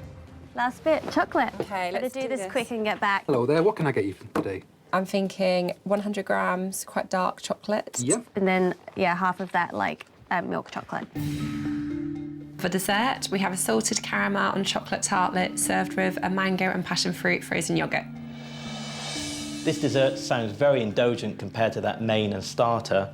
I just hope that rich chocolate doesn't overpower the delicate sweet mango and passion fruit frozen yoghurt. Right, that's it. Let's get back to the house. High Yay! Let's do this. I feel like shopping's gone really well. I Yeah. feel like we've had a good start. Yeah, Let's no. hope it continues like Yeah, this. me too. With all their ingredients bought, Anna and Faye have 3.5 hours to prep their meal and create their restaurant for the night. Right, let's just crack on with that restaurant and get it done, and then we'll head to the kitchen and concentrate. Okay. When the guests are sat in this room eating our food, I just want them to feel fresh and kind of full of energy, like they're nourishing their bodies. We're sourcing the best ingredients from the best places and, where possible, local produce. The theme of our restaurant is the provincial kitchen. Yeah, Like, I kind of yeah. want everyone to feel like they're eating in a garden. Yeah. With their provincial kitchen ready, it's over to the real kitchen for the ultimate challenge. Get the pinnies on and let's start cooking, Okay, perfect. Oh my God, it's real. Oh my God. It's happening. Let's start cooking. Okay. Yay, let's go. With under 3 hours until their guests arrive, the girls must get as much of their 3-course meal prepared as they can. I'm putting 150 grams in, Faye, of flour. I'm gonna make 2 batches. The first thing that I've got to do today for our dessert is get that pastry in the fridge. Yeah. That's so important because it takes 30 minutes. Yeah. Mini salted chocolate caramel tart is indulgent and it looks indulgent, but when they eat it, that pastry shell is so light. I'm trying to get the right consistency on this pastry. So the frozen yoghurt is actually pretty easy. Puree the mango, get the passion fruit, and it's just getting the yoghurt into the ice cream maker. Yep. What is going on? Oh, okay. What's happening with it? Just turn it off. It's the churner won't go round properly. Right, so this isn't working. That's really great, the first thing I'm doing. I think we need to bring in the other ice cream machine. Yeah, the I backup. think we definitely need to do that. So I'm rolling out the pastry and it's rolling out perfectly. Right, I'm just gonna put the tartlets in the fridge for 30 minutes. I think the main thing for me is the beetroot glaze. Oh my God. We gotta get cracking. It's literally a bit of beetroot, a bit of balsamic, so we're just combining the two. I think that's perfect. Do you think it needs more balsamic? No, it's good. I'm gonna get the cheese out. The purpose of the beetroot glaze is to colour the cheese. It's just going to cut through and to add that kind of earthiness. I'm excited about tonight. I think Anna and Faye are going to rise to the competition. These pastry tartlets are perfect. They're cooked, we just got to cool them. Yeah. It's okay, it's okay. But it didn't smash. It's okay, it's perfect. They dropped one of the shells, the pastry shells on the floor. We can't use it, it's got to go in the bin. They've only got 10 minutes left before the guests arrive. But luckily, they've made extra tarts. We're on track. We need to work on the salted caramel and Ganoush, Faye. To make the caramel, they're combining sugar and butter. Caramel is like my favourite part of this pudding. Time is literally disappearing. I know. Take it off the heat because you could ruin it. We'll quickly go get ready and then we'll come back down. Okay, you ready? Uh-huh. Anna and Faye have just 5 minutes until their guests arrive. I think it's going to be very, very different from anything that we've had up to now. Gotta get this caramel in. Freshened up, the girls crack on with the final layer of their dessert. So I'm just heating some cream and I'm going to melt the chocolate in it for the ganache. Yep. We reduced the amount of cream to make it a bit lighter. I'm imagining that when they are doing the menu, just having calculated 2 calories, 3 calories. Put a tiny bit more in here. I'm just filling the tart cases with the chocolate ganache. It looks beautiful. Okay, let's get these in. Yeah? Yep. I'll only give them a 10 if we get chips, though. Oh, right then. No, But that's the only way we're going to lose our crown at the top of the title. Guests are going to arrive, honey. Literally, we've got seconds. I'm really nervous. Yeah, we better go. Oh my God. Tonight's hosts, Anna and Faye, are planning to serve up a low-calorie menu. Do you think we'll lose any weight tonight? Tonight? No. What, if we beat Simon and Linda, I would be so happy.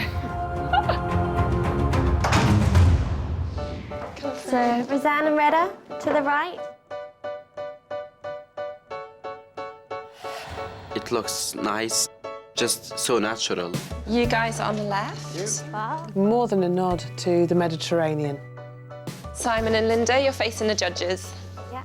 It looks beautiful. There's food and fruits and vegetables everywhere, so... Flowers and Unless it's a buffet and we just have to help ourselves, and that's their 3 courses. Good evening, guys. The name of our restaurant tonight is The Provincial Kitchen, a healthy yet indulgent culinary adventure. You best get back to the kitchen because you've got a lot more cooking to do. Enjoy. Thank you. They've really gone to town on the lots and lots of fresh flowers. There's fruit, fresh fruit. You can actually smell these flowers, can't you? With guests seated, Anna prepares the vegetables, crisping up kale for the main. We're going to make sure we're going to rub it in extra virgin olive oil. Just going to pop it in the oven, Faye. And roasting radishes and boiling asparagus for the starter. Got to make sure that I can take the ends off this asparagus perfectly and that they blanch really well. I can't wait. It's just so pretty and fresh and natural. Yeah. I think we're just going to have an explosion of really fresh flavours. I'm hoping they're going to burn something. They can't burn anything if it's all raw food, so... The pressure's about to be ramped up for Anna and Faye, as 2 Michelin star chef Michael Caines and renowned culinary expert Prue Leith are outside. Last dinner of the North. Indeed. I wonder what the girls will do. Do you want me to put your asparagus in? Once the judges arrive, the girls will have just 45 minutes to get their starter ready to serve up. Oh my God, so the judge is going to be here soon. So here we are. Shall I ring the bell? Yeah. Oh my God. Okay, right, Prue and Mike. Oh, we better get them in. We're just going to give them the best night ever, yeah? Okay, let's do this. Hello, Anna. How are you? How are you? You look lovely. So nice to see Michael and Prue again. Good. Okay, let's hope that we still think they're as nice at the end of the night. I'm Prue. Wow. Oh, this is lovely. Hello, everyone. I feel we're old friends now. So, good evening, guys, and welcome to the Provincial Kitchen. It's a healthy yet indulgent culinary experience. The food you enjoy tonight, it's tasty, nutrient dense, and it's doing you good. Okay, guys, if you'd like to turn your menus over. For starter, we've sourced 3 local goat's cheeses, all from the Yorkshire Dales, served with a balsamic glaze, seasonal green vegetables, beetroot and radish. That is just a goat's cheese salad. For a main, we're serving line-caught wild British sea bass with tomato reduction, which has caper and green olives. We're serving that with crispy kale, smashed chickpeas and thyme pea puree. I expect it to be tasty. I like olives and caper with fish. This combination is really good. And for dessert, we have salted caramel and chocolate tartlets, served with homemade mango and passion fruit frozen yoghurt and a chocolate shard. Sounds delicious. How can they get that many goodies into so few calories? It sounds decadent, but actually, it's the least calories. Do you think we'll be full after? Don't know, there's a chippy on the way home, I think. We hope that you have a wonderful evening tonight in the provincial kitchen. We best get back because you've got a lot more cooking to do. Thank you. Thank you. Anna and Faye now have just 45 minutes to get their 315-calorie starter in shape. And you're getting the balsamic reduction ready? Yeah, I'm on it. I'm just going to heat this balsamic up. Yeah. About a cupful. I'm going to add some Yorkshire honey, and that's just going to make it really sweet. Okay, perfect. So I'm just going to put this on the heat, and it's just going to reduce nicely to about a third of its quantity. So I have to thinly slice the cucumber, finely mandolin the radishes, make sure the beetroots are cut perfectly unison. I just want to make them as perfect as they can be. If the salad really sings, I think that we have a chance of getting quite high. I'm wondering what kind of cheeses you'll be using. Well, they'll have a job to beat your halloumi for a start. Well, we know they're goat's cheese because they said that. Yeah, there's very famous goat cheese in Harrogate. It sums up what we think of Anna and Faye at this stage. Great produce, doesn't need much doing with it, and so that's going to speak volumes, how much cooking they've actually got to do. Just lick this for me. I think that's right. It's going to cool down and get thicker. Nice, yeah. So I'm going to take it off the heat now. Okay, perfect. With just 10 minutes to go, they need to start plating up. It's not getting that thick, is it? No. Happy? Yeah. We kind of really need this now. Literally just. Oh my God, those radishes look divine. Beautiful. I'm just trying to make the asparagus nice and dry so it's not all kind of slippery and runny. Okay, I'm a little nervous now. Yeah. 2 more asparagus, baby. Thank you. I'm so happy with this, Anna. Like, I think it looks gorgeous. So we're going to pick the best looking plates for Prue and Michael. Yeah, that one and that one? Yeah, OK. Done. Let's go. I'm going to take one of those, yeah. Perfect.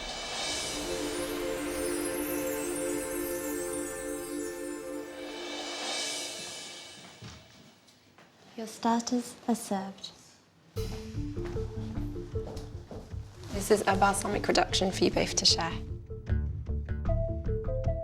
The starter looks beautiful. There's asparagus, there is a balsamic glaze. But it's just 3 cheeses on a stripe. It's nice and colourful, full of veggies.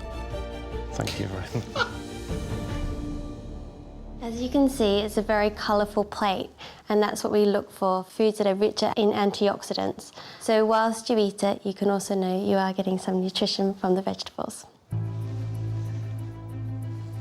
The judges will taste and give their verdicts on the starter first, and will later score each dish out of 10. Save some for me, Prue.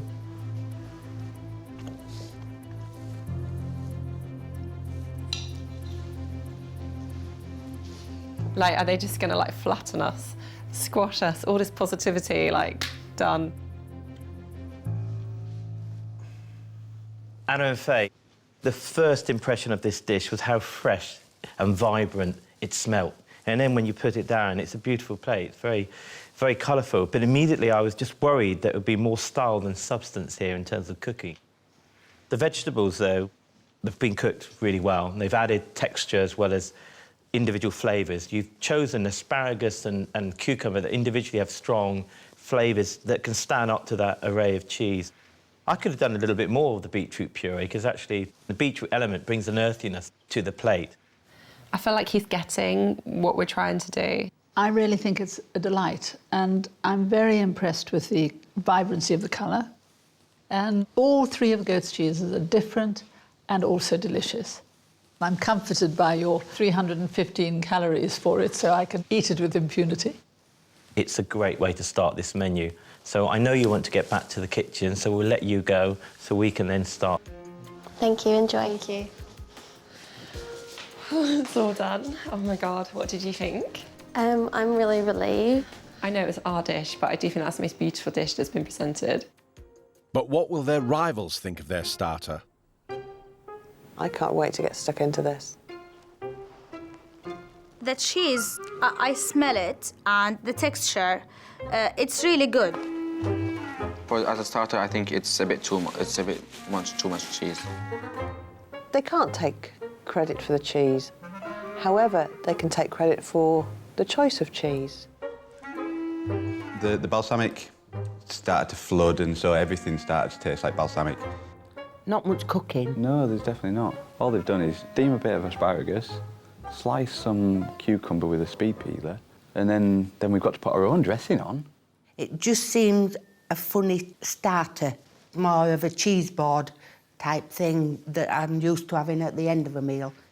This starter is very much an extension of their personalities and their beliefs, and they've done it in a tasty and enjoyable way. And that, I think, has been very clever. Faye and Anna need to impress their guests with their main course of sea bass and crispy kale with pea and thyme puree, but have just 1 hour to cook it. With the main, first of all, I've got to roast the tomatoes for the passata. Once that's done, then I can sieve the tomato, get the passata, and then start the reduction. Just going to sauté the garlic, and it's going to release all the flavour. I'm going to put in the passata. I feel like a cocktail waitress. I'm making a chickpea mash. I'm just chopping up some lemon to put in the chickpeas so it's nice and kind of fresh. Basically, we just need something to sit the sea bass on to lift it up. And I'm just going to pop a bit of milk in for a bit of creaminess. This has really been an amazing week because you were all so close. I mean, there's only about 3 points or something between Simon, you at the top, and you two in third place. So, you know, it's all to play for, isn't it? But I was surprised how remarkably calm those girls were when They're calm, cool and collected. They're going to smash this. Right, Faye, 35 minutes to go. I'm going to put the fish on, OK? OK.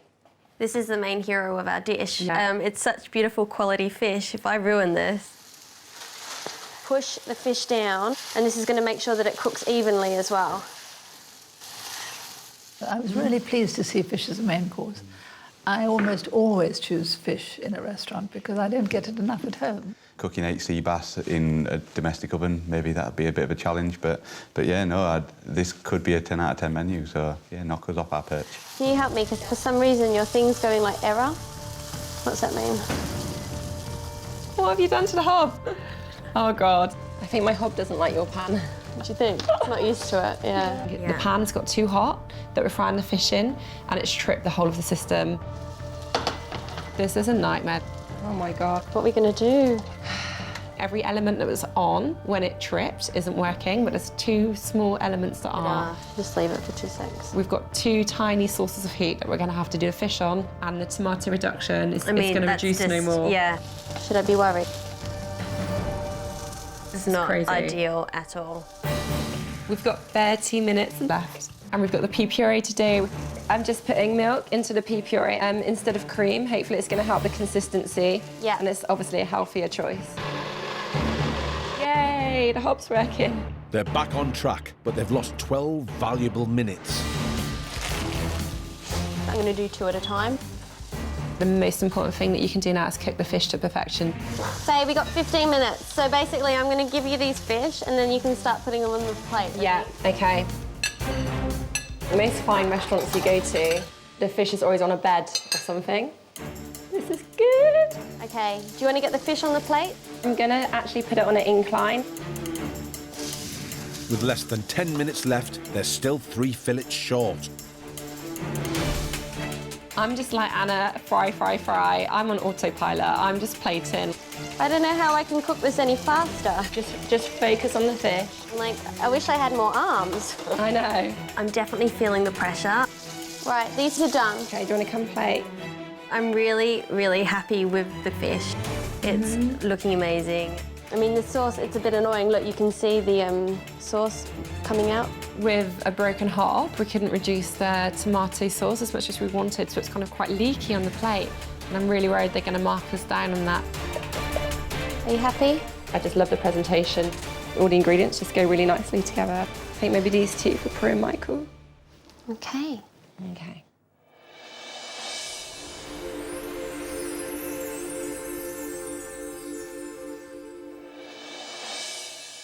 Good evening. Love that. Your main course is now served. This is a Mediterranean diet on a plate. It's got lean protein, and we've made our own passata. We've roasted tomatoes, and the lycopene content, which is a powerful antioxidant, becomes more powerful when you roast them. Anna's talking again, telling us all about this food, how good it's going to be. I just want to eat it, and she's... It looks good.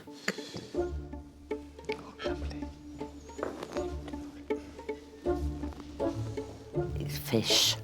I'm not a lover of fish. I'm not very adventurous with fish.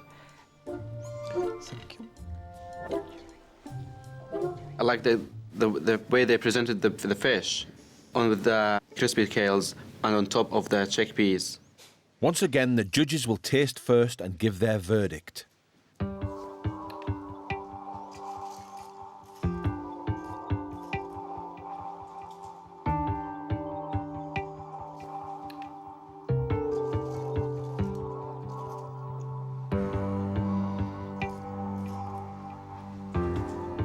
Terrifying being stood there. It's like we're stood in court, isn't it?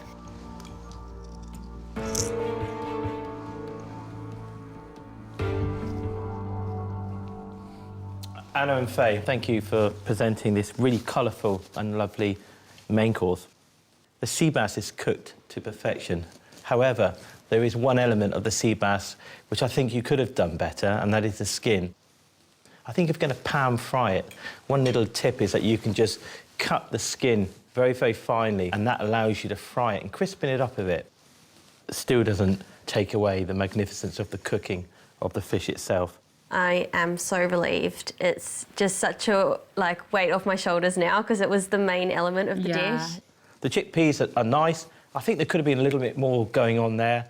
The kale, crispy it is, and delicious too. Was that fried or was it?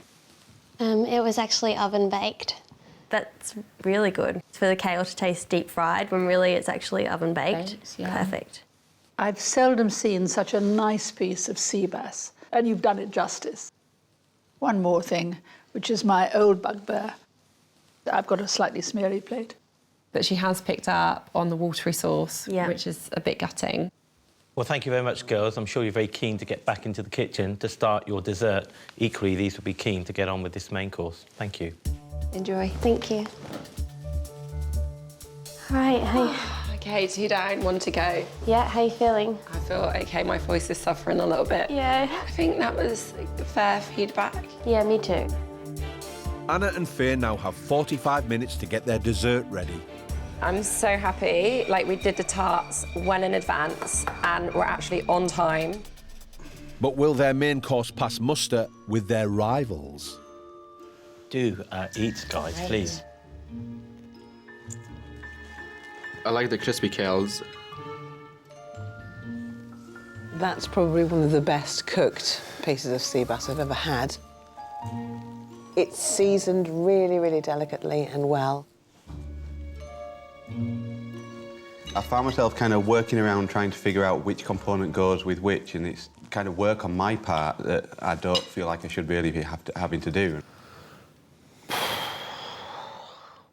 It's almost like a game, isn't it? Simon Says.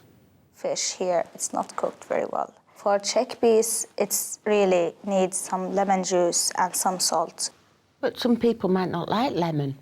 I think it's a competition dish, but I don't think it's the competition dish. With half an hour left before serving their salted caramel chocolate tarts with frozen yoghurt, the girls are working hard towards their grand finale.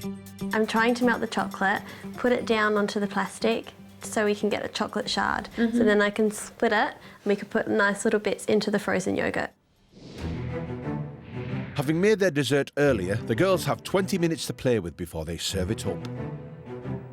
What's amazing now is we have so much time to make this dish perfect. Yeah. And I'm really happy with these tarts. I think they look really good. In fact, I think we need to try one just to make sure they're perfect.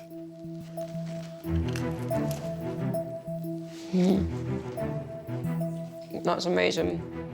I don't know, with the salted caramel chocolate tart, they're either going to work some amazing magic trick or they're going to be that little to get this amount of calories. One single bite. I like the salt caramel, but caramel and chocolate and dietitian, how comes so? Well, it says here 295 calories, so that's the least of the menu. So I'm up for that. What we're trying to portray is that this isn't a diet food, so this is lifestyle. You know, if you eat healthily most of the time, you are allowed treats. And we're plating up. I'm so excited, like, to put these edible flowers on. I think they look really pretty. Simon and Linda, obviously end of the week, top of the leaderboard, one night to go. You must be feeling a little bit nervous. The lowest we can finish is second at this stage, so that's a good point. But with the competition being that it was only a couple of points between us all, it's tight. A long way to go. There's a long way to go. Okay, I'm just adding a little bit of the passion fruit to the plate. I love the way that the actual passion fruit sort of melts into the mango. Prue doesn't like smudges, but you know what? She's in our house tonight. We need to get this frozen yogurt out of the freezer. I'll put the bits down and you do the smudges on top. Okay. Last dish of the week, actually. Let's hope it's a good dish to finish the week off. You happy? Yeah, done. I'm just really excited for them to try our final dish, and I really hope they love it. Right, let's go.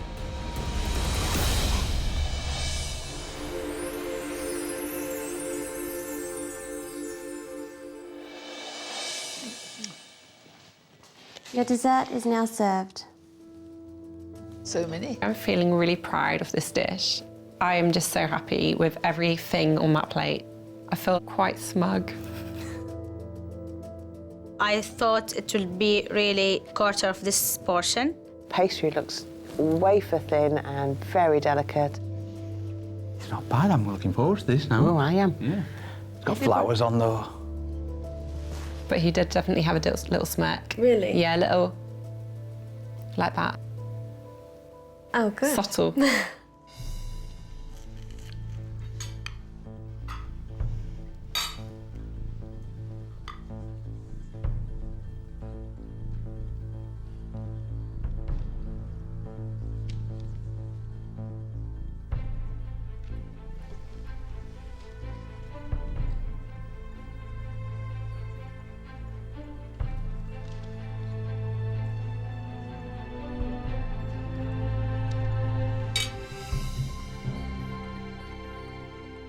Well, I must say that your mini salted caramel chocolate tart, I didn't think it was a mini tart at all. It was wonderful.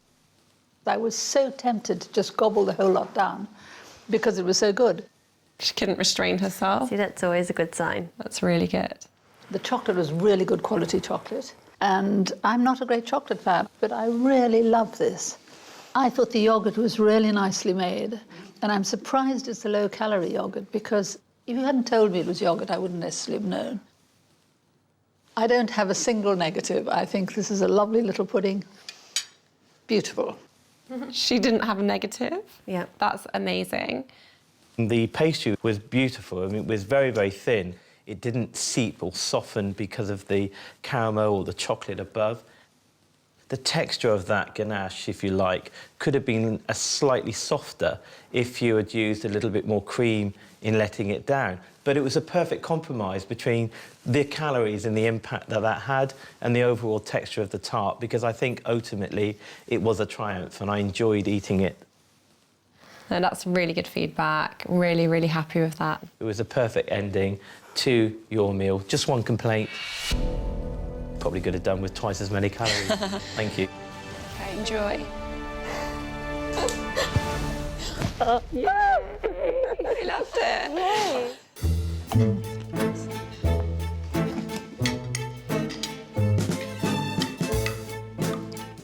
It's so good. You wouldn't know that it was low calorie. No. The tart, it's a little bit tough, while I prefer to be more crumbly. The tart with ice cream make good combination. If it's a little bit more ice cream, it will be better. How on earth they managed to get the dessert to 295 calories is quite amazing, really. And they have shown us that you can have a delicious dinner and it'll be less than 1,000 calories. To avoid instant elimination from the competition, Faye and Anna need at least 60 points to move ahead of hunter-gatherers Angela and Rob. It's now time for Anna and Faye's rival guest teams to mark them out of 10 for a maximum of 30 points. OK, so starter. Everything was executed perfectly. I loved the cheeses and I loved the way they were presented. So what do you think about the main? Well, the fish is nice. The skin, it wasn't cooked. Well, for me, I had bad experience as my fish was raw. But then that dessert Pudding. claws everything back. They put so much refinement into making sure each part of that dish was spot on. So we'll score Anna and Faye for tonight, 5 out of 10. Okay. Agree? Yeah. So tonight for Anna and Faye, we'll score 7 out of 10. 7. I'd be tempted to give them a 9, but because of the fish skin, I'm going to go for 8 because it was so well executed apart from that. OK. Whatever happens now, we've done everything we can. You know, what they score us is up to them. So Anna and Faith, it has been a triumph serving something healthy and delicious, so well done to you both. But now it's time for us to reveal your score from your guests tonight. The guest teams have given you a combined score of 20 out of 30. I'm pretty gutted with 20 out of 30. I suspect that someone's voting tactically. Somebody scored low, haven't they? Yeah. It's down to the judges. The judges got the biggest Oh, yeah, score, we've got that to come, haven't we? Well, we won't be revealing our scores here. You'll find out your scores from Prue and I from the kitchen headquarters later. OK. You have to wait. No. What? I can't believe we're not getting our scores. I know. This is, yeah, torturous. That keeps us on top of the table for a bit longer anyway. The competition is heating up as it now moves to kitchen headquarters, where our 4 teams will find out who will be going through to the next round and who will be going home. It's really very close. Everyone just doing amazing. I think some people might have just been taken immediately out of their comfort zone here.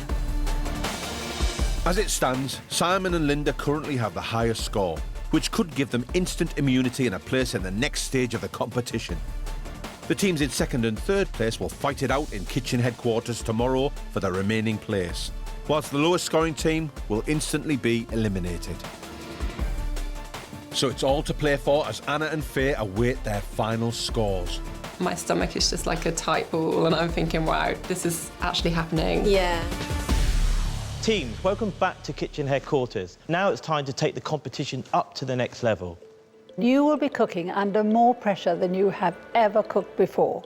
And you will be judged by some of the finest chefs in the country. So it's fitting that we should reveal your scores here. As you know, tonight Anna and Faye cooked the last meal of the week. And now it's time to find out what we thought of your meal. The starter was a wonderful garden salad. I loved the goat's cheese. In fact, I loved all the cheeses. And the flavours were delicious and was very fresh. For me, the 3 cheeses were perfectly chosen. My only problem was how much cooking was on display, but obviously you had the rest of the menu to prove that. I'm going to score you 7 from a possible 10. I gave you a score of 6. As the scores are read, I'm getting so nervous. My heart was like thumping in my chest. For your main, you served local sea bass and a pea and thyme puree. For me, the sea bass was cooked to perfection. However, I'd like to have had that skin a little bit more crispy. But nevertheless, that sauce beautifully seasoned and brought the whole thing together. I thought that main course was a triumph, I really did. I'm not really keen on sea bass usually, but yours was a hefty, beautiful tasting piece of fish. The chickpeas were a bit under-seasoned, but it was a great dish. So for your main course, I'm giving you 7. Anna and Faye, the score I'm giving you for your main course is 6 from a possible 10. I feel like maybe we could be in with a chance, but it's so close. Yeah, like it's so you just close. can't predict it now. It's too tight. To stay in the competition, Anna and Faye need at least 14 points for their dessert. Your mini chocolate tart with caramel and a frozen yogurt was absolutely delicious. So I had no negatives at all. For me, the pastry was perfect, topped with this lovely ganache, and that was offset with that lovely frozen yogurt swirl. Great combination of fantastic finishing to what was a good menu. The score I'm giving you for your dessert is 8 out of a possible 10. For your dessert, I'm giving you 9. That gives you a total score of 63, which means you are the highest scoring pair. I'm so happy. I just wanted to scream and shout and go like, woohoo, and do a little dance. I've been preparing myself for this, so it looks like we're probably going to go to a cook-off. Yeah, I think we expected it. It's kind of nerve-wracking. Like, I don't feel like we can actually relax. We cannot Even though we're not doing the cook-off, yeah. we can't relax yet. With 63 points, Anna and Faye have knocked Simon and Linda off the top spot, winning immunity to take them straight through to the next round. This means Mum and Son team will take on the Syrian siblings tomorrow in a battle for the last place in the next stage of the competition. The hunter-gatherers, however, are the lowest scoring team of the week. So Angela and Rob, unfortunately, you are eliminated from the competition. Well, I'll tell you what, it have been such fun. We'll miss you, we will. Amazing experience. Wouldn't change it for anything. Loved it. Okay. Thank you. I think we can be very proud of ourselves. We did make some mistakes, but we also had some incredible triumphs. We feel sorry about Angela and Rob, but this is the competition. It's a shame that they're going home today, because I think it would be nice to see them cook again. I'm sure they're really disappointed, but somebody's got to go. All we want now is somebody from the north to win. Which they will. Simon and Linda, Razan and Reda, you will be taking part in the regional cook-off. So excited, actually. I feel the challenge just started. I think Razan wants to really push it. I think maybe Reda's going to let her down a little bit. He burnt the bread last time, so fingers crossed that he makes some mistakes again. Next time. I'm scared from the time. I think that was the first time I saw Razan panic a little bit, ever. That ruined it, didn't it? That isn't off. You don't want an explosion. Not the first time you're burning something. How long's left? I'm afraid you must leave the kitchen.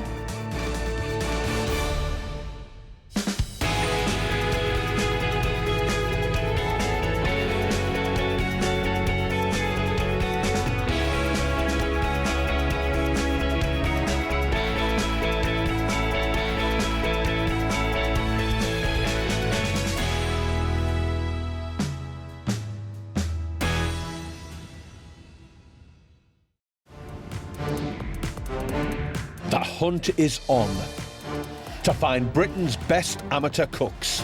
This competition's definitely getting started now. Real people in real kitchens. Yeah, baby! Woo!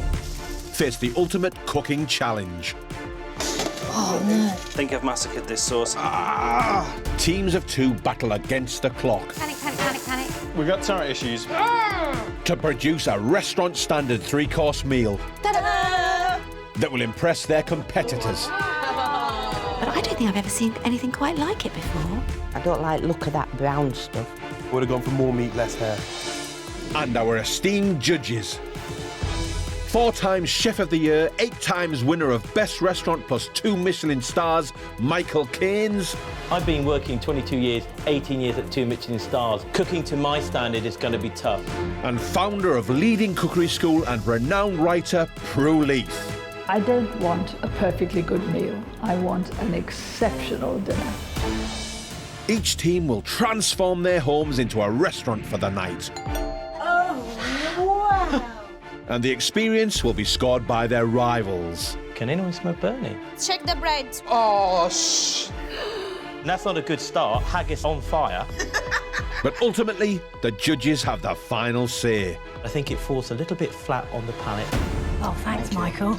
Part of me thought, God, that looks a mess. You're just a bit weird.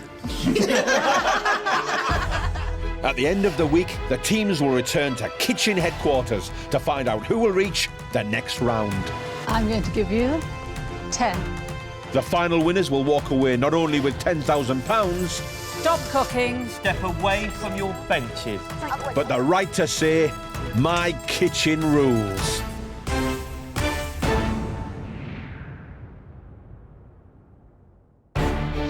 Yesterday, it was the Northern Region's first night of the competition, as 4 amateur cooking teams went head-to-head. This competition's definitely getting started now. I don't like not winning. I'm just going to go for the win. Mum and son team Linda and Simon were the first to face the heat of the kitchen. It's stressing me out. I want my kitchen clear. And the dining room. But there's not enough sauce.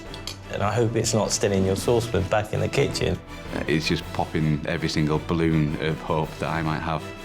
But despite their difficulties, they ended the evening with 61 points out of 90. We got through it.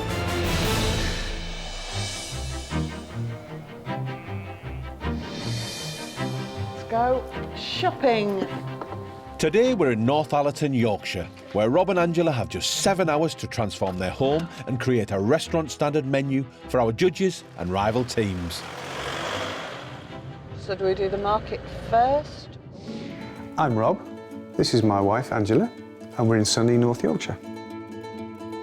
We've been married just over 5 years. Yeah, 6 years this year. Yeah. We do tend to go for a modern version of a hunter-gatherer lifestyle. I'm employed as a part-time gamekeeper. I've been shooting since the age of about 10. Shoot like a god sometimes now. It's quite sexy when he shoots like a god. It's one of the best feelings in the world just to be able to create something that's so fresh and that we just know we're going to enjoy. One gutted rabbit. I will be the one who leads with the cooking and the flavours. That's fantastic. Getting there now, getting there now. He also has his own idea on flavours as well, and he's welcome to mention them. Whether it's taken on board or not is another matter. It looks good. I'm going to go all out. I really would like to push myself. Beautiful. I don't like not winning, so I'm just going to go for the win. Our hunter-gatherers have already sourced some of their key ingredients. Our menu is basically made up of wild food I've hunted.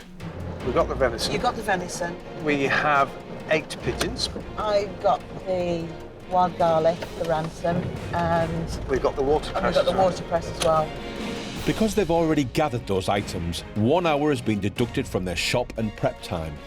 They now have less than 6 hours to start cooking for the rival teams, who will judge their restaurant for the night at the end of the evening. But the ultimate judges are the Honourable 2-star Michelin chef Michael Caines. For me, cooking is about soul. You need to put your heart and soul in it. And the Grand Dame of British cooking, Prue Leith. Congratulations. I mean, you've astonished me, and I want the recipe, please. Only 3 teams will make it through to the next round, and points are deducted if courses are late to the table. So Angela and Rob are heading off to find the salad for their starter. So we're going to do market first, yeah? Yeah. Get a basket. Might need 2. Cherry tomatoes. I want 5 tomatoes, so we're going to feed 8. Let's get some nice ripe ones. Tonight we'll be cooking carpaccio of roe deer with a panzanella salad. Oh, Garlic looks nice. Garlic. That does look nice. OK. I'll get onions. This menu has been well put together and really does champion their love for foraging and hunting.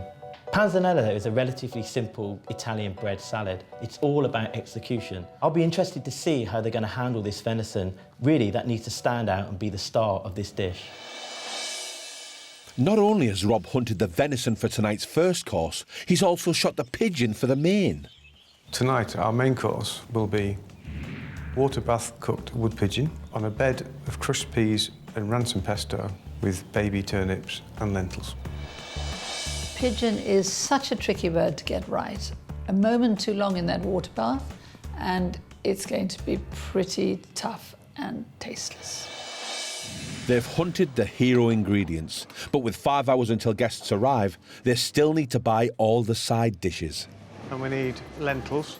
So we're going to go for the Pru lentils, our olive oil for cooking and dressing, and I do really fancy some sherry vinegar. I need these ones because they're not going to fall to pieces.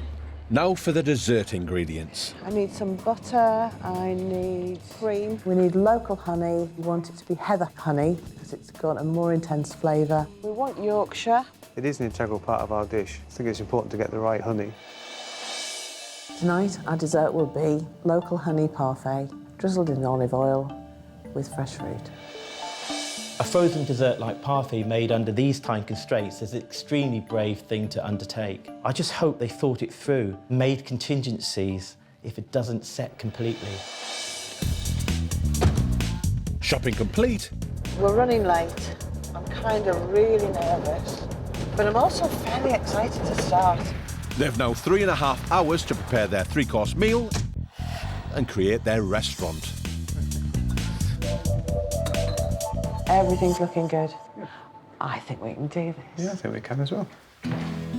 But before they can start their prep, they need to dress their dining room. I feel like because Rob's such a keen hunter, that we will be in a hunter's lodge.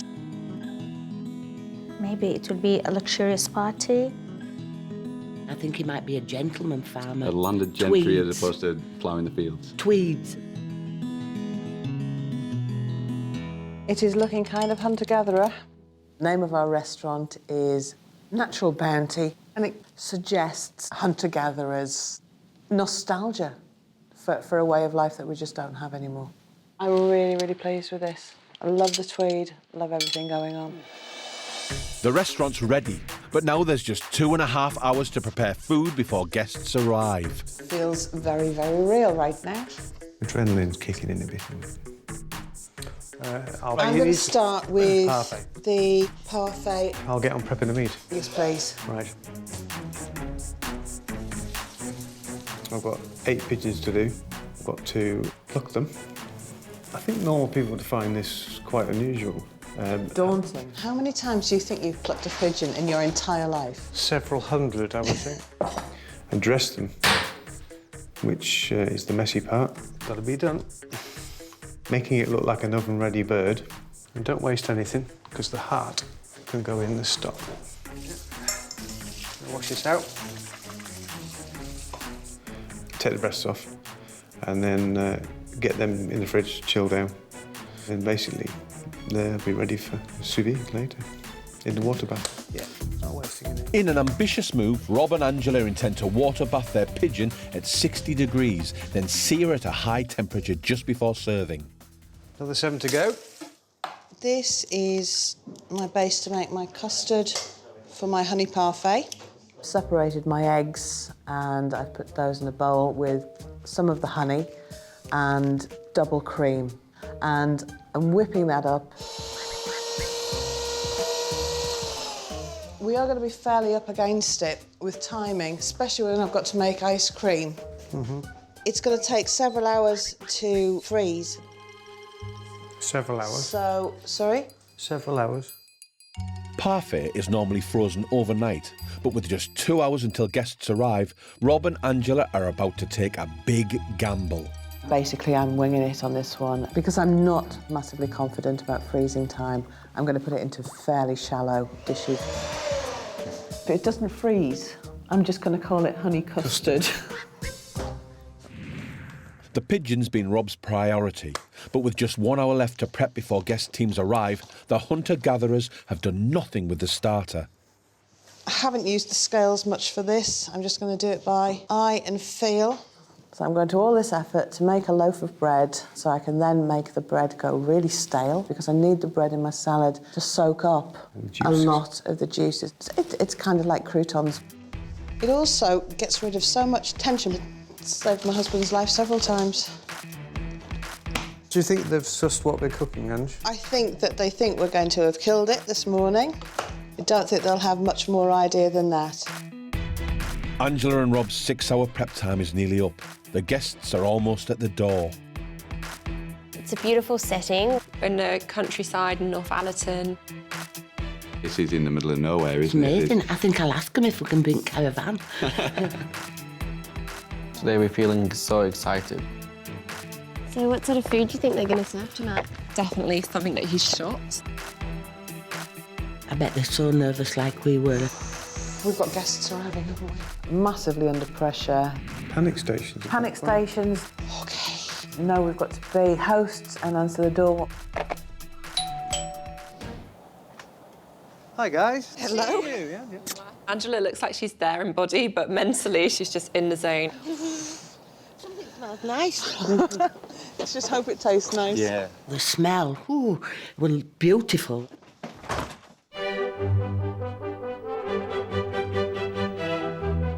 Welcome, ladies. Would you like to sit here? Thank you. The restaurant was gorgeous. There's beautiful fairy lights, soft lighting, beautiful candles flickering. I think there's a dead owl, there's a dead pheasant. They've put a lot of effort into it, haven't they? Maybe they mean business, we've got some competition. The restaurant is wow. It's very nice. So we'd like to welcome you to our restaurant, Natural Bounty. As the name implies, most of it's coming from nature, as food usually does. But we actually go out and get ours.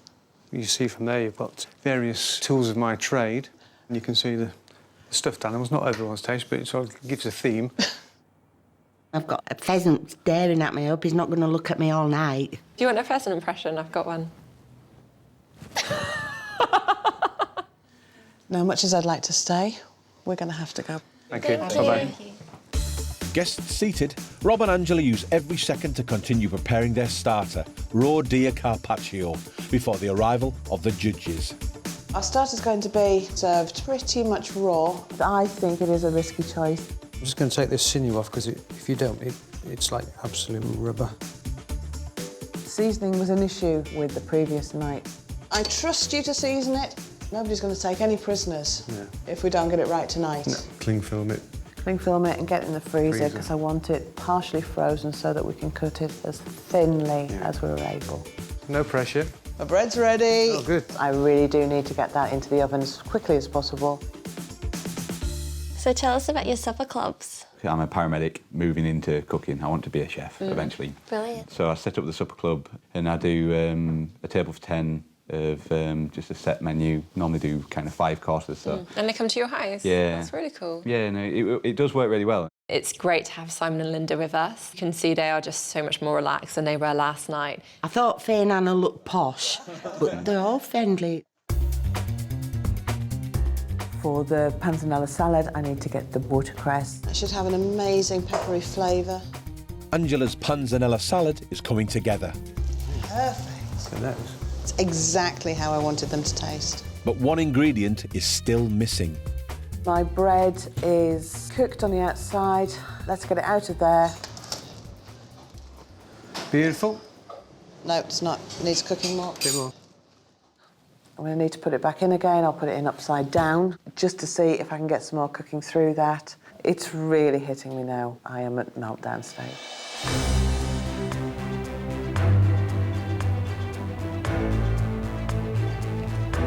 We are? Well, what about that then? Two legends of British cooking, Michael Caines and Prue Leith, are at the door. I have a fear at the moment that I've overreached myself, but there's no going back, so... Hi. Hi, Rob. Welcome. Good to see you. Lovely to see you. You well? I'm fine, thank you. You both smell absolutely delicious. Hello, everyone. Hi. Evening. So here we all are again. Fantastic. Angela and Rob, thank you for inviting us into your home. Welcome, everybody, to our restaurant, which is themed Natural Bounty. Would everybody like to open their menus? Lovely menu. OK, your starter today will be a roe deer carpaccio with a foraged panzanella salad. Did you shoot the deer? Yes, 10 days ago. Excellent. Do you know what carpaccio is? No, what? It's raw venison. Oh, God, raw meat. Yeah, you don't like raw meat, do you? Our main course is water bath cooked wood pigeon. Have you tried pigeon before? No, I haven't. Have you? No, I tried birds, but not pigeon, no. With crushed peas and ransom pesto. Everyone around the table is reacting really well to the menu. Everyone seems pretty game. The dessert is a local honey parfait with olive oil and fresh fruit. And I'm sure you're dying to get back into the kitchen, so off you go. OK. Thank you. Angela and Rob now have 45 minutes to get their starter to the table. Can you just cut this up into cubes, please, and let as much of the moisture out as is possible? Is this bread how it should be? Try not to squeeze it so much. It's not quite done properly. I want it in the oven where it's warm, just to dry out. So Simon and Linda, what do you think of this menu?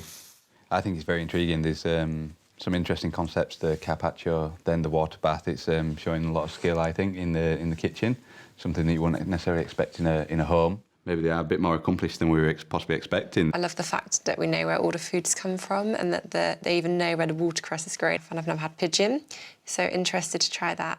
The idea that Ro hunted the animals, it's amazing. Overall, the menu looks fabulous. It's time to start carving the carpaccio. I'm still worried about that raw deer. Will there be blood running out of it? I don't know if they'll have it that bloody, but it's going to be rare as well. Oh, God. Hand cutting it, and we don't have a machine. For me, the carpaccio has to be sliced really thinly. Let's have a go. See how it goes, see how it cuts. That's pretty good. It's thawing out quicker than we can cut it.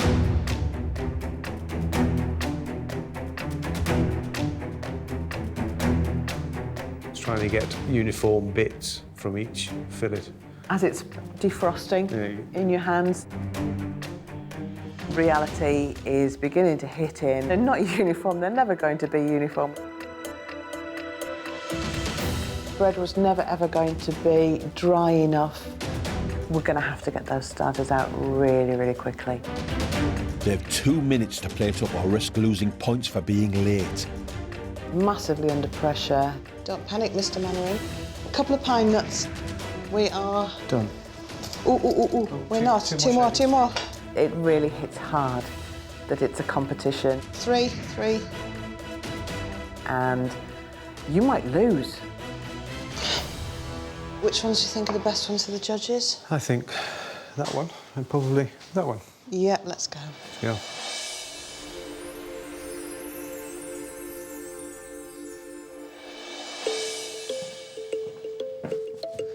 Your starter is served.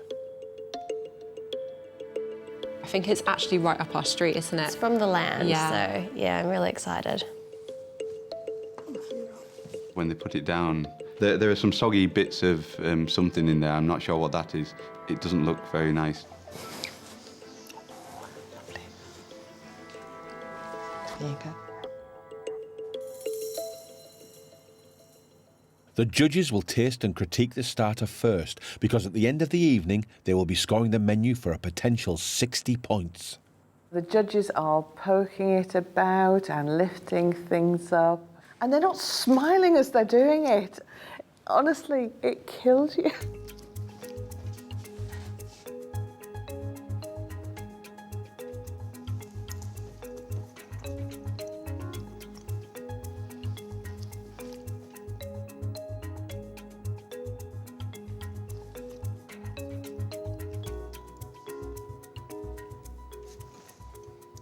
The colours are just beautiful, aren't they? They really sing. They look like some medieval tapestry. There's just such vibrant colours. I love it. And the flavours are to match. I mean, it's nice and strongly flavoured. To be fair, red meat raw never tastes very much of anything. I think most of the flavour is coming from the other things you've done to it rather than the meat itself. But it's really good. Do you like it, Michael?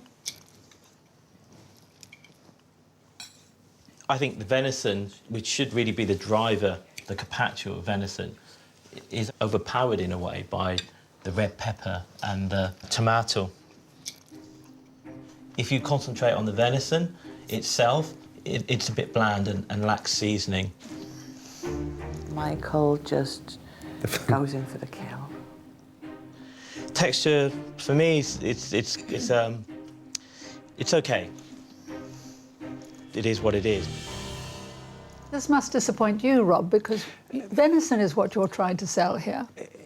In a way, it's no excuse, but you would normally marinate a piece of venison like that overnight. Marinades need to get into the meat, really. A little hint in terms of what a carpaccio can be. It can be cooked on the outside very quickly. You can season it once you've cut it and leave it to marinate before you serve it, so you can lay it out and olive oil it and season it and spice it. For me, the bread's heavy, it's slightly doughy and undercooked. What happened there? I know the bread wasn't perfect, but timing kind of took over from me. I'm sure you're keen to get back into the kitchen to start your main. Thank you. Yeah, thank you.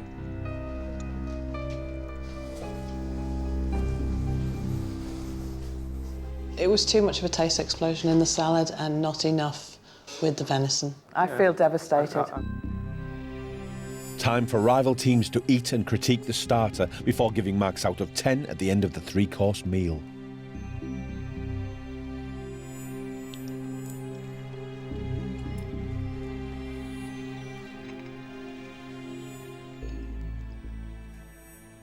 Simon and Linda sat on the other side. How is it? How are you enjoying it? It's lacking some crunch for me. The peppers are quite slithery and slimy, along with the carpaccio of venison. It just all blends together quite a lot. The watercress, they've just been foraging for it, and I'm eating it now, and it's a little bit disappointing. I think they've overdressed it. I like the taste of it, but I don't like the texture in my mouth. The dough's nice, it's nice and thin. The watercress being wild, it just tastes so much nicer than shop-bought watercress. I just would really like some more of it. I'm really enjoying it. You can see it's nearly all gone. I love the salad. There's a big question. What is the main dish, the venison or the salad? Rob and Angela now have 1 hour to get their main course of pigeon breast and crushed peas and pesto, puy lentils and red wine jus to the table. For our main course, we will be cooking water bath, wood pigeon breast. We are putting the breast fillets in a bag with as little as air as possible, heating a water bath up to 60 degrees. Putting the breasts in the airtight plastic bag is a restaurant technique. It means they'll keep their juices and cook evenly in the water. I think it needs to be higher on the oven. Yeah, it does. Whack the temperature right up. 75, yeah. Right. I've only had pigeon a few times, so I'm really interested in trying it. I'm not fazed by eating game animals or bullets in my food. Talking about hunting, plucking, de-skinning. I think they're going to show off their skills to the max tonight. Great thing about the restaurant for the evening, the theme and the idea and the concept, but more important, some of the technical challenges with regards to, you know, the water bath for the pigeon, which is probably the right way to go with wood pigeon, because it can be quite a tough ingredient if overcooked. I'm going to pep it up a little bit. I'm taking the decision to put the oven quite high. Well, that's heating up now, Ange, but my fingers are still tingling. My concern is that the water bath is going to be too hot. Yeah. Yeah? Right, do you want to pop these in that bath? Timings on that one are going to be critical. And I've got to get that nailed within minutes. Inside, I am a raging torrent of emotions. Peas need doing, your pea master. They've 40 minutes to get this main course plated. Ange, can you have a look? See what you think of it. No, I'm going to have to trust you on the peas. So Anna and Faye, how did you decide to cook together? Started cooking together on maternity leave. I love cooking and I have an interest from a long time ago, but now I'm in dietetics, so I'm a registered dietitian. And I think we've also got the same interest in health. So Razan and Reda, how did you get into competition together? We used to cook together as we are sister and brother. In the family, my responsibility was the cooking. She is the best cook after my mom in the family. And There's a real pleasure in cooking together, isn't there? And it's also nice to share the palate, you know, have somebody taste it. Because when you're cooking, you're tasting all the time, you tend to get what we call palate fatigue. I agree, and I think there's a danger that you end up over-seasoning. There's just 15 minutes left and the hunter-gatherers haven't seared the pigeon breast or started their sauce. The lentils are cooked. They've got bite to them still. Oh, yes. So flash my seasoned pigeon.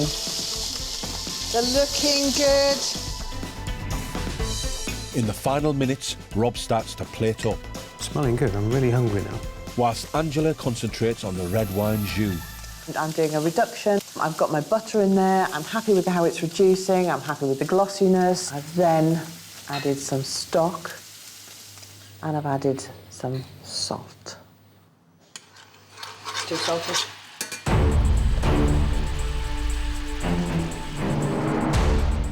She was too salty. What? She was too salty. OK. Biggest steak in the world. The previous evening, the couple was slated for having no gravy. This night of all nights, I have failed. I'm not giving anybody salty stew that's far too salty. I don't think in 30 years I've ever failed. OK.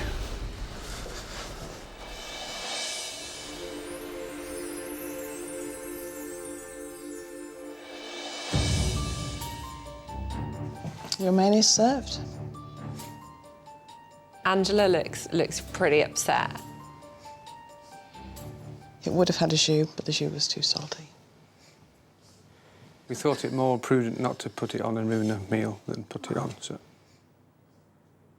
I undersauced my dish yesterday, and for them not to have a sauce at all, then they probably knew they were going to get some comments from the judges about that, and so they wanted to confess their sins straight away.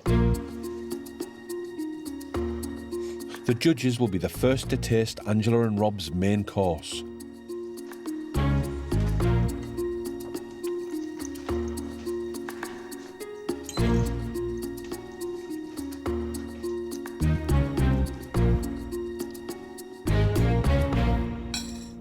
I find that the dish would have obviously been brought together better by something like the gravy or the sauce. Yeah. But if I take that away, accepting that it hasn't been served, there's still plenty of triumphs on the plate. The pigeon has been beautifully cooked. That's so much better than I'd ever hoped. The lentils have got some depth, flavour, nice texture to it. You could argue perhaps a little bit more cooking there. I guess the bit that I'm a little bit confused about is this pesto. Perhaps that pesto is more like a puree. I could see it in your face when you came in that you were disappointed we didn't have any gravy. And I know this dish would have been all the more better for it.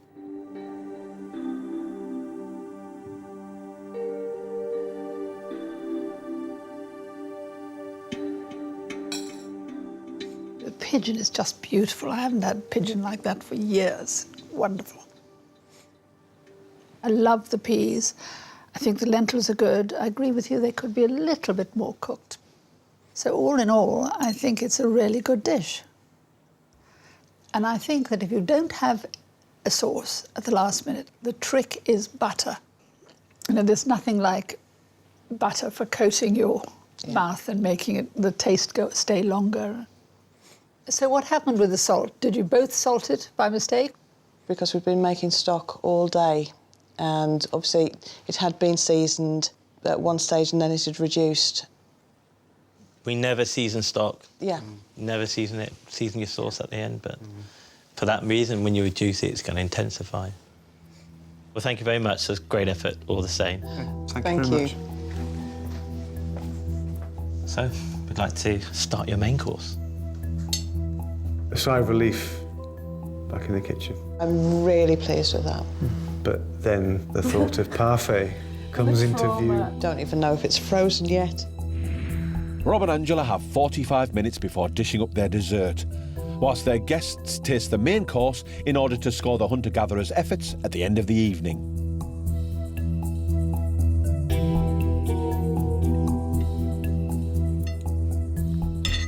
The way the pigeons cook looks beautiful, it shows skill.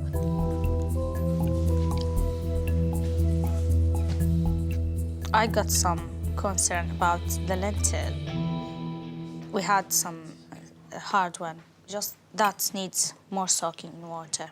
Razan doesn't seem to have enjoyed her lentils. Yeah, she's got lots of comments about how to cook them better. The small things which can finishing the dish very nice needs to work on. I'm looking forward to their dish, see if they've cooked everything perfectly.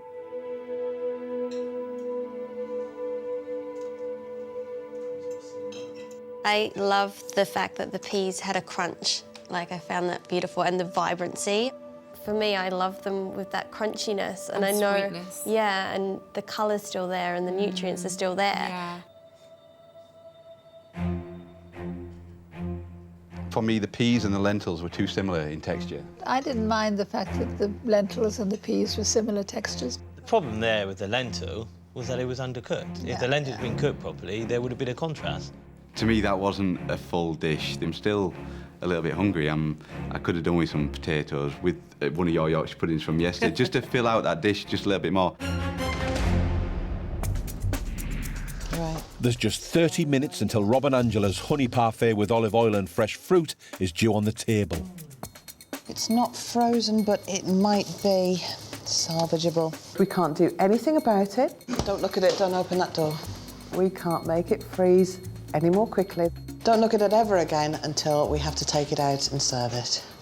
I once had a dessert in Italy, and they combined honey with the local olive oil. For me, it was just one of the best flavour combinations I've ever tried in my life. At the point of absolutely no return. I'm going to go and get it. I'm going to bring one at a time, Angela. With 12 minutes to go, they have to start plating up. This is the sort of thing that divorces are made of. It hasn't frozen. Now their honey parfait is melting. They need to get it to the table quick. Do you want a knife to lift it up? Well, you're the engineer. I kind of gave up at that stage. He is the best man for the job. Melting is going to be an issue. Speed is of the essence. Even seconds at this stage are going to be important.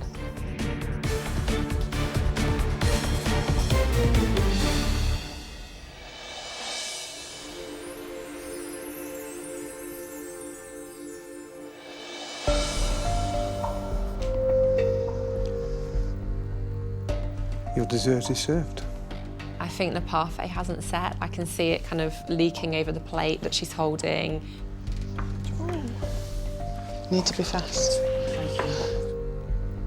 Once again, it's judges Michael and Prue who will taste the dish first.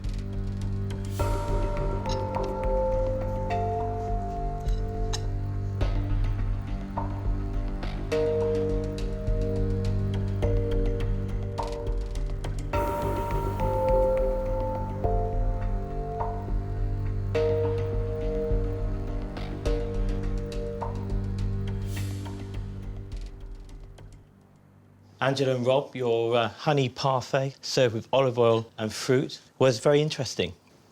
The issue with parfait, there's two things that stop it from freezing. One is the level of sugar, and the other would be alcohol. There's no alcohol in here. It says it was going to be served with fresh fruit. In reality, it was served with strawberries. They were not significant enough to balance out the sweetness in the dish. But the flavour was good. I think the honey you used was fantastic. You could really have that as a pronounced flavour through the parfait. Thank you. I think the honey flavour comes through and the olive oil. They're about equally balanced, neither of which I would have thought would make a good dessert. And they're lovely. I really think the flavour and the texture are astonishing. My only quarrel really is the strawberries. I don't think you need the strawberries, and I can think of other fruits that would be better there. Congratulations. I mean, you've astonished me, and I want the recipe, please. Can I ask a question about your plates? Did you put them in the freezer? No. Hello. Frozen plates, and you'd have done it. Well done. And you can go back to the kitchen knowing that there's some really good bold flavours coming through that dish. OK, thank you very Thank much. you. Thank you. Frozen plates in. Put the plates in the freezer. Yeah. Should have put the plates in the freezer. Elementary mistake. Yeah. Freeze the plates. Time for the rival teams to give their verdict on Angela and Rob's last dish of the day.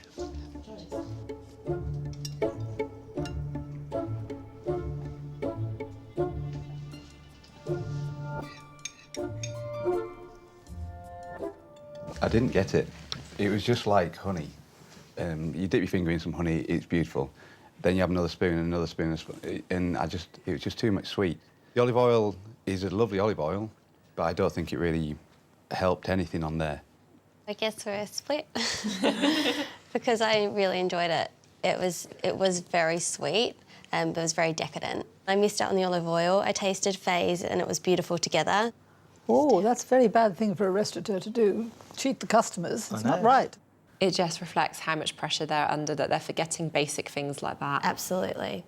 I liked it. It's absolutely lovely. It was sweet, and I loved it.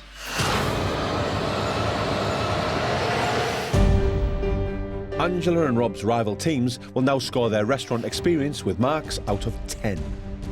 To serve a carpaccio of venison, I know you're not too keen on the texture and taste. No, well, I didn't know what carpaccio was, but I did try it. Because the execution wasn't there. I think for tonight we should score Angela and Rob a 6 out of 10. Yeah, that's what I was thinking. I loved the main course tonight. I thought it was really delicious. Yeah. I couldn't fault the pigeon. It was cooked really, really well. Yeah. I think we've agreed. Yeah, 7 out of 10. That sounds good to me. Yeah. I liked the dessert. There was creativity in this dish. The olive oil with the parfait.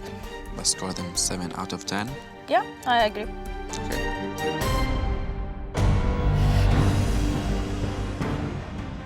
Right, shall we go into the lion's den? Yeah, get the scores.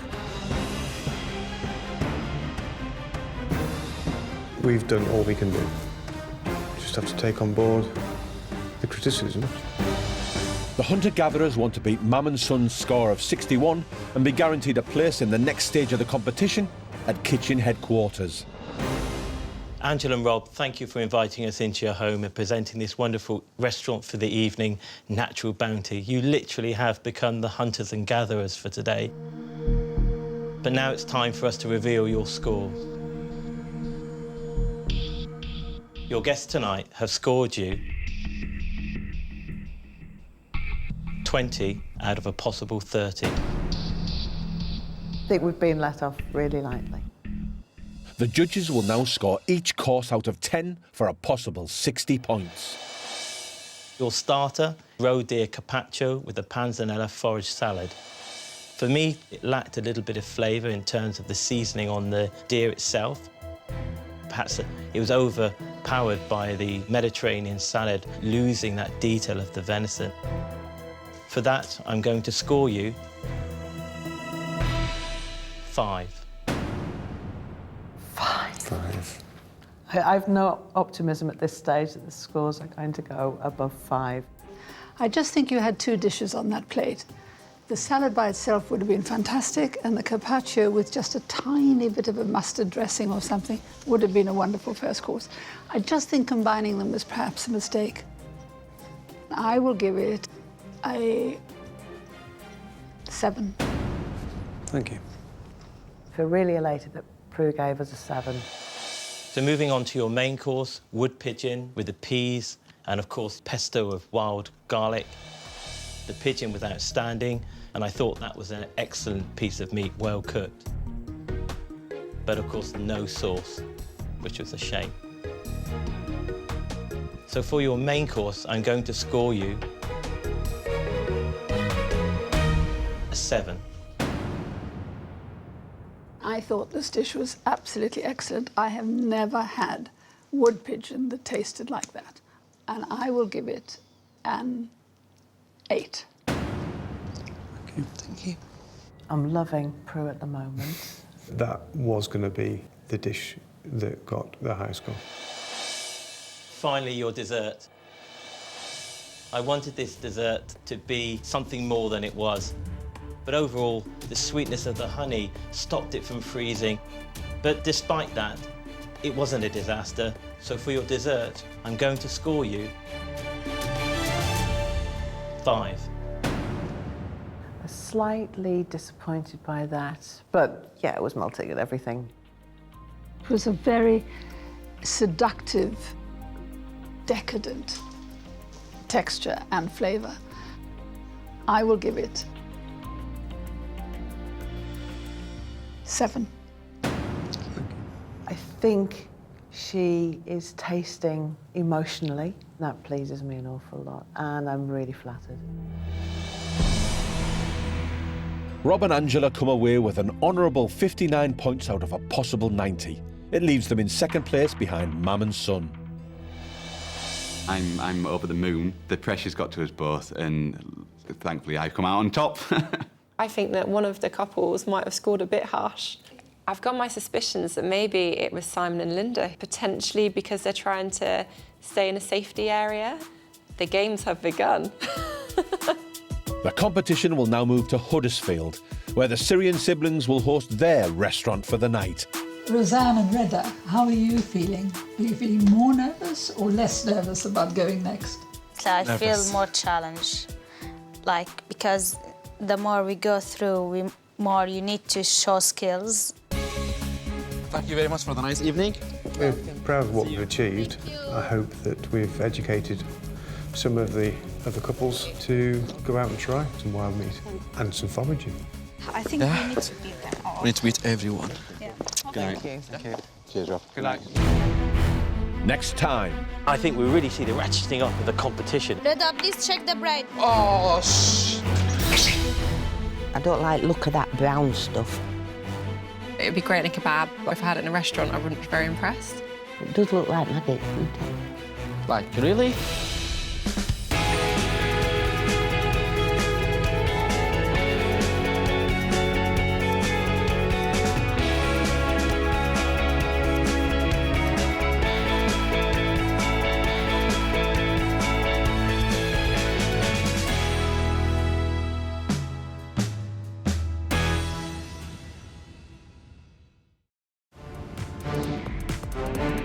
The hunt is on to find Britain's best amateur cooks. This competition's definitely getting started now. Real people in real kitchens. Yeah, baby! Woo! Face the ultimate cooking challenge. Oh, no. I think I've massacred this sauce. Teams of 2 battle against the clock Panic. We've got turret issues. to produce a restaurant standard 3-course meal Ta-da! that will impress their competitors. But I don't think I've ever seen anything quite like it before. I don't like the look of that brown stuff. Would have gone for more meat, less hair. And our esteemed judges. 4 times Chef of the Year, 8 times winner of Best Restaurant plus 2 Michelin stars, Michael Keynes.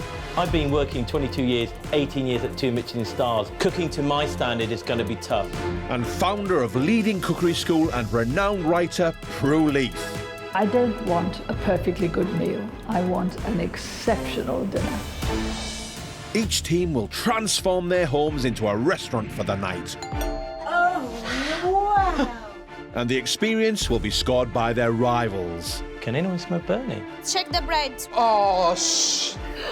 That's not a good start. Haggis on fire.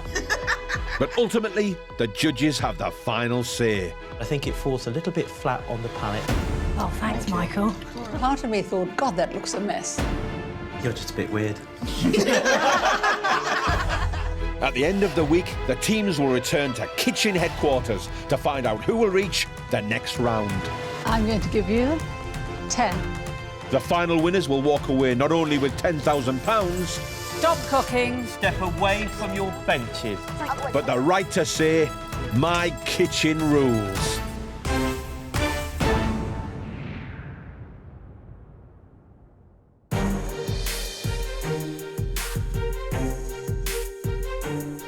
I feel we're on the edge of something big here. We're in it to win it. Oh, there's no point queuing at the bus stop unless you're going to get on the bus. I feel like we are entering the Roman Colosseum. This is the ultimate cooking competition, and this is serious. I'm ready for this challenge. Bring it on. Oh my goodness. True, Michael.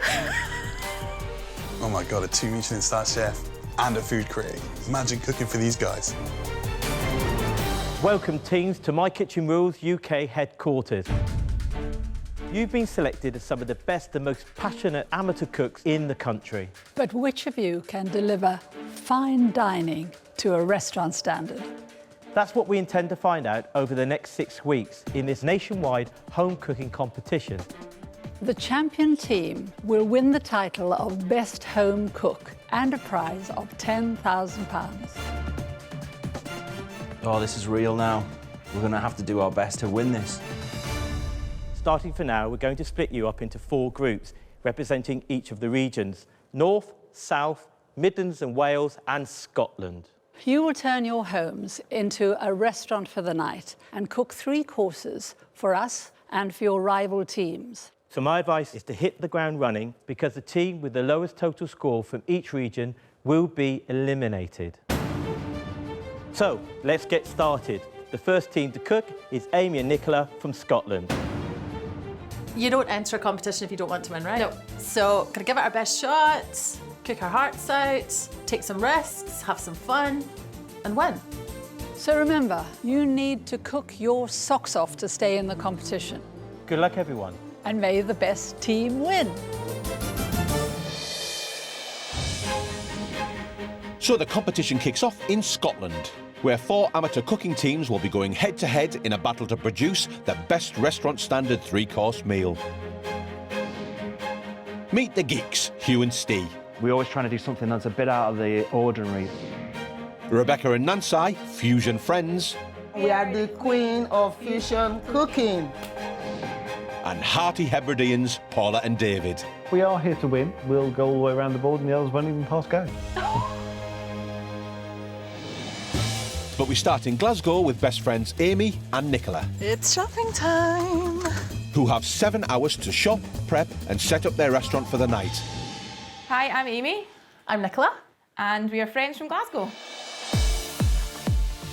So I've been in Glasgow for the last 3 years. Previously, I was in Australia for 6 years. We met at work and yeah, we've been friends ever since. We actually bonded over the fact that we both used to live in Australia and we both used to love MKR. You have to try that. It's good. We actually are really different, but we have lots of common interests. So food, wine, gin. It's really sharp, I like that. So Amy's the boss. Nicola is a nightmare. I think I'm pretty good at working under pressure, so if it gets really tight, I can work fast, don't panic so badly. So I think we complement each other, and I think whatever we do, we always end up working together at the final stages. Hi, everyone! We are definitely competing for Scotland, there's no doubt about it. Okay guys, you know the script, tuck in. We are very proud of the produce we have in Scotland, a lot of heritage that we can play on, and to be honest with you, we're probably the best out of the British bunch, I would say, the Scots. It's got a nice bit of confidence there, Amy. The countdown is on, with £10,000 for the eventual winner. Amy and Nicola get shopping. Are you nervous though? I bet. A lot. In just a few hours, their rival teams will arrive to critique and score their menu. But the ultimate judges are 2-star Michelin chef Michael Keynes. There's generally a lack of seasoning throughout the dish, if I'm honest. And legendary cooking connoisseur Prue Leith. I've only had them once and they were disgusting. Courses late to the table will result in points lost. I'm getting very hungry. At the end of the week, 2 teams will be eliminated from the competition. Let's go. So the Glasgow gals need to impress everyone with their restaurant tonight. Langoustines, lots of them. Wow. Ah, amazing. Can you see langoustines? Okay. No, I The can't. tiger prawns do look lovely. Tonight, for our starter, we're having our curried langoustine soup with homemade seeded bread. That's a really brave thing to do, to put the curry with the langoustine. That curry spice needs to be really delicate because the langoustine is such a subtle flavour. Do you have langoustine? No, I've actually none just now. No langoustines? Like zero? Not even one. Okay. So going into a blind panic is not an option, so we're going to have to just come up with a B plan. Are the lobsters from Scotland? Yeah. Yeah. I think it's too much of a risk for us to change our menu. I think we should try somewhere else and know that we can come back if we have to for the lobsters. Yeah. Nearly an hour down and no ingredients bought. They need to find the langoustines for their starter, and fast. There's that other place in town that's more a kind of wholesaler. Oh, Nicola, this traffic. Honestly. I know. Hi there, we need some langoustines, but we need 40. 40, do you? Oh, yes. We've got langoustines. They look awesome. Wow. Thanks very much. Thank Enjoy. you. Right, thank God we've got them. Let's go. Let's quick. go. Quick. They may have got the hero ingredients for their starter, but they are 2 hours down. This is not good. We need so much time to prepare. Butchers. Hi there. We get pork belly for 8 people, please. No problem. For our main, it will be pork with crackling, a thistle-cross cider gravy, parmentier potatoes, and purple sprouting broccoli. The trick with the belly pork roast is to score the crackling really finely and to salt it well so that the crackling will bubble up, and it needs a good hot oven to make that happen. And then the oven needs to be turned right down to slow cook the meat inside. That'll be enough for 8 people, won't it? With the starter and main course sourced, Thanks very much. Okay. it's just the dessert ingredients left to buy. Yes, we need chocolate for the dessert. So, dark chocolate. And then our dessert, our take on a millionaire shortcake. Wee bit of a twist there. This is a Scottish classic. Normally it's made by having a shortbread biscuit topped with a caramel and a thin layer of chocolate. So I wonder how they're going to present it in their restaurant. Let's go. Home at last, Amy and Nicola have 3 hours to prep their menu and set the theme for their restaurant for tonight. Okay, that's us done. Yep. Let's go get the restaurant looking good. Let's go. Go. So our theme, I guess, is modern Scottish with a twist. Yeah. Just need to probably get a few bits and pieces around for a little bit of atmosphere. We want them to enjoy it. So a bit like this. Oh, God, the new! Everyone's going to be nervous tonight. It's the first night, so we just want to break that ice, get everybody talking, and feel that they're in Scotland, which I think they certainly will. 2 hungry Ouijies. Do you think we'll need to explain what a Ouija is to some people? I mean, it's what we call each other in Glasgow. Yeah, we are Ouijies. Glaswegian. And hungry, because we are always hungry. Always. Yeah. Ooh, it's exciting. Their restaurant's ready, but they've now got 3 courses to prepare in just over 2 hours. We have to get the pork in the oven. It needs marinated first as well. Langoustines we need to get cooked, then we need to get the stock on, because it's going to take at least an hour. Cook them for about 5 minutes, because we don't want to overdo them. They're getting warmed up again later. I think if we just spend a little extra time getting this bit right, the result will be worth it. So our pork belly's scored already. We need to just make sure that that's all looking good. Yeah. Amy, the pork has nipples. Teeth, sorry. I'm pretty sure no one will want to eat them. No, I'm pretty sure nobody's going to want to eat them. We need to make sure there's a lot of punch in our marinade. So I've just got the fennel, the pepper, olive oil and salt. We've got fennel going in twice in this dish, so it's going to be rubbed into the crackling in the underbelly and underneath the pork, just so there's flavour right the way through it. The girls are slow roasting their pork in a sweet local cider, but it will need as long as possible in the oven to become tender. So the plan is to get the pork in for 30 minutes to get the crackling to start, then we'll turn it right down to 160. Amy, these langoustines look fab. We need to get cracking on with this langoustine stock because that is the base of our soup and that's where all the flavour should come out. Charming. So once they're cooked, get them crushed so we get all the flavour out the shells. Oh, I just get covered in langoustine brain. Start to fry those heads. Make sure there's loads of veggies. Just get that on the boil and get that infusing. Have you ever put butter in a bread? No, oil sometimes, but not butter, no. My biggest concern is the bread rolls, to be honest with you. So many things could go wrong with them. It's starting to get quite stretchy looking, so the gluten's being worked, so that's a good thing. Nicola, the pork's not crackling at all. It's not working today. How could it be that, 849 degrees in our kitchen, yet our oven still can't get hot enough? We can always take the skin off at the end and chuck it under the grill. I know it's not going to help us with presentation, but I think we'd rather have crispy crackling. With the starter and main course underway, the girls can turn their attention to their millionaire shortcake dessert. I'm melting my chocolate on a water bath. Then we've got the secret ingredient. Well, I think that's lovely, though. It's not so... It doesn't hit you in the back of the head. We dram, never hurt anybody. I'm going to put some egg yolk in there and beat it all up. And then basically I'm going to fold in some whipped up egg whites and some whipped up double cream. They are now in their final 10 minutes of prep time before their rival teams are on the doorstep. I think we're a bit behind. I think we might be. The girls need as high a score as possible from their guests, who will be scoring them at the end of the night. I'm pretty pumped. I'm happy to be on the west coast of Scotland. The langoustines are all done, so I'm going to strain it because we don't want any gritty bits or any shell in there. I'm really expecting good food. Really? Because I'm hungry. Hey? It's really nice.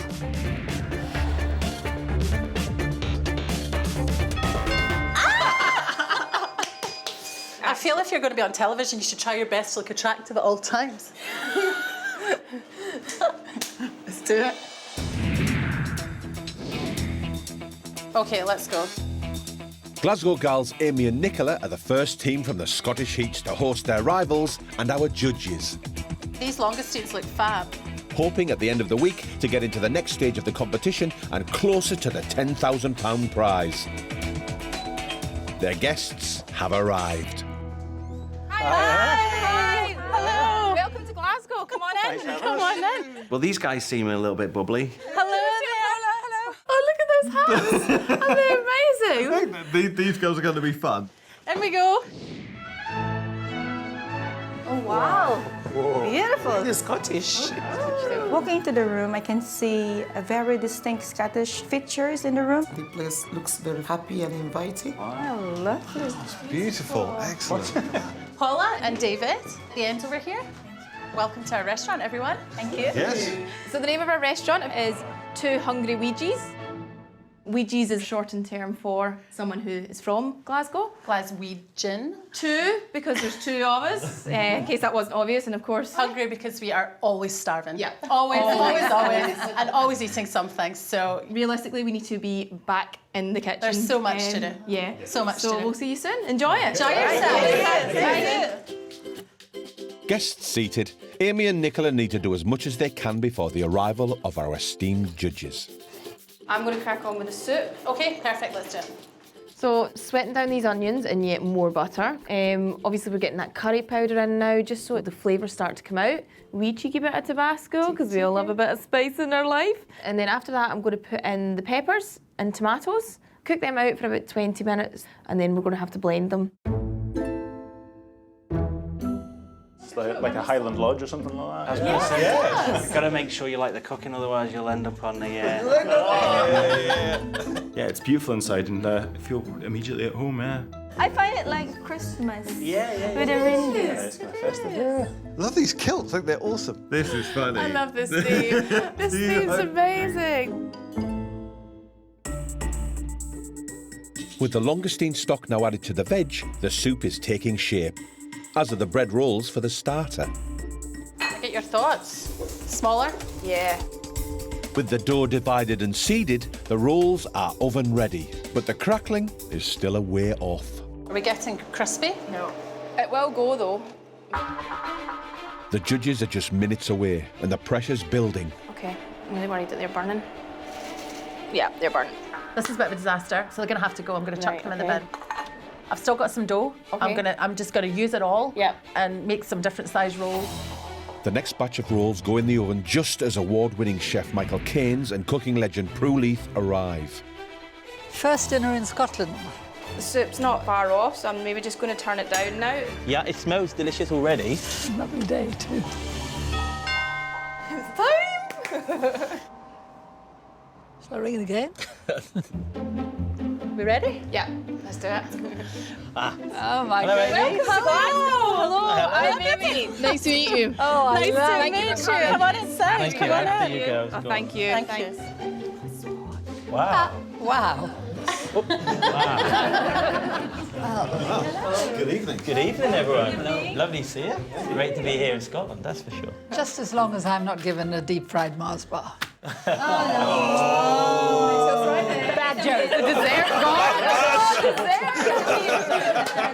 That'll come. Welcome to Glasgow. Welcome to our restaurant. If you want to all lift your kilts. Oh, that's right. You may get a cheeky wee surprise in there. I was expecting meat and 2 veg. Yeah.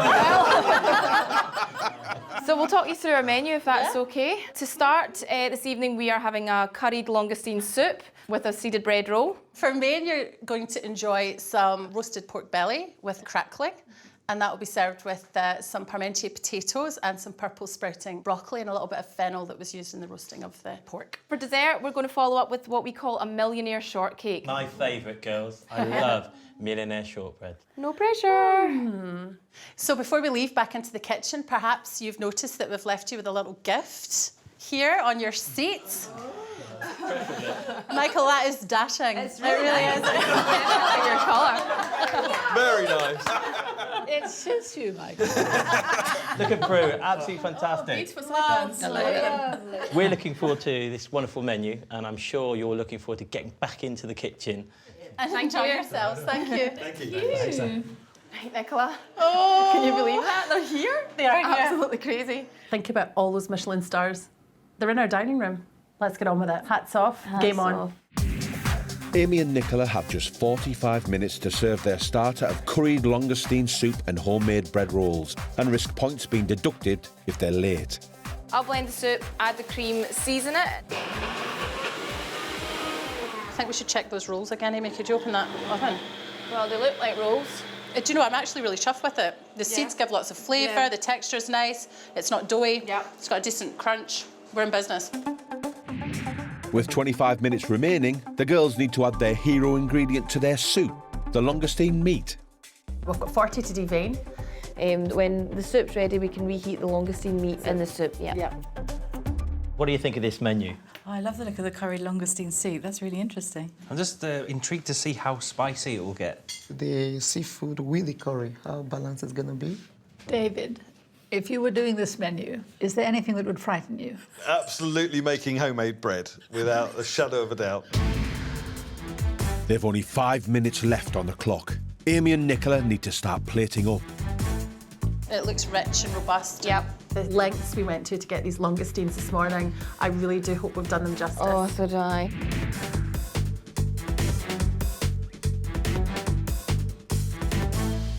I'm happy. I think it looks good. Looks good? Yeah, let's take it through. Let's go.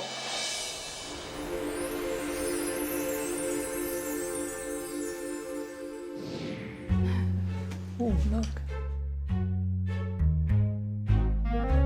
And your starter is served. And the langoustine hanging over the side of the plate. Looking at us. It looked pretty good. Yeah, the vibrant colours are great. It can't fault it visually. I don't know about you, but I am shaking from head to toe. And I'm also sweating a lot. The judges will taste and critique the starter first before marking it at the end of the meal.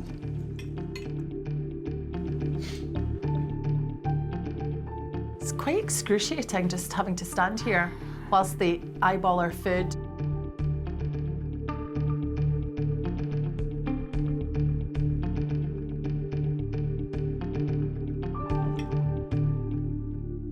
Amy and Nicola, your curried langoustine soup with your seeded bread. It's a great way to start the meal. The texture of the soup is nice, I like it. The curry is coming through, but it's very light, and the kick of the Tabasco is certainly there. I think the only thing that's missing is the fragrance of the langoustine, so I wonder whether or not you could have roasted the bones a little bit more to extract a bit more flavour from it. I think the langoustines are slightly overcooked, if I'm honest, as garnish. The bread itself is nice and light. You've done a great job there. For home-baked bread, it's never easy to get that done. So well done to you both. Thank you very much.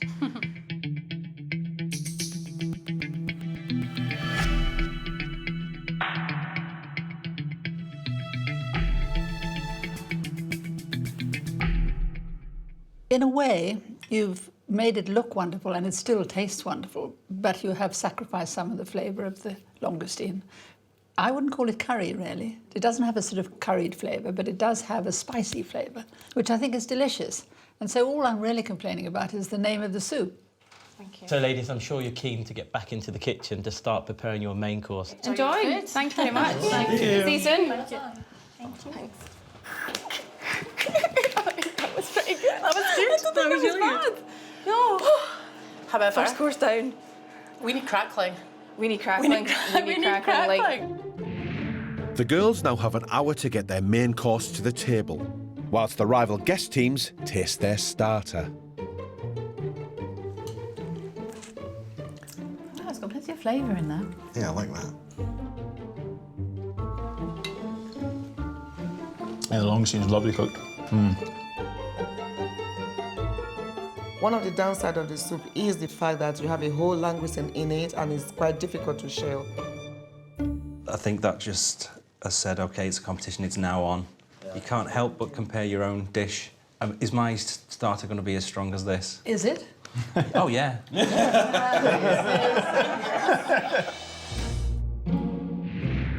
They now have 45 minutes left before presenting their main course of slow-roasted pork belly with crispy crackling parmentier potatoes and cider gravy. Let's have a status update on the pork. This one's on its way. It's on its way. This one, not so much. I think we just keep it in the oven. We've got to get this pork out to those diners as soon as we possibly can. We are running behind. Remember the same way we had to cross our fingers for the rolls? Yeah. I think we actually need to cross our fingers for the crackling too. So I think because of the time limit, Nicola, I think I'll cube the potatoes first. How many are we serving with each? I'd say about maybe 6 or 7. So I'm going to melt the butter for these potatoes and I'm going to chuck them in the wok to brown them off before we put them in the oven. I think we might be slightly over time because I think cutting the pork does take a bit of effort. Rebecca and Nancy, how did you two start cooking together? We met in church and they asked us to cook and bring. So obviously she's from Philippines, I'm from Africa. Then we do bring in some international food. Not only that, I love different food shows. That's why I watch you guys. That's why when I saw you, like, oh no, just anyway. Rebecca and Nancy, a couple of crazy kids. Paul and Dave, tell us about how you met and what makes you so passionate about food. Met at work and fell in love in about 24 hours. You picked me up in a bright orange hot rod. Wow. It was pretty unforgettable after that. Also irresistible. Absolutely. I mean, how could you? Absolutely, yeah. Are you flirting with my husband? It was a hot rod I was talking about. Back in the kitchen, Oh my God, it's roasting right. an extra 20 minutes in the oven has made all the difference. I think we might have some crackling going. Snap crackle. Pop. They might have crackling, but they've still got a lot to do in just 25 minutes. Ladies, smells Hello. great. OK. Surprise! He's poking around. Why is he here? So, first question. Parmentier is a classic dish from France. How are you going to be doing them? Got our olive oil or garlic, salt, pepper, really simple, and then we're going to chuck them in a really hot oven, get them all crispy and nice and soft on the inside. Brilliant. So how are we getting on with the pork? I can see it's out there. You've roasted it on fennel in a braising liquor. Which is now going to be turned into sauce. Yes. And timing, is that going to be an issue for the main course? I'm not going to lie to you, I think it might be at this stage. Well, it doesn't help having me No, here, does it? no. So shall I disappear? Leave you Yes, alone? please. OK, girls. Thank you. I know my place. Thanks. Right, back in the oven with these. Yeah, go. Cook little taters. Heads down, bums up. Let's get through it. Amy, I'm taking the roasting juices from the pan and I'm going to use that for the base of our gravy. I'm going to tweak it for seasoning. I'm going to add some cream. Hopefully we'll get a nice depth of flavour. Just taste it. Right, I don't want to taste too much. It's not right. It's not right, I know. I don't know what's wrong with that. That's a lot of pepper. There's nothing we can do, it's in. Go, go, go. What do you think of your main course? Well, I love pork belly more than almost any other. I mean, that's the cut of pork for me. Everybody's got a favourite. I think it's got to be pork belly. I'm really looking forward to the pork. I'm a little bit of an oddity because I don't like sort of sweet sauces like cider and this sort of thing with meat. If they can make me like it, then it's going to be brilliant. Can you take the potatoes, please? This course needs to be on the table in 5 minutes and points will be deducted if it's late. I'm really happy with it in the middle, Nick. It's quite soft. I'm just trying to trim it. Sounds like you're sawing somebody's leg off. Yeah, but I'm not cutting through it and it's burning my hand like nothing on earth. Do you want me to have a go? Smash it, girl, smash it.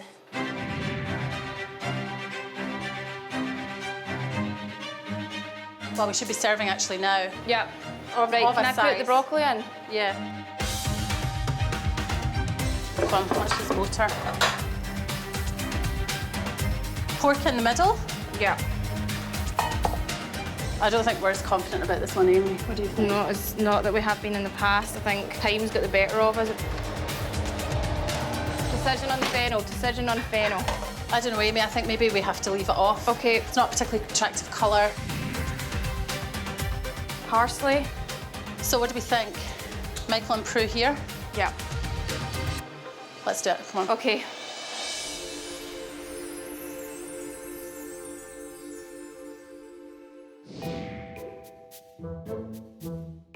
They're looking a bit stressed now, aren't they? They know they're late, so they've probably been really under pressure in that kitchen. So your main course is served. Oh, madame. Here we are. Oh, wonderful. Bon appetit. Thank you. Where's my potatoes? Was that your first impression? As a hungry Scotsman, I have to confess that I kind of want to see a little pile of spuds somewhere on there if I'm getting promised potatoes. We have been fighting with that plate of food in the kitchen for hours. Long. Yeah. And now I'm handing it over to the judges and there's nothing else I can do. That's all we can do. Once again, the judges will taste the dish first and score it out of 10 at the end of the evening.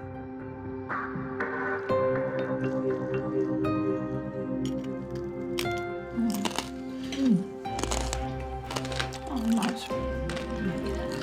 Good, isn't it?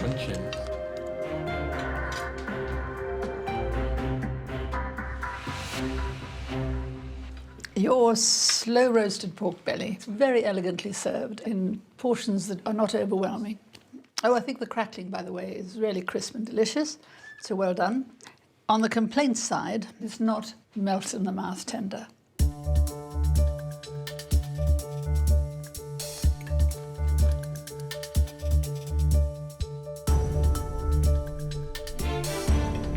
Well, good. I think you've missed opportunities here. It lacks flavour. You know, you've cooked it on the fennel, and yet you haven't put it on the plate. Why did he have to come in the kitchen and see it? If he hadn't seen it, he wouldn't have known anything. And, of course, the parmentier potatoes could have been a lot more exciting flavour. You could have put a bit of smoked bacon through it. The sauce is OK, but again, I think it's just a little bit loose. There's one element here that can't be overlooked too, and that's the timing. 15 minutes late, so that's something that you guys all need to be careful of going forward. So you've got a lot to do for that dessert. Thanks very much, guys. Thanks, Enjoy. everyone. Thank you. Thank you.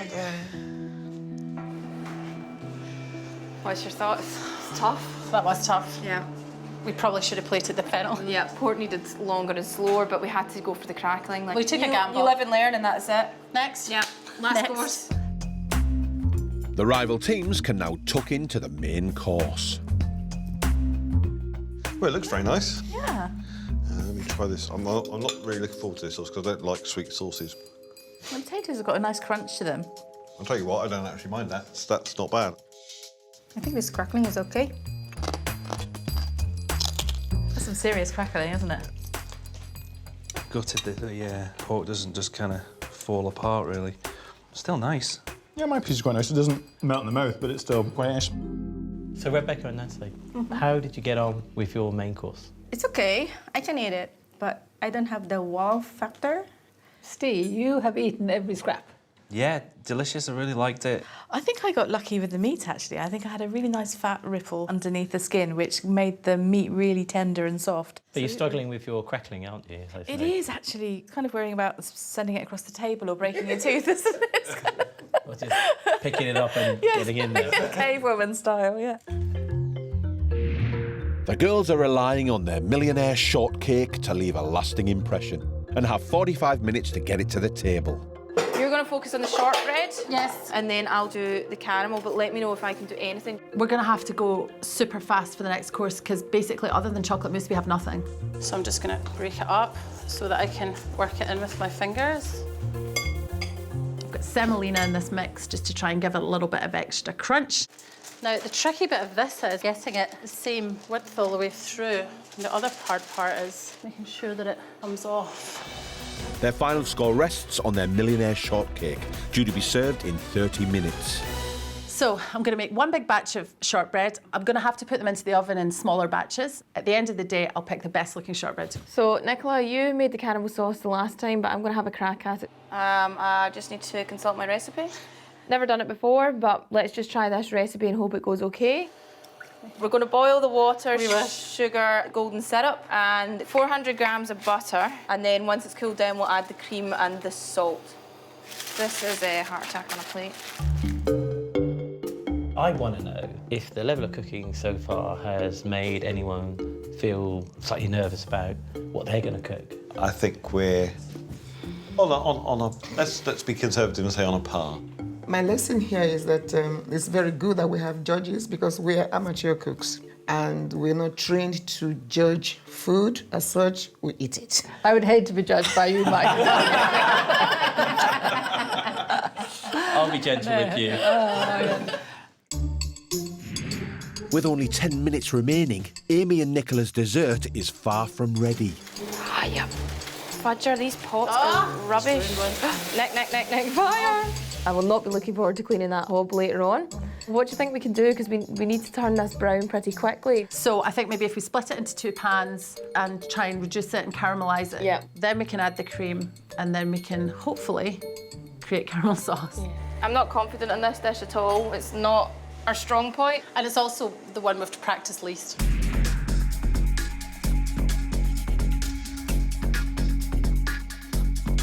They're really funny consistency, not hard at all. No, but they won't get hard until they cool. The butter makes them so soft. You need to let them cool a bit.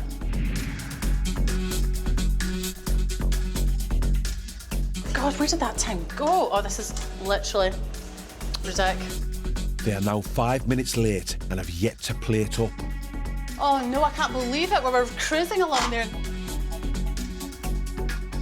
Right, Nick, I think we need to go. Is there a layer on every one? Yeah. Yep.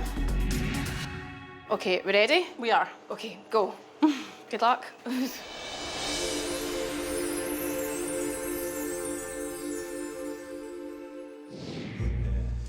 Well, it's late. Quarter of an hour late. Oh. Hello again. Hello there. Dessert served. Just very, very gently. There we go. Ah, thank you. It's not what I expected at all. It looks like a mousse of some sort. Here we are, my lovelies. There we go. Thank you. For the final time, the judges will taste and critique first.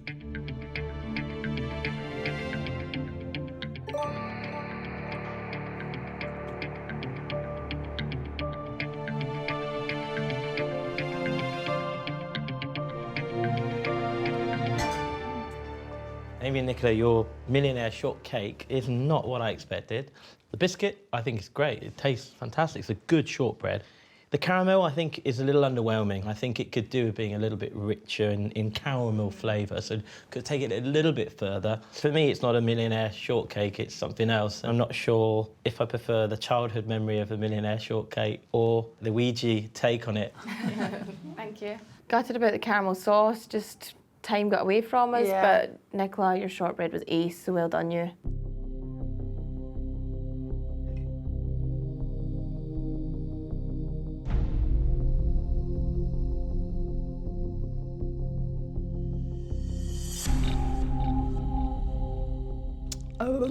It's difficult. I think this is one of the nicest chocolate mousses I've ever eaten. And I don't like chocolate very much. It's absolutely delicious. But I absolutely agree with Michael, the caramel is not right. It's like a sauce rather than a caramel. I can't believe Prue said that that dessert was one of the best chocolate mousses she's ever had. Well done. It's been a hard evening and you've done well, but I'm sure you want to get back to the kitchen while we finish this dessert. Thank you. See you later. It's over. Bring it in. It's time for their rival teams to taste the last course of the night. Looking good. Do you love a chocolate mousse? Oh yeah, tastes cracking. This mousse is really bubbly. It really is fantastic.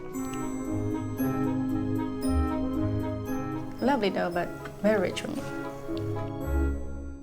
Rebecca, you haven't eaten any of yours. I did. Okay, I ate the biscuit and some of the caramel. It's not my kind of dessert because there's so much sugar. It wasn't what I was expecting at all. The mousse was excellent. I would have been proud of producing a mousse like that.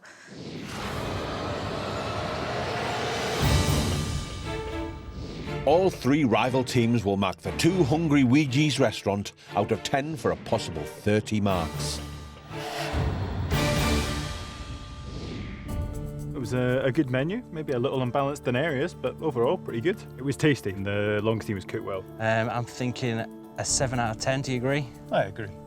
Yeah, the crackling was serious, wasn't it? That was quite hardcore crackling. It was good crackling, but my meat was a bit dry and there weren't enough potatoes and there was only one piece of veg. So tonight I think we should score Amy and Nicola 6 out of 10. Yeah, I'm happy with that. Shopping was fine the way it was made. It's too rich for me. For tonight, we'll score Amy and Nicola 7 out of 10. Yes, agree. 7 out of 10. Right, let's go and get the scores. You ready? Let's go. On you go. Let's do it. It's time for the judges to reveal the guests' scores to the Glasgow Gals.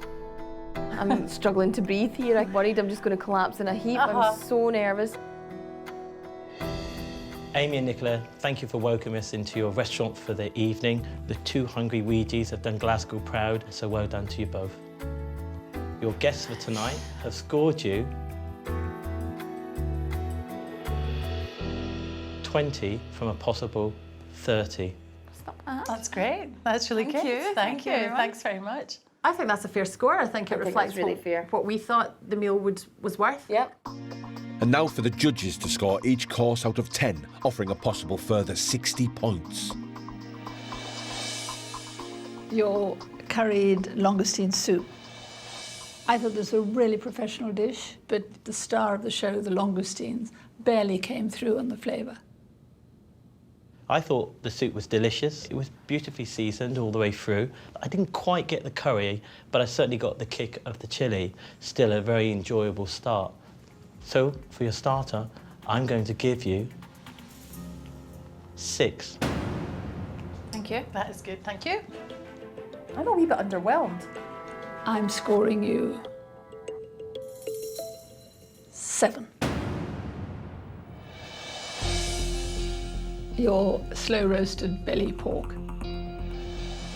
I think the fundamental problem was that the belly pork, it was rather thick, so that it was really hard work to cut it. But it tasted delicious, the crackling was good.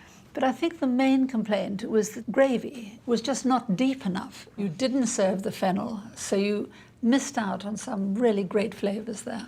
There were some technical issues with regards to the crackling. Rubbed a little bit of salt into it and possibly a bit of spice. You're going to get a little bit more flavour. Parmentier potatoes perhaps even had some smoked bacon through it, and we could have done with a little bit more of it as well. The biggest error was that it was late. So for your main course, I'm going to score you 6. Out of a possible 10, I'm only going to give you 6. Your millionaire shortcake. For me, it was ruined by the caramel. The caramel wasn't reduced enough to really become toffee-ish. And frankly, it didn't look very nice. It was a sort of murky beige, the colour that my grandmother would have had a cardigan made of. It was a bit of a disappointment, but it was also the best chocolate mousse I've ever had. So I'm afraid it's only a 5. Thank you. I'm not going to lie, I'm really disappointed. So ladies, for your millionaire shortcake, well, first of all, it wasn't much of a cake, to be fair, and it was a very different expectation delivered on the plate in terms of the way you presented it. But the key thing was you were late with that. So for your dessert, I'm going to score you 5 out of a possible 10. So that gives you a grand total of 55 from a possible 90. So well done, ladies. How do you feel about that? Because I know it's not easy to go first. We learnt a lot today. We had to fight with our food quite a bit. So I think that's a bit of a result. Amy and Nicola have scored a respectable 55 points out of 90, setting the bar high for the Scottish region. But with the three other teams still to cook, will they remain top of the leaderboard at the end of the week? I know that we've got Hugh and Steve next, so you guys must be feeling like they set the pace. So what do you think? Yeah, we're looking forward to just getting stuck into it now. Go and get some sleep. We were thinking of going and practicing right now. Let's see what they can bring to the table. I know, interesting. Oh, what a brilliant start that was. That was a lot of fun. I really enjoyed that. Thank you. That was lovely. Thank you very much, Nick. It has been a beautiful evening filled with fun. Everybody did enjoy dinner. Pressure's on us now. Yeah, bring it on. Next time, I'm feeling a bit nervous about this one, Hugh. Team Geeks experimenting goes up in smoke. Can anyone smell burning? Chicken's massacred this sauce here, Hugh. It's the best we could do, mate. We've tried our hardest. If you want to win My Kitchen Rules, you need to be sharper. I feel about 5 years old.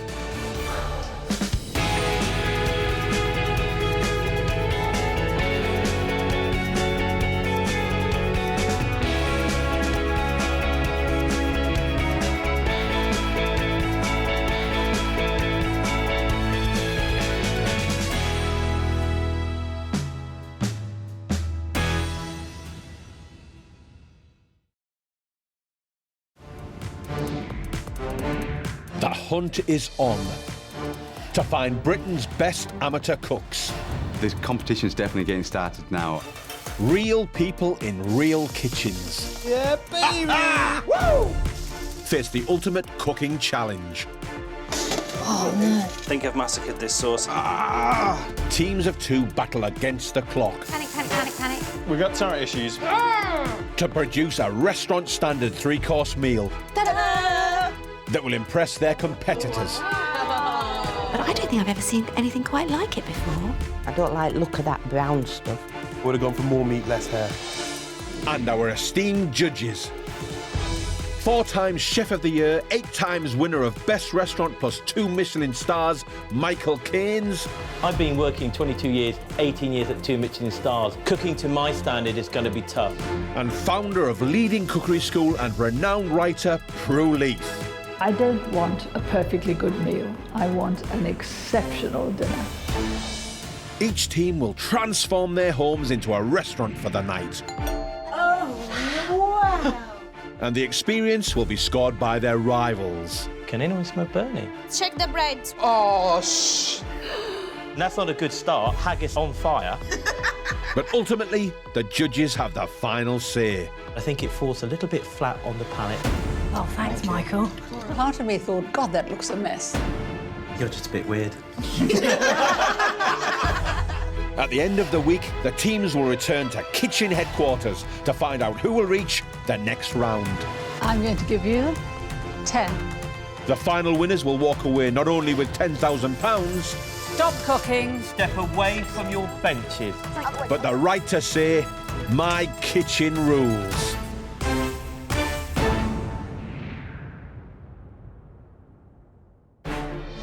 Today's the last of the Scottish Heats, which have seen 4 amateur cooking teams do battle for the chance to win £10,000. Glasgow gals Amy and Nicola kicked off with a dinner celebrating all things Scottish, and despite failing to serve on time, Biggest error was that it was late. they scored a respectable 55 out of a possible 90. Hugh and Steve, aka the Geeks, felt the burn in the kitchen. Can anyone smell burning? I can. With their modern Scottish fare scoring only 50. Yesterday's fusion friends Rebecca and Nancy lived up to their name, delivering a spicy Scottish Caribbean menu, The competition is heating up. winning them an impressive 64 points, putting them at the top of the leaderboard. Ooh, we made it! Today we're in Edinburgh with Hearty Hebridians, Paula and David. Right, come on then, quick. We've got 7 hours. We've got to get shopping. We have. Let's go and get some food. Yeah. Who have just 7 hours to create a restaurant for the night and prepare a 3-course meal. I'm Paula. And I'm David. We're always talking, we're always laughing. People always describe us as chatty. The couple call the Isle of Lewis in the Outer Hebrides home, but tonight they're on the mainland. Oh, what have you found? Winkles. To face down their competition. My gran used to eat these pickles. Yeah.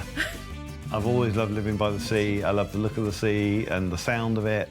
This kelp would be great for making some bread. Paula's very skilled in the kitchen. Sorry. I'm an average cook. You are king of pasta, though. Yeah. I'm not really that competitive. I just want to give everybody a lovely time. And I am fiercely competitive. When the children were young, you wouldn't even let them win at any board games. What do you think they'd think of this dish? Perhaps do some better with presentation there. Exactly that. We are here to win. And, you know, it's like playing Monopoly. We'll go all the way around the board and the others won't even pass go. With £10,000 and the title of Best Home Cooks up for grabs, there's no time to lose. Now let's get the shopping done and get in the kitchen because I just want to get stuff done. In just a few hours, the rival teams will judge Paula and David on tonight's restaurant. Also at the table will be the ultimate judges, 2 Michelin-starred chef Michael Keynes. To be honest, it's just a little bit disappointing. And doyen of home cooking, Prue Leaf. The texture isn't brilliant. Serving dishes late will result in losing points. It's certainly a point off, isn't it? I mean, you can't be late. At the end of the week, only the top 2 teams will make it through to the next stage. Let's go get the fish then. Right, here we go. Let's get a nice bit of herring. 24 fillets, please. For starter, we'll be making pulled herring with dulse bread, homemade butter and Hebridian salts. Is that enough, do you think? Oh, that's enough. They're not going to go hungry. They're really not. An intriguing starter. I've never had pulled herring, and of course the difficulty with herring is there's lots of small bones in there. So it'll be interesting to see how they're going to deal with that. Thank you very much. Have a good day. Thank you. very much. Thanks for your help. Thank you. Right, we've got to get this lamb. It's really good in the window. Morning, how you doing? Morning, hello. Hi, how can I help? We'd like a whole boned legs of lamb. Yeah, and how would you like them? Just open it out for us because we're going to rub the inside and salt it and then roll it back out. So. No problem. For our main, we will be making slow roasted lamb, buttery polenta, warm carrot salad, and kale pesto. You've got a 3.5-hour cooking time. All right. Slow roasted lamb and buttery polenta. That sounds very rustic and homely, but it might be quite difficult to make it look elegant and inviting on a plate. I don't want to be prejudiced. It might be wonderful. So we've chosen the leg because I'm hoping that we can get it nice and pink in the middle. Yeah, if it's nice and pink in the middle, it'll be the best lamb you could possibly eat, I think. Thank you very much. Thank you. OK, we've got quite lots of eyes, so we're going to have to get moving. And the clock's ticking. It is, absolutely, yeah. In the supermarket, we need all of our baking goods. We need cream, we need chocolate. Chocolate, and I think we'll go to 70%. For dessert, we'll be making chocolate tea cake with Hebridian sea salt caramel sauce. What if your attempt at meringue goes wrong? It's not going to be an attempt, OK? It's going to be a meringue. Oh, I like the confidence. That's good. This feels like a blast from the past. I'm expecting a biscuit base with a gooey marshmallow meringue topped with chocolate. And I hope this salted caramel sauce will be a great accompaniment. Yeah, let's go back to the kitchen. Yeah, I can't wait. I want to get on with this now. Feed some people. I know. Right, well, let's get this food prepped. 3 hours down, there's only 4 hours left before the guests arrive, and they've yet to start on the food or the decor of their restaurant for the night. Balloons for my dessert. It's our lovely herring. Lovely. Bacon bell those biscuits. I got the lamb. Their guests have no idea what's on tonight's menu, but at the end of the night, we'll be scoring the meal. Right, we're done. That's it for the ingredients. That's going to make our restaurant look beautiful. Let's do it. So the theme for the restaurant tonight is the Gaelic coast. It's where we live. It's about what we love about where we live. We just want to transport them to the Hebrides and make them feel like they're living on an island. I love the rustic feel. It's a bit Viking with all the skins, isn't it? It is. It is a bit Viking. But it's playful like us as well, isn't it? How could you be serious with him smiling at us all evening, you know? Exactly, yeah. Just got to do the finishing touch. That's good. The Gallic coast. Nervous. 3 hours, look. I am getting Big red countdown Oh my clock. God. I know. Every second counts. It does fly. Time's clicking. What we plan to do is you do the dessert, I do the starter. For starter, we'll be making pulled herring with dull spread, homemade butter and Hebridian salts. I've got to pin bone the herring. Yeah. That's going to be a big deal. Oh my goodness, this is really going to take a while. The herring is much maligned, really, because of its bones, but the flavour is fresh and delicious. Can you imagine if the judges You've got, if anybody gets bone? one bone, the judge is going to Yeah, pick up on exactly. it straight away. I'm breaking the eggs Talk to for me. my Italian meringue, which I have to separate. Have you ever done that before? Once. Oh. For dessert, we'll be making chocolate tea cake with Hebridean sea salt caramel sauce. Do I need to whisk the eggs up first? Read the recipe. I came up with the concept of this dish, and I want to make it work. I've got to whisk 4 egg whites Yeah. to stiff peaks. That'll do. Add a sugar syrup, which I'll have made on the hob. Slow trickle. Keep going. Let that cool and whisk up some cream. Combine the two to make almost like, not an ice cream, but a frozen meringue. I'm just going to go and freeze this. I'll be back in a moment. Yeah. I need to make butter like now. I'm really hoping that making my own butter will give me a little bit of an edge. To create butter, all Paula needs is some cream, a mixer, and a little leap of faith. Right, I'm going to over-whip this cream. Right, we now have whipped cream. And this is the part which feels really unnatural because you just have to keep going. You really shouldn't be over-whipping cream. It feels completely wrong. And every time it gets to that stage where the cream's whipped, I just want to stop. I want to stop because... But yeah, you've just got to push past that, really. Oh, lovely. Let's just decorate this a little bit and get it in the fridge. I made butter in our prep time. I actually achieved something.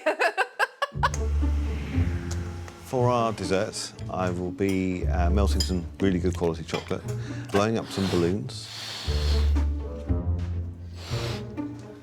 covering the balloons in coconut oil. I'm just oiling my balloons. Nice! Dip them in the chocolate and then let the chocolate go cold, and then that'll be the dome for our pudding.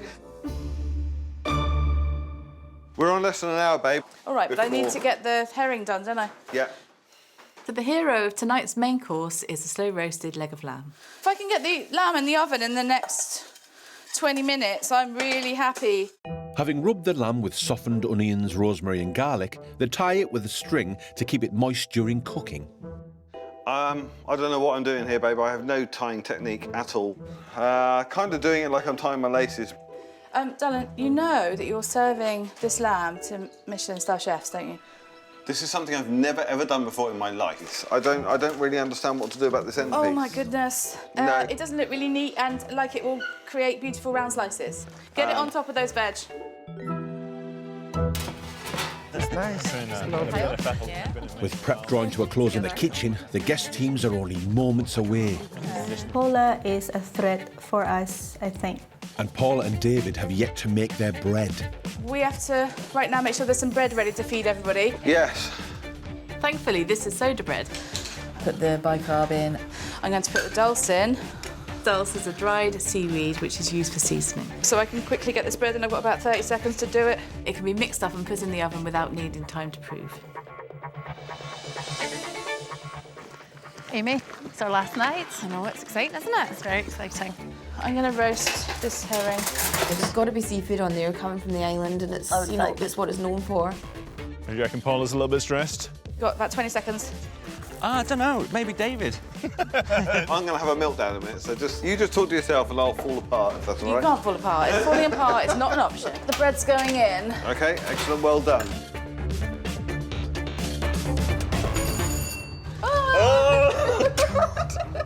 Right.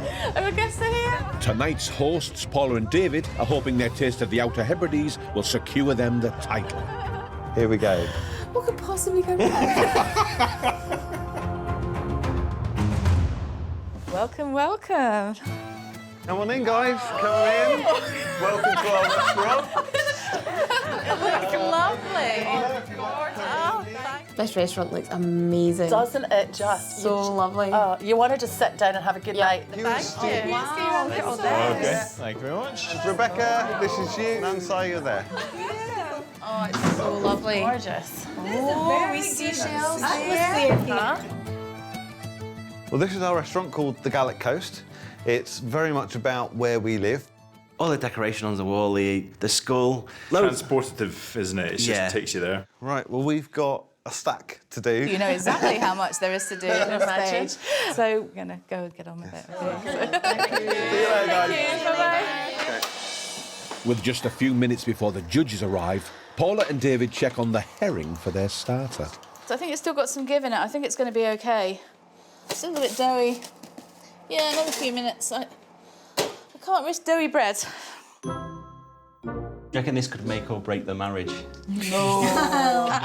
Well, I think they may have fallen out for the first time ever. That's what they said in the kitchen. Well, that just tells you what it's like in the kitchen, I guess. That's Yes, I know. Could happen to anybody, that. There was a moment in the kitchen where we both looked at each other and I could see our souls dying. Well, they sound happy in there, don't they? They sound like they're enjoying Lots themselves. of laughter going on, Yeah.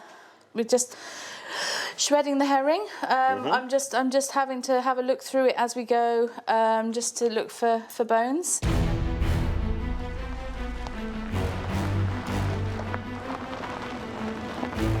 With Michelin-starred chef Michael Keynes and world-famous food writer Prue Leith nearly at the door. Wow, this is lovely. Yeah, it is. Paula and David are eager to know what the judges will make of their food. I really hope they like our menu, and I really hope we can give them some good food. Right, are you hungry? I am indeed. Last night in Scotland, I'm expecting big things. We know David can't cook because he told us so. That's right. And Paula's, I think, very much wears the trousers in the kitchen too. She's a bit nervy. They're going to find every bone, everyone. Oh, of course they are, If there's one bone, they're going to find it. So let's see what tonight holds. Oh! Oh! Right. The judges are here. Go on, let's go get him. Oh my goodness, okay. Hello. Welcome. Good to see you. Good evening. Good evening. Come in. Okay. Welcome. Hello. Hi. How are you? Good, thanks. Welcome to our restaurant, the Gallic Coast. It's all about the Hebrides and the coastline around the Hebrides. Would you like to have a look at our menu for this evening? Absolutely. Oh, Nicola, all I can see is herring. For a starter, we've got pulled herring, which is a play on pulled pork. Everything's pulled these days, isn't it? So why not pull some herring? I can't do fishy. With some dulse bread and homemade butter and seaweed salts. Homemade butter.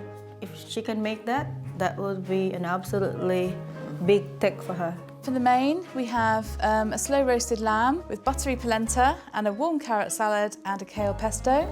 I think, yeah, maybe played it a bit safe here. Do you think? Yeah, I just don't know about the kale. I'm really not a big fan. And for dessert, we have a chocolate tea cake, a play on a chocolate tea cake with some Hebridean sea salt caramel sauce. You know the Scottish tea cake, the little chocolate tea cake that sits on a biscuit with marshmallow inside. Give it a little twist. It's a play on that. Lovely. This is not an ideal menu for me, so it might have to be a bit like Hugh and Steve, where the dessert does the redemption for this menu for me. Cheers. The couple now have 45 minutes to serve their starter or lose points for lateness. I'm just shredding the herring. I think I'm going to be here all year. I'm conscious of the fact that we've probably been in here about 10 minutes now. Do you want to start getting that together and actually getting it on a plate? Now I've finally pulled all the herring, I can add the pickles and the ginger to the fish. I think mixed with the pickles, it's going to be good. And then I'll season it with the dill and salt and pepper and all those things. It's got everything on there. Oh, that's good. We're still up against the time, don't forget. Let's do the salt. Middle pile of salt. We've got 3 types of salt here. We've got the sea salt. This is the seaweed salt. And this one is the peat smoke salt. Yeah, the peat smoke salt. So each one is going to have its own distinct flavour. Really intrigued by the starter, and I'm loving that. Going from Gallic Coast straight to something like that kind of Nordic, North Our Hebridean tradition of herring, that's perfect. Herring is fine with me. I can eat it as long as there is no bone. OK, so we've got 10 minutes. Yeah. Are we all right? We're on it, don't worry. It's really exciting. You're shaking a bit. I'm shaking. I'm actually like a leaf.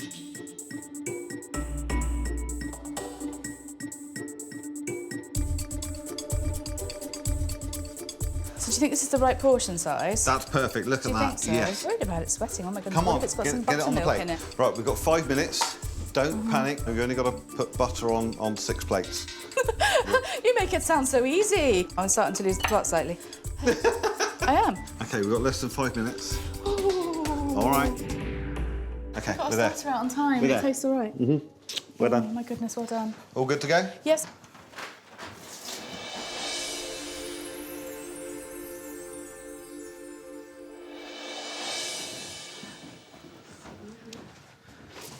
Your starter is served. Thank you. Enjoy. Oh, lovely. Enjoy. I can smell the sea and I can smell the fish, so it's inviting for me to taste it. Thank you very much. All I can see is bones sticking out my fish. I don't like bones. The judges will taste first and give each course a mark out of 10 at the end of the meal. This is terrifying. Actually watching Prue and Michael moving the herring around the plate with their forks and sniffing the bread. I'm kind of...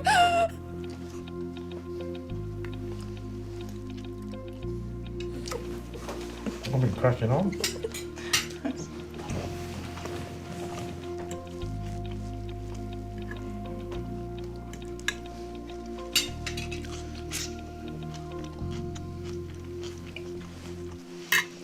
It's not overwhelmingly brilliant, if I'm honest. Herring's difficult, there's a lot of bones in there, but the flavour is good, and I think the balance in the vegetable and herring works well. The soap's really a bit too clumsy on the plate, there's too much of it. I mean, this is really a celebration of the pulled herring with the bread, and the soaps are really, you know, there's a lot of it there. The bread is a little heavy, it's fair to say, but I like it. Do you know, this is sort of what I hoped it would be, but it's 100 times better than I thought it would be. Oh, thank you.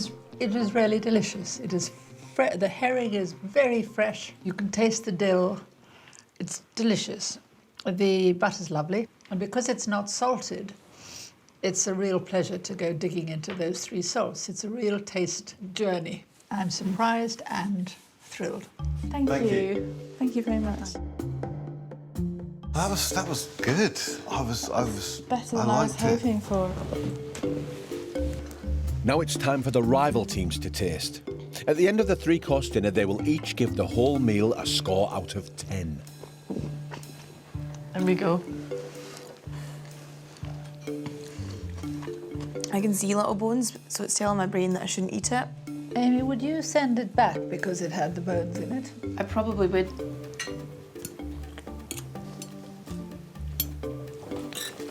Lovely flavour. Refreshing. It's nice. Just maybe a wee bit more herring would be good. Delicious. I almost want to hate it because it could put us in last place if it carries on like this. Yeah. So now on to the main, to see if they can edge closer to winning the title and the £10,000 prize money. For our main, we will be making slow roasted lamb, buttery polenta, warm carrot salad, and kale pesto. I'm putting some polenta in with the chicken stock, and I'm just going to be bubbling it away for about an hour. And I'm going to use butter to flavour it at the end. Get these Storm Away black pudding. Yeah. And make this into little bonbons. I know it's not on the menu, but I think it's important to showcase this ingredient as being Hebridean. I think that it will really surprise people. I'll just break up the black pudding, make little black pudding balls, cover them in egg and oatmeal, and get them fried off.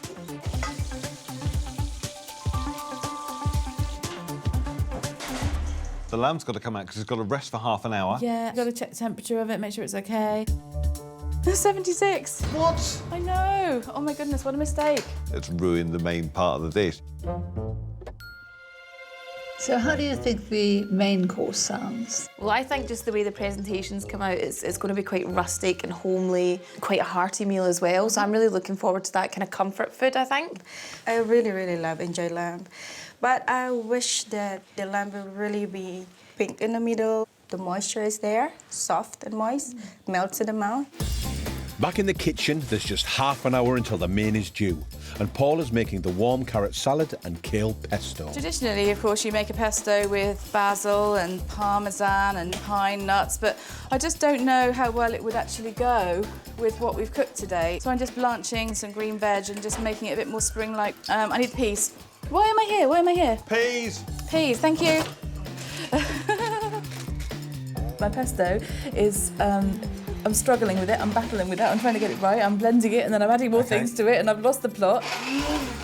I got a bit of a panic on all of a sudden. Made me cry. With 20 minutes until the main course is due, a visit from Prue puts added pressure on an already fraught host team. It just happened to be that she's come in right now when I am badly carving overcooked lamb. This is not what I would normally do. You're going to carve it up into slices? I am, and it'll be a large slice and a small slice for everybody. I'm hyperventilating and I might cry. You're a very good cook, aren't you? You are, you are. She is a fabulous cook, and that's why I'm not. No, you're learning fast. Calm down, woman. You've got... Shh. Big breath. 15 minutes you've got.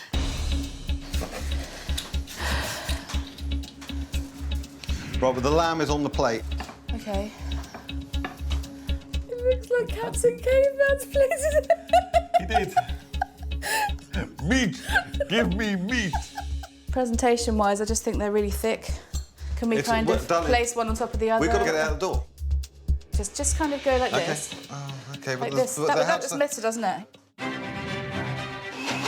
we've got about 8 minutes. Bonbons are on, lamb's on. Can put the polenta on. I need these polenta swirls to go on the plate. Are you absolutely certain you can do that? Yes. Okay, I made a little bit of a mess of one of the plates. No. I can't do them. They're not going to be neat enough. Blend this. What is this, my plate? You do it. I'm sorry. I just don't know how to do it. Presentation. This isn't what I wanted at all. You need to warm through the carrot salad and get it on the plate. In the final 2 minutes, it's Paula's turn to make a mistake. In my haste, I've dressed the carrot salad with the pesto and I didn't mean to. So we now have green carrots. I'm just a bit sad about this. Never mind. Right, 3 go and serve some judges.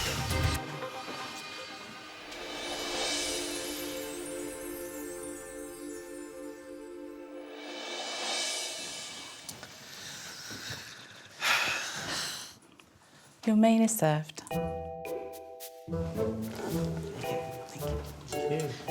Enjoy. I've got a rough idea that these guys are really unhappy with their plate. Yeah. Thank you. It's just all together kind of disappointing before you even get stuck in.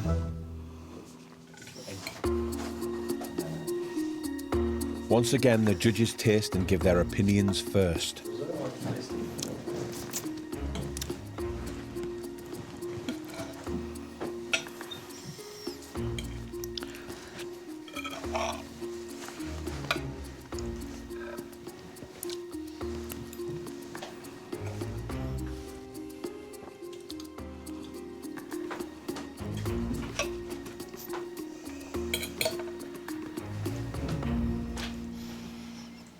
There are a few things here which I think you've made a few mistakes on.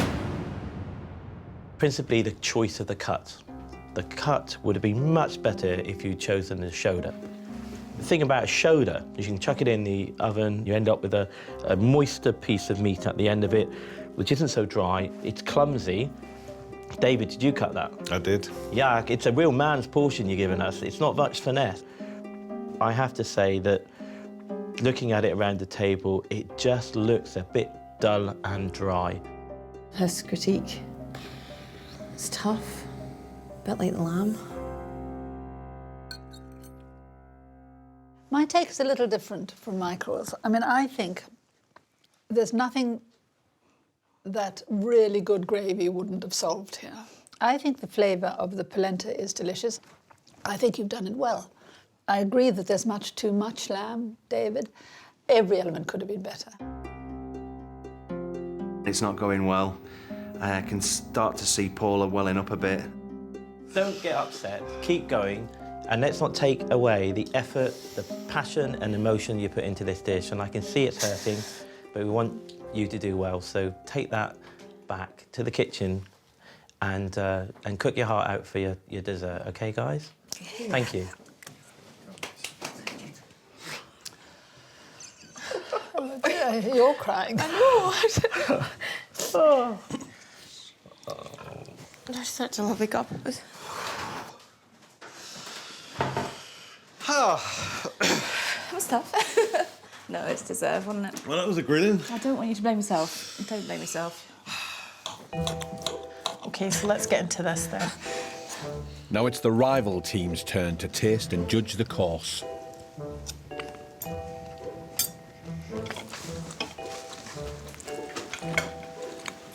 Sorry, but it's really dry. They've worked hard, okay? Yeah, the lamb itself is a bit dry. Overall, it doesn't meet up to the standard I expect. I think we may still well be in the lead. Let's be honest, you've got to feel like you're back in the competition. There's no two ways about it. They've got to go back in that kitchen and really whip it up for dessert. Right, we've got just under 45 minutes to get the dessert done. For dessert, we'll be making chocolate tea cake with Hebridian sea salt caramel sauce. Our chocolate tea cake sits on a seaweed biscuit base. I'm just making these biscuits, 100 grams whole wheat flour, 100 grams plain flour, that's some baking powder, caster sugar, 50 grams of butter. Dare I ask about the chocolate, James? I'm ready for another grilling. These look absolutely shocking. I'm gonna pop the balloons, Ooh. get the chocolate off, and trim the edges up. So I've got to tidy them up, but if this works, bloody amazing. About 35 minutes. Is there anything I can start with the caramel sauce? You've got the recipe for it. Whisk butter, sugar, cream and salt over a medium heat. I'm not sure I care about the biscuit. Look, I think the caramel is... Please take over the caramel sauce. Uh-huh. I can cut the biscuits out and get them in. The biscuit takes 15 minutes, so you've really only got about 5 minutes to get them in the oven. How long have they got to 10 bake to 12 for? minutes. Do you have some way of timing that? Yeah, I'll count. Darling, we've got 15 minutes to get this done, okay? Yes. Do you want it to be thick like this? That's perfect. Is it going to thicken up if I put it in the jugs? That's the thing, you know? I don't know, is it going to go cold before we can get it in there? It's a little bit grainy. Yeah. You didn't keep it hot? It's like a fudge sauce now. Man. I've got a biscuit. We've got that lovely frozen meringue on there. We're going to have the chocolate domes. We'll get a bit of gold leaf on top. I think you've got about a minute and a half to get it on there. Right, get it on. It's a good one. Sauce. Yes. Come on. Yes, yes, yes. Done? Go. Yeah. Get that sauce in those jugs and let's go. Oh, it's thickening as it cools. Come on, we need to go. Come on. Take Which one? that one. Now it's down to their chocolate tea cake dessert to save them from elimination at the end of the night. Oh, wow. Dessert is served. Because the caramel sauce will go cold, the judges and guest teams will all taste at the same time. Would you like to pour your caramel sauce over? Rather fast. Yes, please.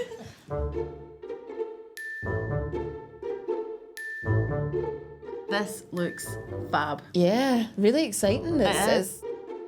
And there's gold leaf. Stuffy gold leaf, there's chocolate. That's all I care about. Caramel sauce is a little bit thick. That's an understatement.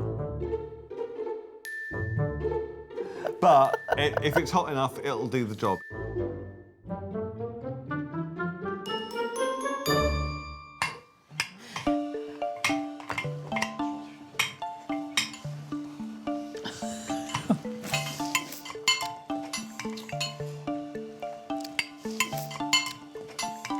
You must be in 7th heaven, you two. We didn't take the zoo here. It's just like, get in there.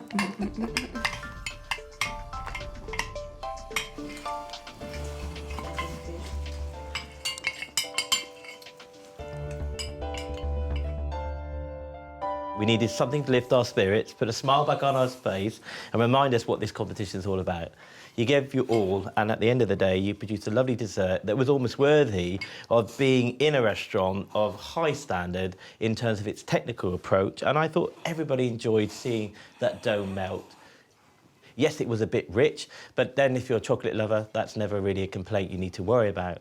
It's been a bruising night for you, and we must end with a positive. The emotions on this plate for me was pure happiness and joy, so congratulations to you both. Thank you very much. Your dessert, yours, David, Mine. was completely irresistible. Yes! I thought I will have one mouthful of this because it's very bad for me. And I just ploughed on and ate the whole lot. The sauce was a little bit grainy. You know, I could nitpick on it, but frankly, I'm not going to. I think it was a triumph, so congratulations. I was very happy with it. Very much. We'll let you go back and celebrate your success.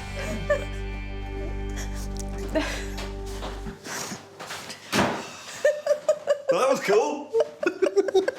Happy tears this time. Oh. So, Rebecca and Nancy, what did you think of your dessert? After the disappointment that I had with my main dish, it's a fabulous, fantastic, wonderful dessert. Just when you think you're back in the game, they go and do something like this. In order to avoid instant elimination from the competition, Paula and David need at least 51 points to move ahead of the Geeks, Hugh and Steve. It's the moment of truth, as the guest teams score first, each giving the whole meal a mark out of 10, meaning a possible maximum score of 30.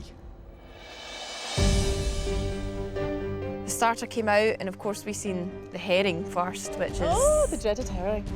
That was That's bones. There was bones. I know. I was highly disappointed about the mains, yeah, but I couldn't eat it. So finally, the dessert. Really loved it. I mean, it was a lot of fun. It was really tasty.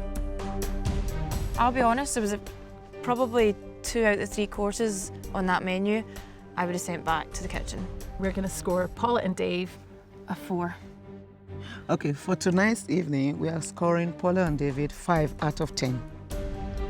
I think I'd have to say a 6 out of 10. Yeah, I have to agree with that. I want to know what our scores are. I'd really, really want to know what Prue and Michael thought of our food, because that's what we're here, isn't it? It is. Paula and David, thank you so much for tonight and welcoming us into your restaurant for the evening, Gaelic Coast. It's been an emotional roller coaster, I know. So now it's time to score. Your guest teams have given you a grand score of 15 from a possible 30. I thought we might have got a little bit more. I think it's fair, because we almost produced an inedible meal. We did. It's 15, exactly the same as ours. Yeah. Hard to call it in that, isn't it? We're going to be tight. Well, we won't be revealing our scores here, as we're going to do that at kitchen headquarters later. What? No score? Oh, no scoring from the judges. And because the scoring is so similar to Hugh and Steve, we're really on a knife edge now. Yeah, absolutely. So we're going to be left on tenterhooks. Kitchen headquarters, bring it on. The competition is going up a gear as it now moves to kitchen headquarters, where our 4 teams will discover who will be going through to the next round and who will be going home. My kitchen rules headquarters. Wow. I'm looking forward to finding out where we sit on the leaderboard and getting these scores. As it stands, Rebecca and Nancy are top of the leaderboard, which will give them instant immunity and a place in the next round. The teams in 2nd and 3rd place will battle it out in Kitchen HQ to fight for the remaining place in the quarter-finals, whilst the lowest scoring team will be eliminated. So it's all to play for as Paul and David wait for their final scores. I don't want to go home. I want to learn some more. I just don't want this to end. I need to stay. I want to cook one more time. Teams, welcome back to Kitchen Headquarters. Here in Kitchen Headquarters, you will be cooking under more pressure than you ever have before, and you will be judged by some of the UK's finest chefs. So it's right that we should reveal your scores here. And now it's time for us to reveal what we thought of your meal. We will be scoring each of your dishes out of 10. Your pulled herring with dulse bread, homemade butter and Hebridian soaks was a good start to the evening. The herring is a difficult dish to remove all the bones. I found a couple. I enjoyed the bread. It was heavy but interesting, and that homemade butter was certainly worth the effort. I liked the 3 little piles of salt. The star of the dish was your homemade butter. It really was wonderful. So, for your starter, I'm going to score you 5 from a possible 10. I'm not happy with Michael's score, actually. I think he's much too slow. For your starter, I'm going to give you a score of 7. And I think Prue's right, giving it a 7. It was a very well-made starter. I think it's worth more than the 5. For your main, you served slow-roasted lamb, buttery polenta, warm salad with kale pesto. It was overcooked. The warm salad was okay, the pesto was nice, but I didn't really get the kale. The buttery polenta I enjoyed, but felt that we could season it a little bit more. The lamb was dry, there was no gravy. I felt you shouldn't have called that green sauce on the carrots pesto, because there was nothing to do with pesto in it. The score I'm giving you for your main course is 5.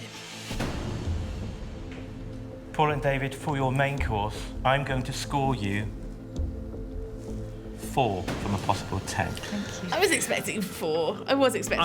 I think Prue was kind in her judging. Yeah.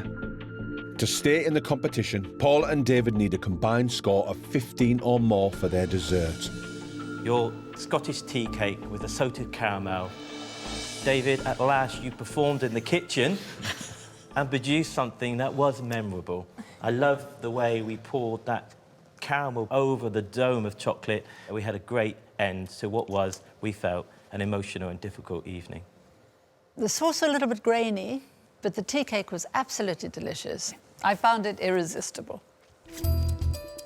For your dessert, I'm giving you a score of 7. So the Hearty Hebridians' fate rests with Michael. If he scores them less than 8, they'll be eliminated. 8 or more, and it's the Geeks that are going home. The score I'm giving you is 6. I think it was possibly worth a 7. I think, I think 6 was a little bit low, I think. 6 was definitely low, I think so. That gives you a total score of 49, which puts you, sadly, in the last position. With 49 out of 90, Paula and David have the lowest score of the week and are eliminated. How do you feel? Yeah, gutted to be going home. But, yeah, good luck to the guys and, yeah, do really well. You have been enormous fun and great competitors, and your passion for cooking has shown through. Please don't give up. You've been great contestants and you will be missed. Thank you. Well done. Disappointing. Disappointed for them. Disappointed that they're going. Gutted for them. I'm really happy to have been here and experienced this and to meet all these wonderful people, and I just had the best time. Rebecca and Nancy, you are the highest scoring team and you have won immunity into the next round. Congratulations. Congratulations. Really? Thank you. Winning immunity means Rebecca and Nancy automatically go through to the next round of My Kitchen Rules. Surprised. Surprised. It's But it's good. It's an overwhelming feeling, actually. Good. Hugh and Steve, this means you are saved and get the opportunity to cook in the regional cook-off against Nicola and Amy. The relief was pretty great, to be honest with you. It's a shame to see Paul and David go, but yeah, we're still in it. We'll see you in the next round and good luck. I think it could go either way. I think they're going to put up a pretty good fight. Oh, yeah, absolutely. They're going down. Next time. Welcome to the regional cook-off. This pan's a little bit too hot. We're trying to push ourselves against a clock. Something burning. You are out of the competition.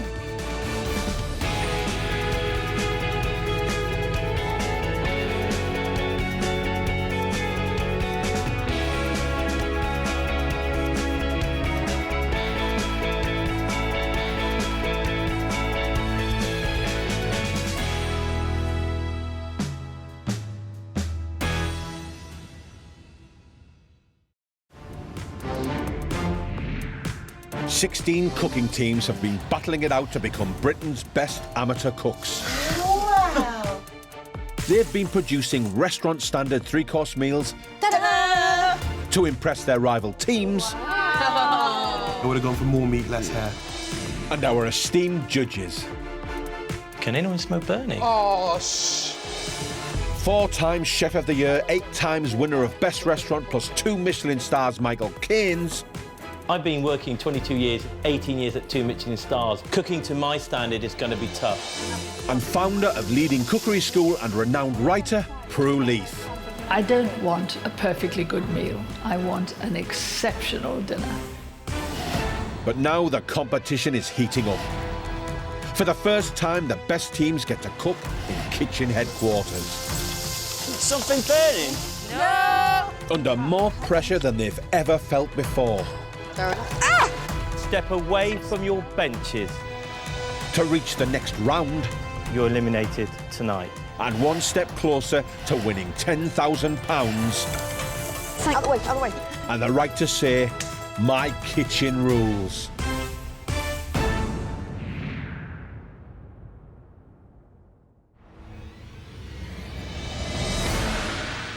It's Friday and time for the Northern Regional Cook-Off, set in the stunning grounds of Stoneleigh Abbey in Warwickshire.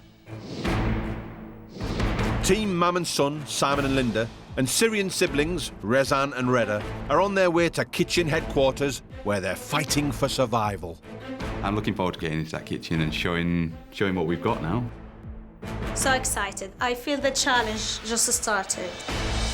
Today's winner will join Team Healthy Mummies, Anna and Faye, who have won the regional heat in the next round.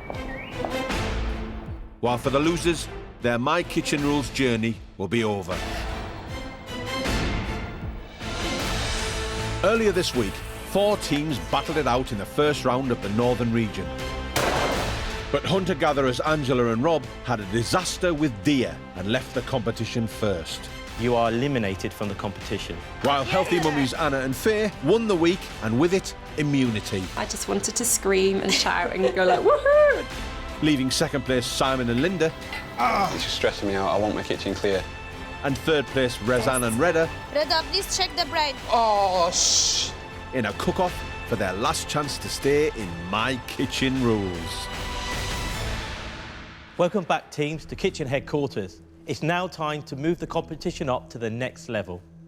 The regional cook-off is made up of 2 challenges. A 90-minute signature main dish where you can showcase your culinary skills. And a 45-minute creative challenge using the finest regional ingredients. And you're going to be judged by some of the finest palates in the UK. Teams, please welcome our guest judge, Frances Atkins. Frances Atkins is a legendary chef, one of only 6 women to be awarded a Michelin star in the UK. She's brought a mystery ingredient, which our teams must use to invent a starter. Teams, I would like you to use a regional ingredient, gooseberries. It's called goose what? Gooseberries. Of all the ingredients Francis could have picked from Yorkshire, I didn't expect gooseberries. No, definitely not. Instead of making the usual gooseberry crumble, I'd like you to use this in a savoury way. So I would like you to use it, please, as a starter. So how do you feel about using gooseberries in a starter? I've never cooked with gooseberries. I have no idea. It would have been at the bottom of my list. I never heard about it. Looks like baby watermelon, but it's not. Well, Francis, thank you for the gooseberries, and we'll see you at the tasting table. Oh, exciting. Thank you, Thank you. Prue. Cooking teams, your kitchens are ready. Please go to your stations and put on your aprons. The teams have exactly 45 minutes to invent a savoury starter using gooseberries as the star ingredient. Time starts now. I'll do the bronze. I'll do the chopping. It's a bit of a surprise, this. We've never cooked with gooseberries before. We're going to be making a mille-feuille using the gooseberries as in a chutney. So using the creaminess of some blue cheese. I'm going to get my water on for my asparagus. I want to make sure the asparagus is fully cooked through, and then we're going to char grill it just to get some smoky flavour into the asparagus as well. We're making a gooseberry, asparagus and Yorkshire cheese mille-feuille with heritage tomato and pickled gooseberry. Simon is making a mille-feuille, which consists of layers of puff pastry sandwiched between layers of fruit. It's normally a dessert, but Simon is spicing his gooseberries in an attempt to turn a traditionally sweet dish into a savoury starter. You ever cooked anything like this, Mum? The only thing I've done with gooseberries is a crumble or a pie. It's an interesting dish. Hopefully the judges will appreciate the inventiveness. Maybe it is a winning dish. Healthy mummies Anna and Faye won their regional heat with the highest score of the week, so have the privilege of watching the competition to observe their strengths and their weaknesses. I was really glad that we got immunity, but actually now they're doing it, I'm kind of like, I want to get in there and do it myself. Yeah. Gooseberry is really a new thing for us, and I'm trying to create a recipe. So I'm switching the sour taste of lemon with the gooseberry. We're going to make gooseberry in two ways. First, cooked with bronze and garlic and olive oil, and another way with couscous.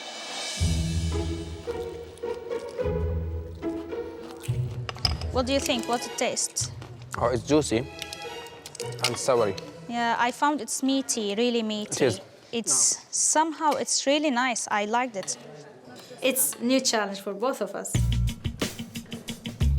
We are going to do some couscous, so we're having a hint from the Middle East with it. For people who've never heard of what gooseberries even are, I think they're doing a really good job, yeah. Teams, 30 minutes to go. Simon, tell me what you're doing, please. I'm just pickling up just some thin slices of this gooseberry. He picks his moments, does Michael. Are we having an element of gooseberry within this? Yeah, this is a pickled gooseberry that's going in there. I've got 4 different jobs that all need to finish right now, and he's asking me these questions. I can't think. I'm not going to... I just want to get on with it. The gooseberry, because they're quite small, quite bitter, I think it'd be difficult to have that as the main component of the dish. So what we're trying to do is incorporate it into each element so that the gooseberry flavour sings and emphasises every other flavour that we've got going on. True, but remember, we're very Pacific. Hero. Remember. Toast your seeds off and then put them straight back into the pestle and mortar. These two, Simon and Linda, they're dealing with ingredients that they're used to. Will that be okay? Yeah, just give it a little toss and then... The other two had never heard of gooseberries. They have some inclination of what it is. The idea actually came from tabbouleh, so this is really Far East taste. They're just adding gooseberries to something they know well, I think. It's like an adventure. We can't influence what Razan and Reda are doing, so I'm just going to concentrate on what we do. Let's do our best that we can. You carry on doing what you're doing, I want to know where the cheese is. It's on top here in front of you there.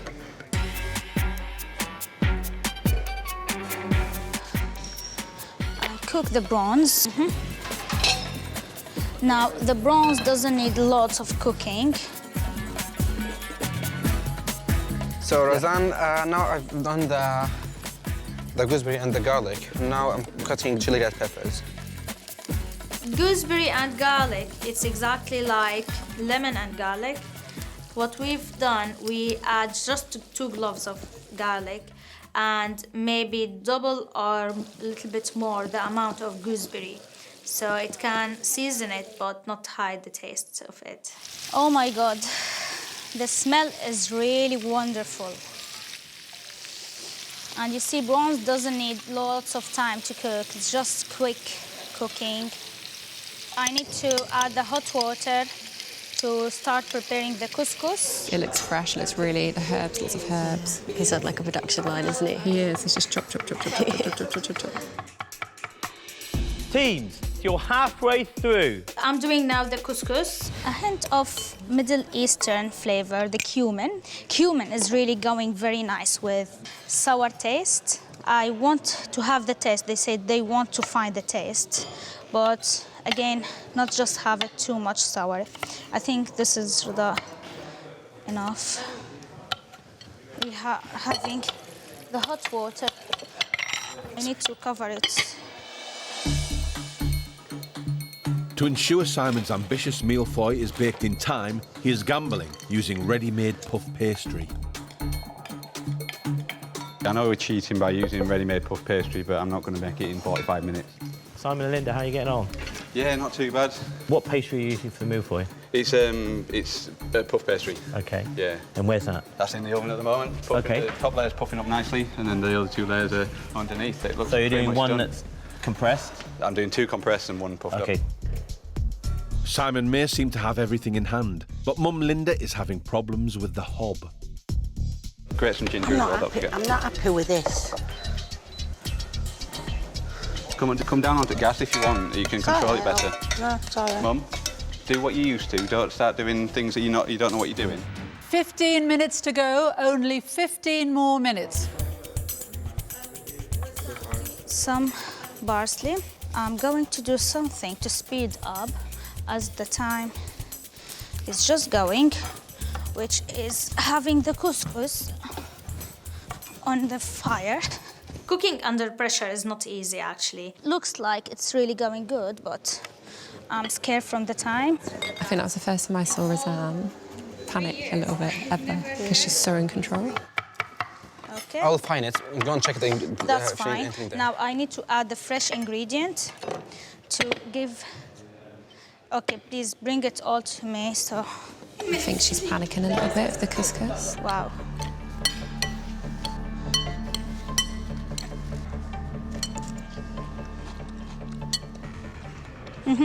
I taste the gooseberry in the couscous. It is still fresh. You feel it's crunchy. It's a little bit chilly. Yeah, that's fine. I wanted this hint. I don't want to add a lot, just very, very teeny tiny. It's not cooked and loose, so I'm happy with it. It's really amazing. We are going to form it in lettuce. We are placing the couscous in a lettuce leaf and having the bronze on top.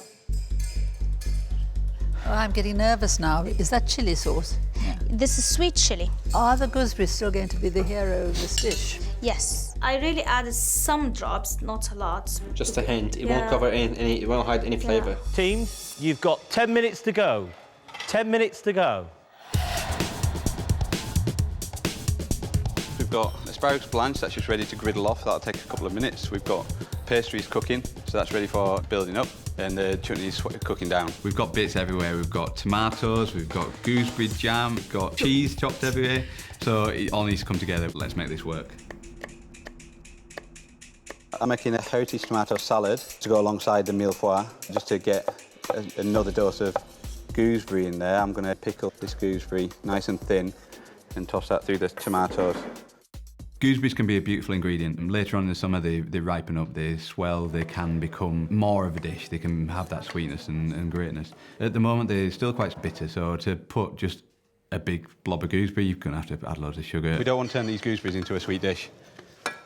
And we want to bring out that gooseberry flavour, basically. How are Razan and Reda getting on? They have produced a very pretty dish, and I'd say they're nearly there. I think we will be ready. In this kitchen, there's a little bit more cooking going on. They are making this wonderful chutney, which I think you can just smell, and they're leading with some spice in there. It's a very different attitude, isn't it? They are doing a lot of different things. I was actually going to do a little blue cheese dressing just to help tie it all together. Do you think I should? I think the recipe sounds really lovely. Yeah, it does. I love blue cheese. I love asparagus. It sounds really fresh and the pickled gooseberries is like a really nice way to do it. Only 5 minutes to go. You really must push on. Get something on those plates now. So now it's construction. I just need to build up this millefeuille.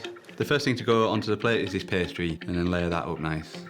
Tip of a teaspoon, it needs to go all the way through, so just a tip. And then another one of them.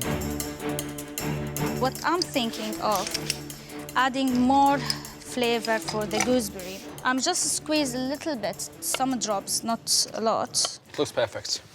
Yes, they are in a rush, and we have finished. We are in time, everything done. This is our starter, ready. Teams, 1 minute to go. You really need to get cracking. I just need it to look nice. It's a part of challenge to select a recipe suit this time. OK, I've started my blue cheese dressing. I'm not sure if I'm going to serve it yet. I don't know if they select the correct recipe. I feel like the plate needs just one more thing on there. Did you put your walnuts in there? No, I didn't put the walnuts on. 30 seconds to go. I'm wondering what are they Let's have a look. Yeah. Bake something in the oven. 10, 9, 8, 7, 6, 5, 4, 3, 2, 1. Step away from your plates, please. Step away from your plates. Time's up. Time is up. Well done, teams. It's time for you to take a well-earned break, and we'll get you back for the scoring. I don't know how they would find it, but I'm really pleased that we managed to create a recipe using a new ingredient. We never heard about it. You can't tell what judges are going to say, can you? They've never had a millefeuille made of asparagus and Yorkshire cheese, so I think we're going to take them by surprise a little bit. I just hope that the gooseberries sing for Francis. Both starters will now be tasted and assessed by the judges, including the award-winning guest judge, Francis Atkins, who doesn't know which team is responsible for which dish.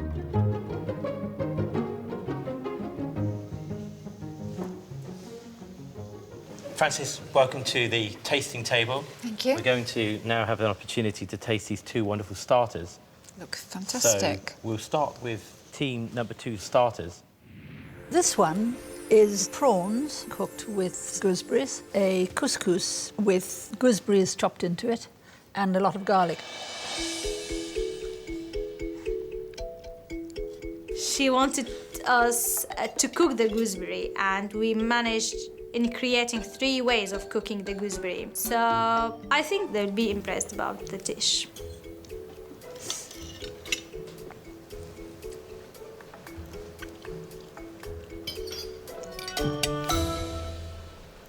Francis, what do you think? I think it's a very nice starter. The combination of flavours, very well balanced. It's a delicious starter. Yes. Everything goes together Yes. very well. Yes. I'd love to have that any time. I would, I agree. But it would be even better if it had some gooseberries in it. Yes. Actually, it does have some, but they've obviously been very nervous of putting in too many. I think it's a delicious couscous, well presented with the garlic prawns, but it's not very complimentary for the gooseberry here, which should be the hero of this dish. Yes. And of course, I think there was plenty of opportunity to put some cooked sweet and sour element of the gooseberry through this couscous itself. The garlic's far too heavy, Yes, yes. and it just really gives the lasting impression in my mouth as the if you like, the hero flavour. Yes. And so, as you say, it's a lovely starter. It's beautifully done. It just doesn't really give the gooseberry a chance to really come through as that hero ingredient. I just feel that the gooseberry's just been chopped up and put through it, but I'm very impressed with the balance, the flavour in the dish. They're obviously good cooks. Absolutely. Well, I think it's a great summary, so shall we move on to our next dish and see how they got on? Team 1 have created this millefeuille with the relish of the gooseberry, and they've done it with a heritage salad. Michael's got me worrying now about the gooseberry not being the hero. We've got a couple of elements of gooseberry, we've got the pickle and we've got the chutney. It's there. Let's just hope it's there enough.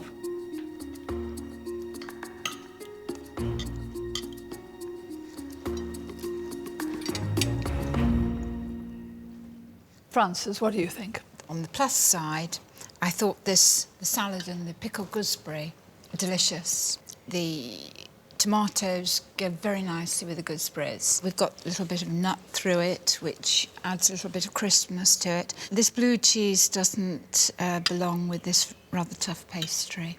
It spoils it, really. I don't think the combination of cheese and gooseberry and asparagus works. I just don't think it tastes very nice. I agree. The heritage salad with the gooseberry was an opportunity which I thought they could have embellished a lot more. And the problem with this dish is the hero with the cheese on a very heavy layer of puff pastry which has been undercooked. And I think the asparagus is really an afterthought. It's not adding anything to the dish. Asparagus was just not nice with it, if one's honest, and that ruined it, didn't it? It just ruined the combination. It didn't belong here. This would be wonderful. The heritage tomato salad would be the best thing we've eaten for years. Yes, it was. That's what I was thinking. One of the great dishes we'd have had if there were more gooseberries. They've both been scared of using the hero. As you know, the regional cook-off is made up of 2 challenges, and now it's time for the second, where you will create your signature dish. This is your chance to show us that you've got what it takes to be My Kitchen Rules UK winner. You've shown us what you can do with a northern ingredient, so now show the whole country that you can really do it. Teams, you have 90 minutes for your main course and your time starts now. This will determine who'll stay and who'll go. I picked this dish because I like it. A nice take on the fish and chips. It's got some nice flavours in there, gives you the healthier option. We're going to be serving pan-fried cod with fried new potatoes, tomato salsa, pea puree and gin and tonic scraps. I'm going to make a green olive tapenade. It's going to be my marinade for the cod. That's got green olives, capers, anchovies, some parsley. Comes out a very vibrant green, and that's a perfect marinade, just enough to hold that Mediterranean feeling into that cod. I've got this lovely side of cod. Today's teams are being eyed up on the sidelines by Northern Regional champs Anna and Faye, who could meet today's winners later in the competition. He's scoring it now. I wonder if he's going to salt it. Make it crispy skinned.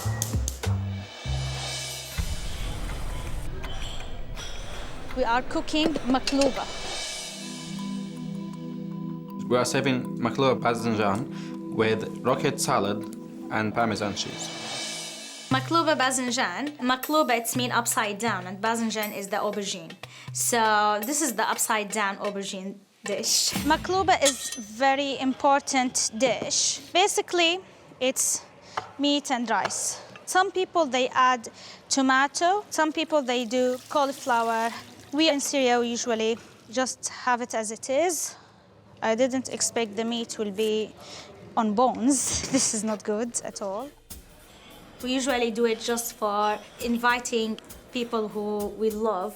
Basically, it's a dish we cook if we want to impress someone. It's a very nice dish. It got mixing flavor between the aubergine, meat, and it got nuts and the rice, and a twist taste from the West, which is rocket Parmesan salads.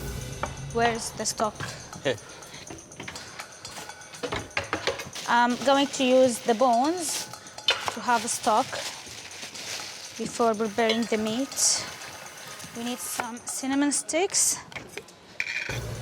You don't need a lot of cinnamon because it's not a dominant flavor.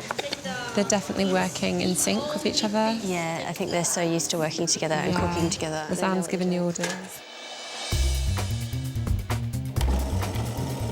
So I'm going to marinate this cod, Mum, in this green olive tapenade. I'm going to avoid the skin because I'm going to try and get it crispy if I can. The cod needs to get this marinade on nice and quick so that we can have enough time while it sits in the fridge for about an hour. I'm concentrating on the fish and the potatoes at this end. You've got the accompaniments and the veg at your end.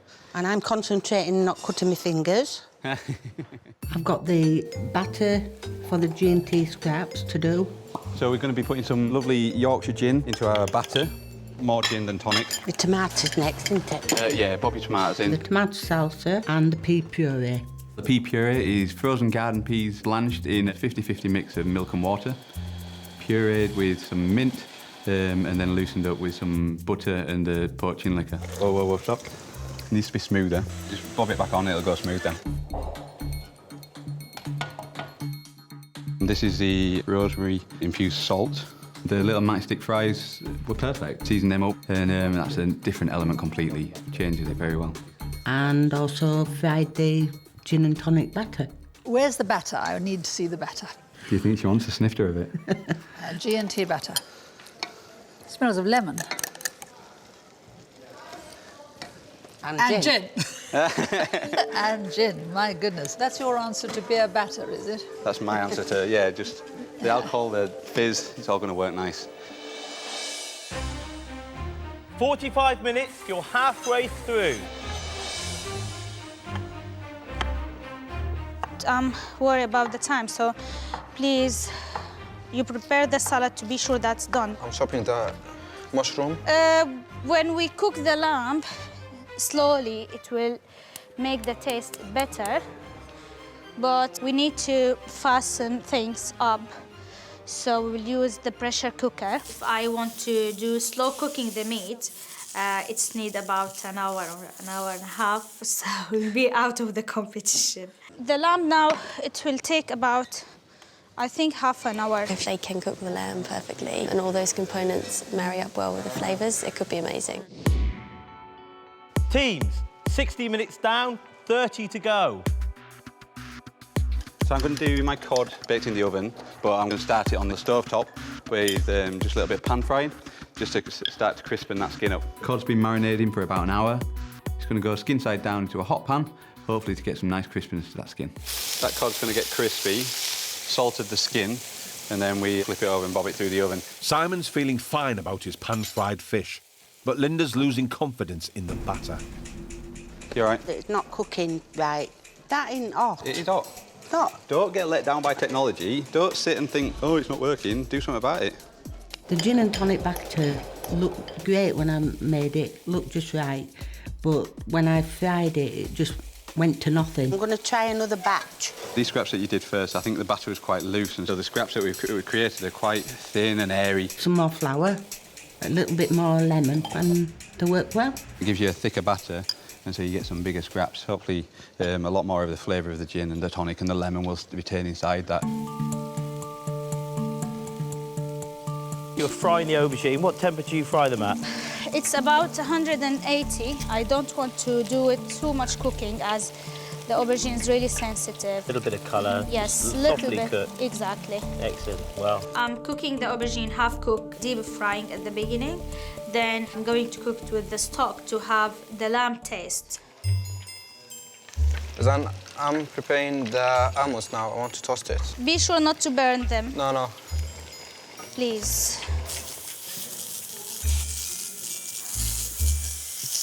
Is it your pressure cooker? No. We don't want an explosion in this. No. Ooh, are you not going a bit too fast there? No, it's done. It's all right? Yeah. Not too brown? No, it's not burning. Yeah, OK. This is not the first time you're burning something. So you need to be patient and keep stirring. It wasn't to be burned, good. just overcooked. Yeah, just move them to another bowl. Just give me something because else. this is really hot. It will be burned otherwise.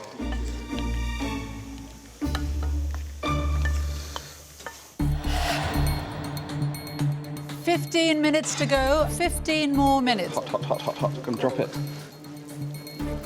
No, it hasn't gone crispy. The skin's not crispy. The pan frying didn't necessarily work on it. Taking skin off, I don't like it. It's not going to be nice to eat. It hasn't gone crispy, so because it's not nice to eat, it's not nice to serve. I just want to make my fish and chips just a little bit posher. Teams, you've got 10 minutes to go. 10 minutes to go. I think it's so hard to compare their style of cooking with Simon and Linda's, so it's really difficult for the judges. Yeah. 5 minutes and the meat will be ready. Can you please give me a sieve? We do this stock cooked with the lamb bones and the aubergine. Take 2 cups and add it to the rice. That's it. So we'll have the rice cooked with all flavors. So it will be really a full taste going through all the dish. Nothing happened. Tell me when. Little bit more. Come on. Stop. 5 minutes to go. This is fish and chips, but not as you know it, so I'm not going to plate it up as you know it. A swoosh of pea puree.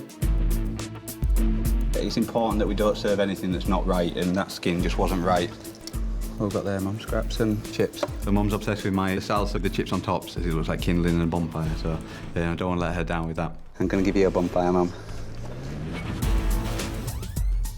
The salad is ready. I think we need some more tomato, just in case. Last bit of dressing is these scraps. Lots of people do with makluba, but not all of them managing to flip it upside down and keep the shape. 30 seconds to go.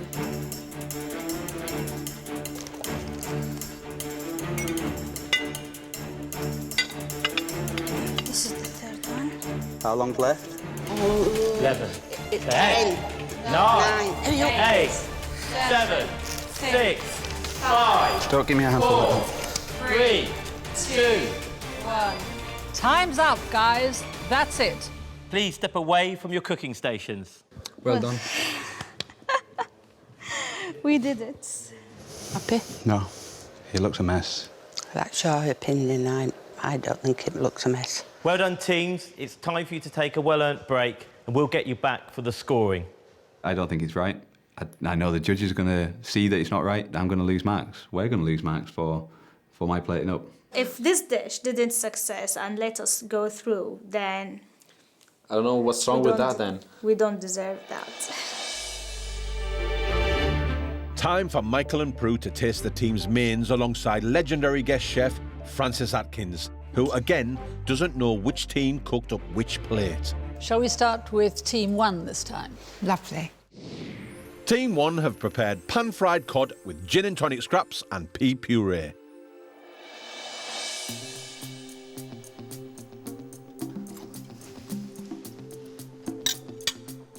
You think we're going home? I know we're not going to score particularly high. You eat with your eyes first, and if it looks a mess, you're going to think, well, it's a bit of a mess.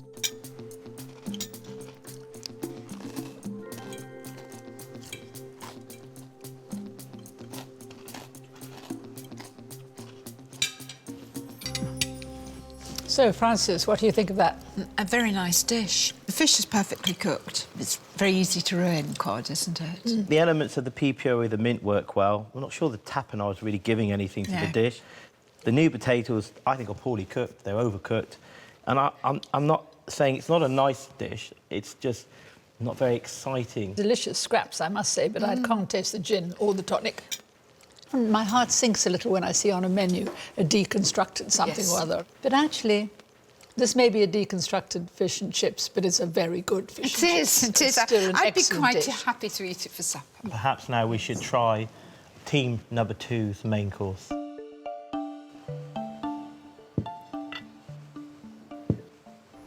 Team 2 have prepared makluba Banijay, or upside-down aubergine, with rocket and parmesan salad.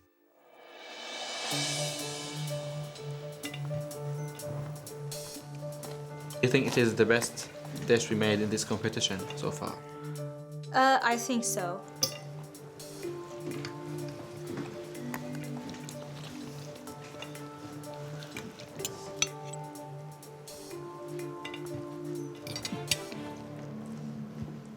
All the bits go together, and they're quite surprising. You know, you don't usually get almonds with aubergine. I absolutely love it. It's full of flavour, but I think that the aubergine gives it that moisture, and I think that all the flavours go together remarkably. The presentation is attractive, the colour's good, it's hearty. The seasoning, perhaps, again, could be upped a bit. It's a bit bland. It's a little bit too simple. I mean, the rice, for me, is nicely cooked, but it lacks seasoning. The meat, though tender, is just almost dry and just left within this very starchy component part. For me, it's not a dish that I want to see for my kitchen rules. At this level, where seasoning matters, delicacy, and of course, execution of the dish is important. This team cooks well, but they need to step it up to win the competition. Yeah. Well, there's certainly plenty to discuss there, and I'm sure we can now retire and think about what scores we're going to give our teams. Everything rests on the judges' scores, and it's time now for teams to face the verdicts on their invention and signature dishes. First up, the gooseberry mille-feuille and tomato salad, and that signature pan-fried cod with gin and tonic scraps and pea puree, which Francis has now been told Simon and Linda prepared. I loved your tomato and gooseberry, but the gooseberry was supposed to be the hero of the dish, and I wouldn't have known there was gooseberry in it if I hadn't seen it. The flavours did not go with the asparagus.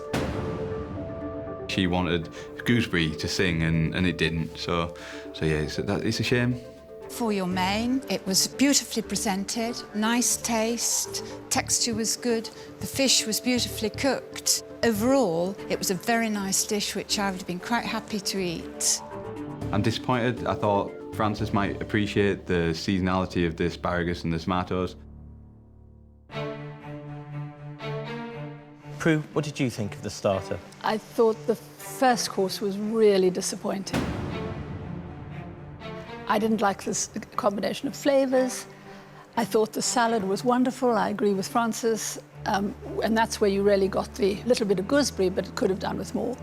On the other hand, your cod was just lovely. It was an absolute triumph. I mean, the cod was beautifully cooked. The pea puree was fantastic. It was absolutely minty and full of pea flavour. And the gin and tonic scraps, though they didn't taste of gin and tonic, was certainly delicious. For me, your starter, your heritage tomato salad with the gooseberry was a real triumph. The way you pickled the gooseberries and chose to put a little bit of the acidity through that worked really well. I just think you could have used some of the raw gooseberries, and I remember you telling me you were using it as an accompaniment. That wasn't the brief. But also, I think the choice of putting that strong cheese in with the asparagus was a mistake. Your main course, the cod, was beautifully cooked, and the other elements around it worked very well. I saw you struggle with your fish, but you made the right call to take the skin off. Overall, you had great presentation, showed good skills, and clearly you enjoyed the challenge. He's been beating himself up, he's not happy about it all, so... I'm not happy with it. Next time I cook it, and then the next time after that, maybe it'll be better than it is now, and it will. It was a very ambitious dish. Yes. Very ambitious. Time for Razan and Reda to hear what the judges think of their prawns and gooseberry, garlic and couscous starter, and signature Makluba Bazinjan with rocket and parmesan salad. Francis, what did you think of those? It was very pleasant to eat. Again, I had a slight problem finding the gooseberry. The gooseberry is our hero ingredient, and it wasn't very obvious at all. Your main course was interesting. I felt that your flavours, again, needed lifting a bit. The presentation was lovely, although it was a very large portion. She said they started missing something to lift, but I don't know what that means. Michael. Your starter, first of all, was delicious. I enjoyed it. It was a really good couscous. However, the prawns were a little bit clumsy when it came to the garlic, and that garlic was the lasting and most persistent flavour on my palate. Your main course, the lamb was cooked beautifully, delicately spiced, and that spice also came through the rice.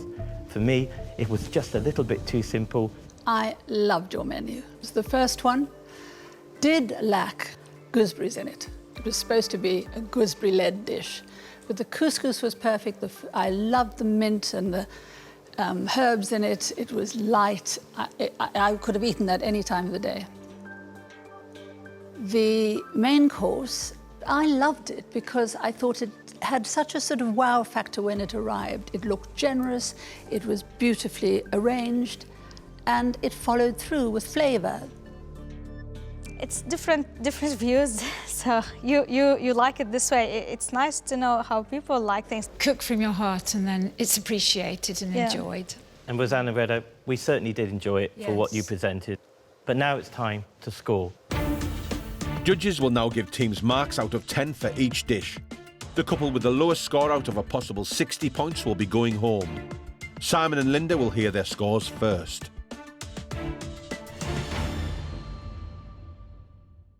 Simon and Linda, for your starter, I'm going to give you 4. For your main course, 5. Simon and Linda, for your first course, I'm going to give you 4. For your main course, 6. For your starter, I'm going to give you 5.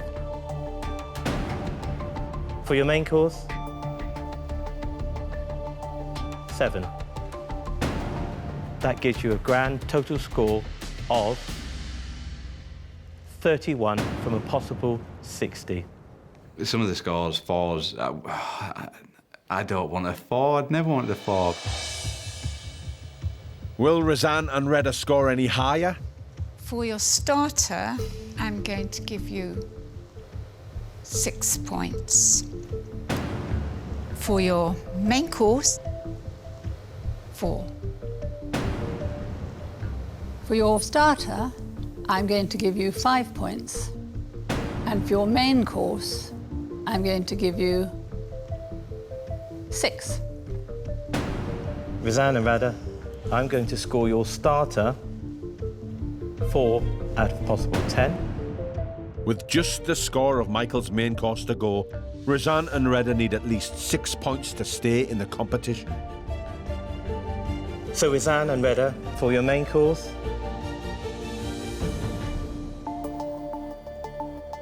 5. That gives you a grand total of 30 from a possible 60. Simon and Linda, congratulations. You're going through to the next round. With 31 points out of a possible 60, Simon and Linda will join Anna and Faye in the next stage of the competition. I was up here, I was down there. It was a roller coaster during that feedback, but no, I'm over the moon. It's just a relief because we thought we were going home. So I'm happy. So Razan and Reda, unfortunately, you're eliminated tonight. But well done. It was very close, and by no means are you leaving without pride. I didn't expect to be eliminated today. I thought we cooked really nice. You are both very good cooks. We loved your food. But that's what happens in a competition, so goodbye, and I'm afraid you must leave the kitchen. We had fun, we cooked together, but now it's the time to say Goodbye. bye from Razan and Reda. Next time, teams from the southern region join the first heat of the competition. Oh, Debbie, why are those lights flashing? Wonderful. We're not at a dinner party, remember? We're at a restaurant. Can it? Is there any more? They needed a good blender. Ta-da! Yeah, I'm not convinced.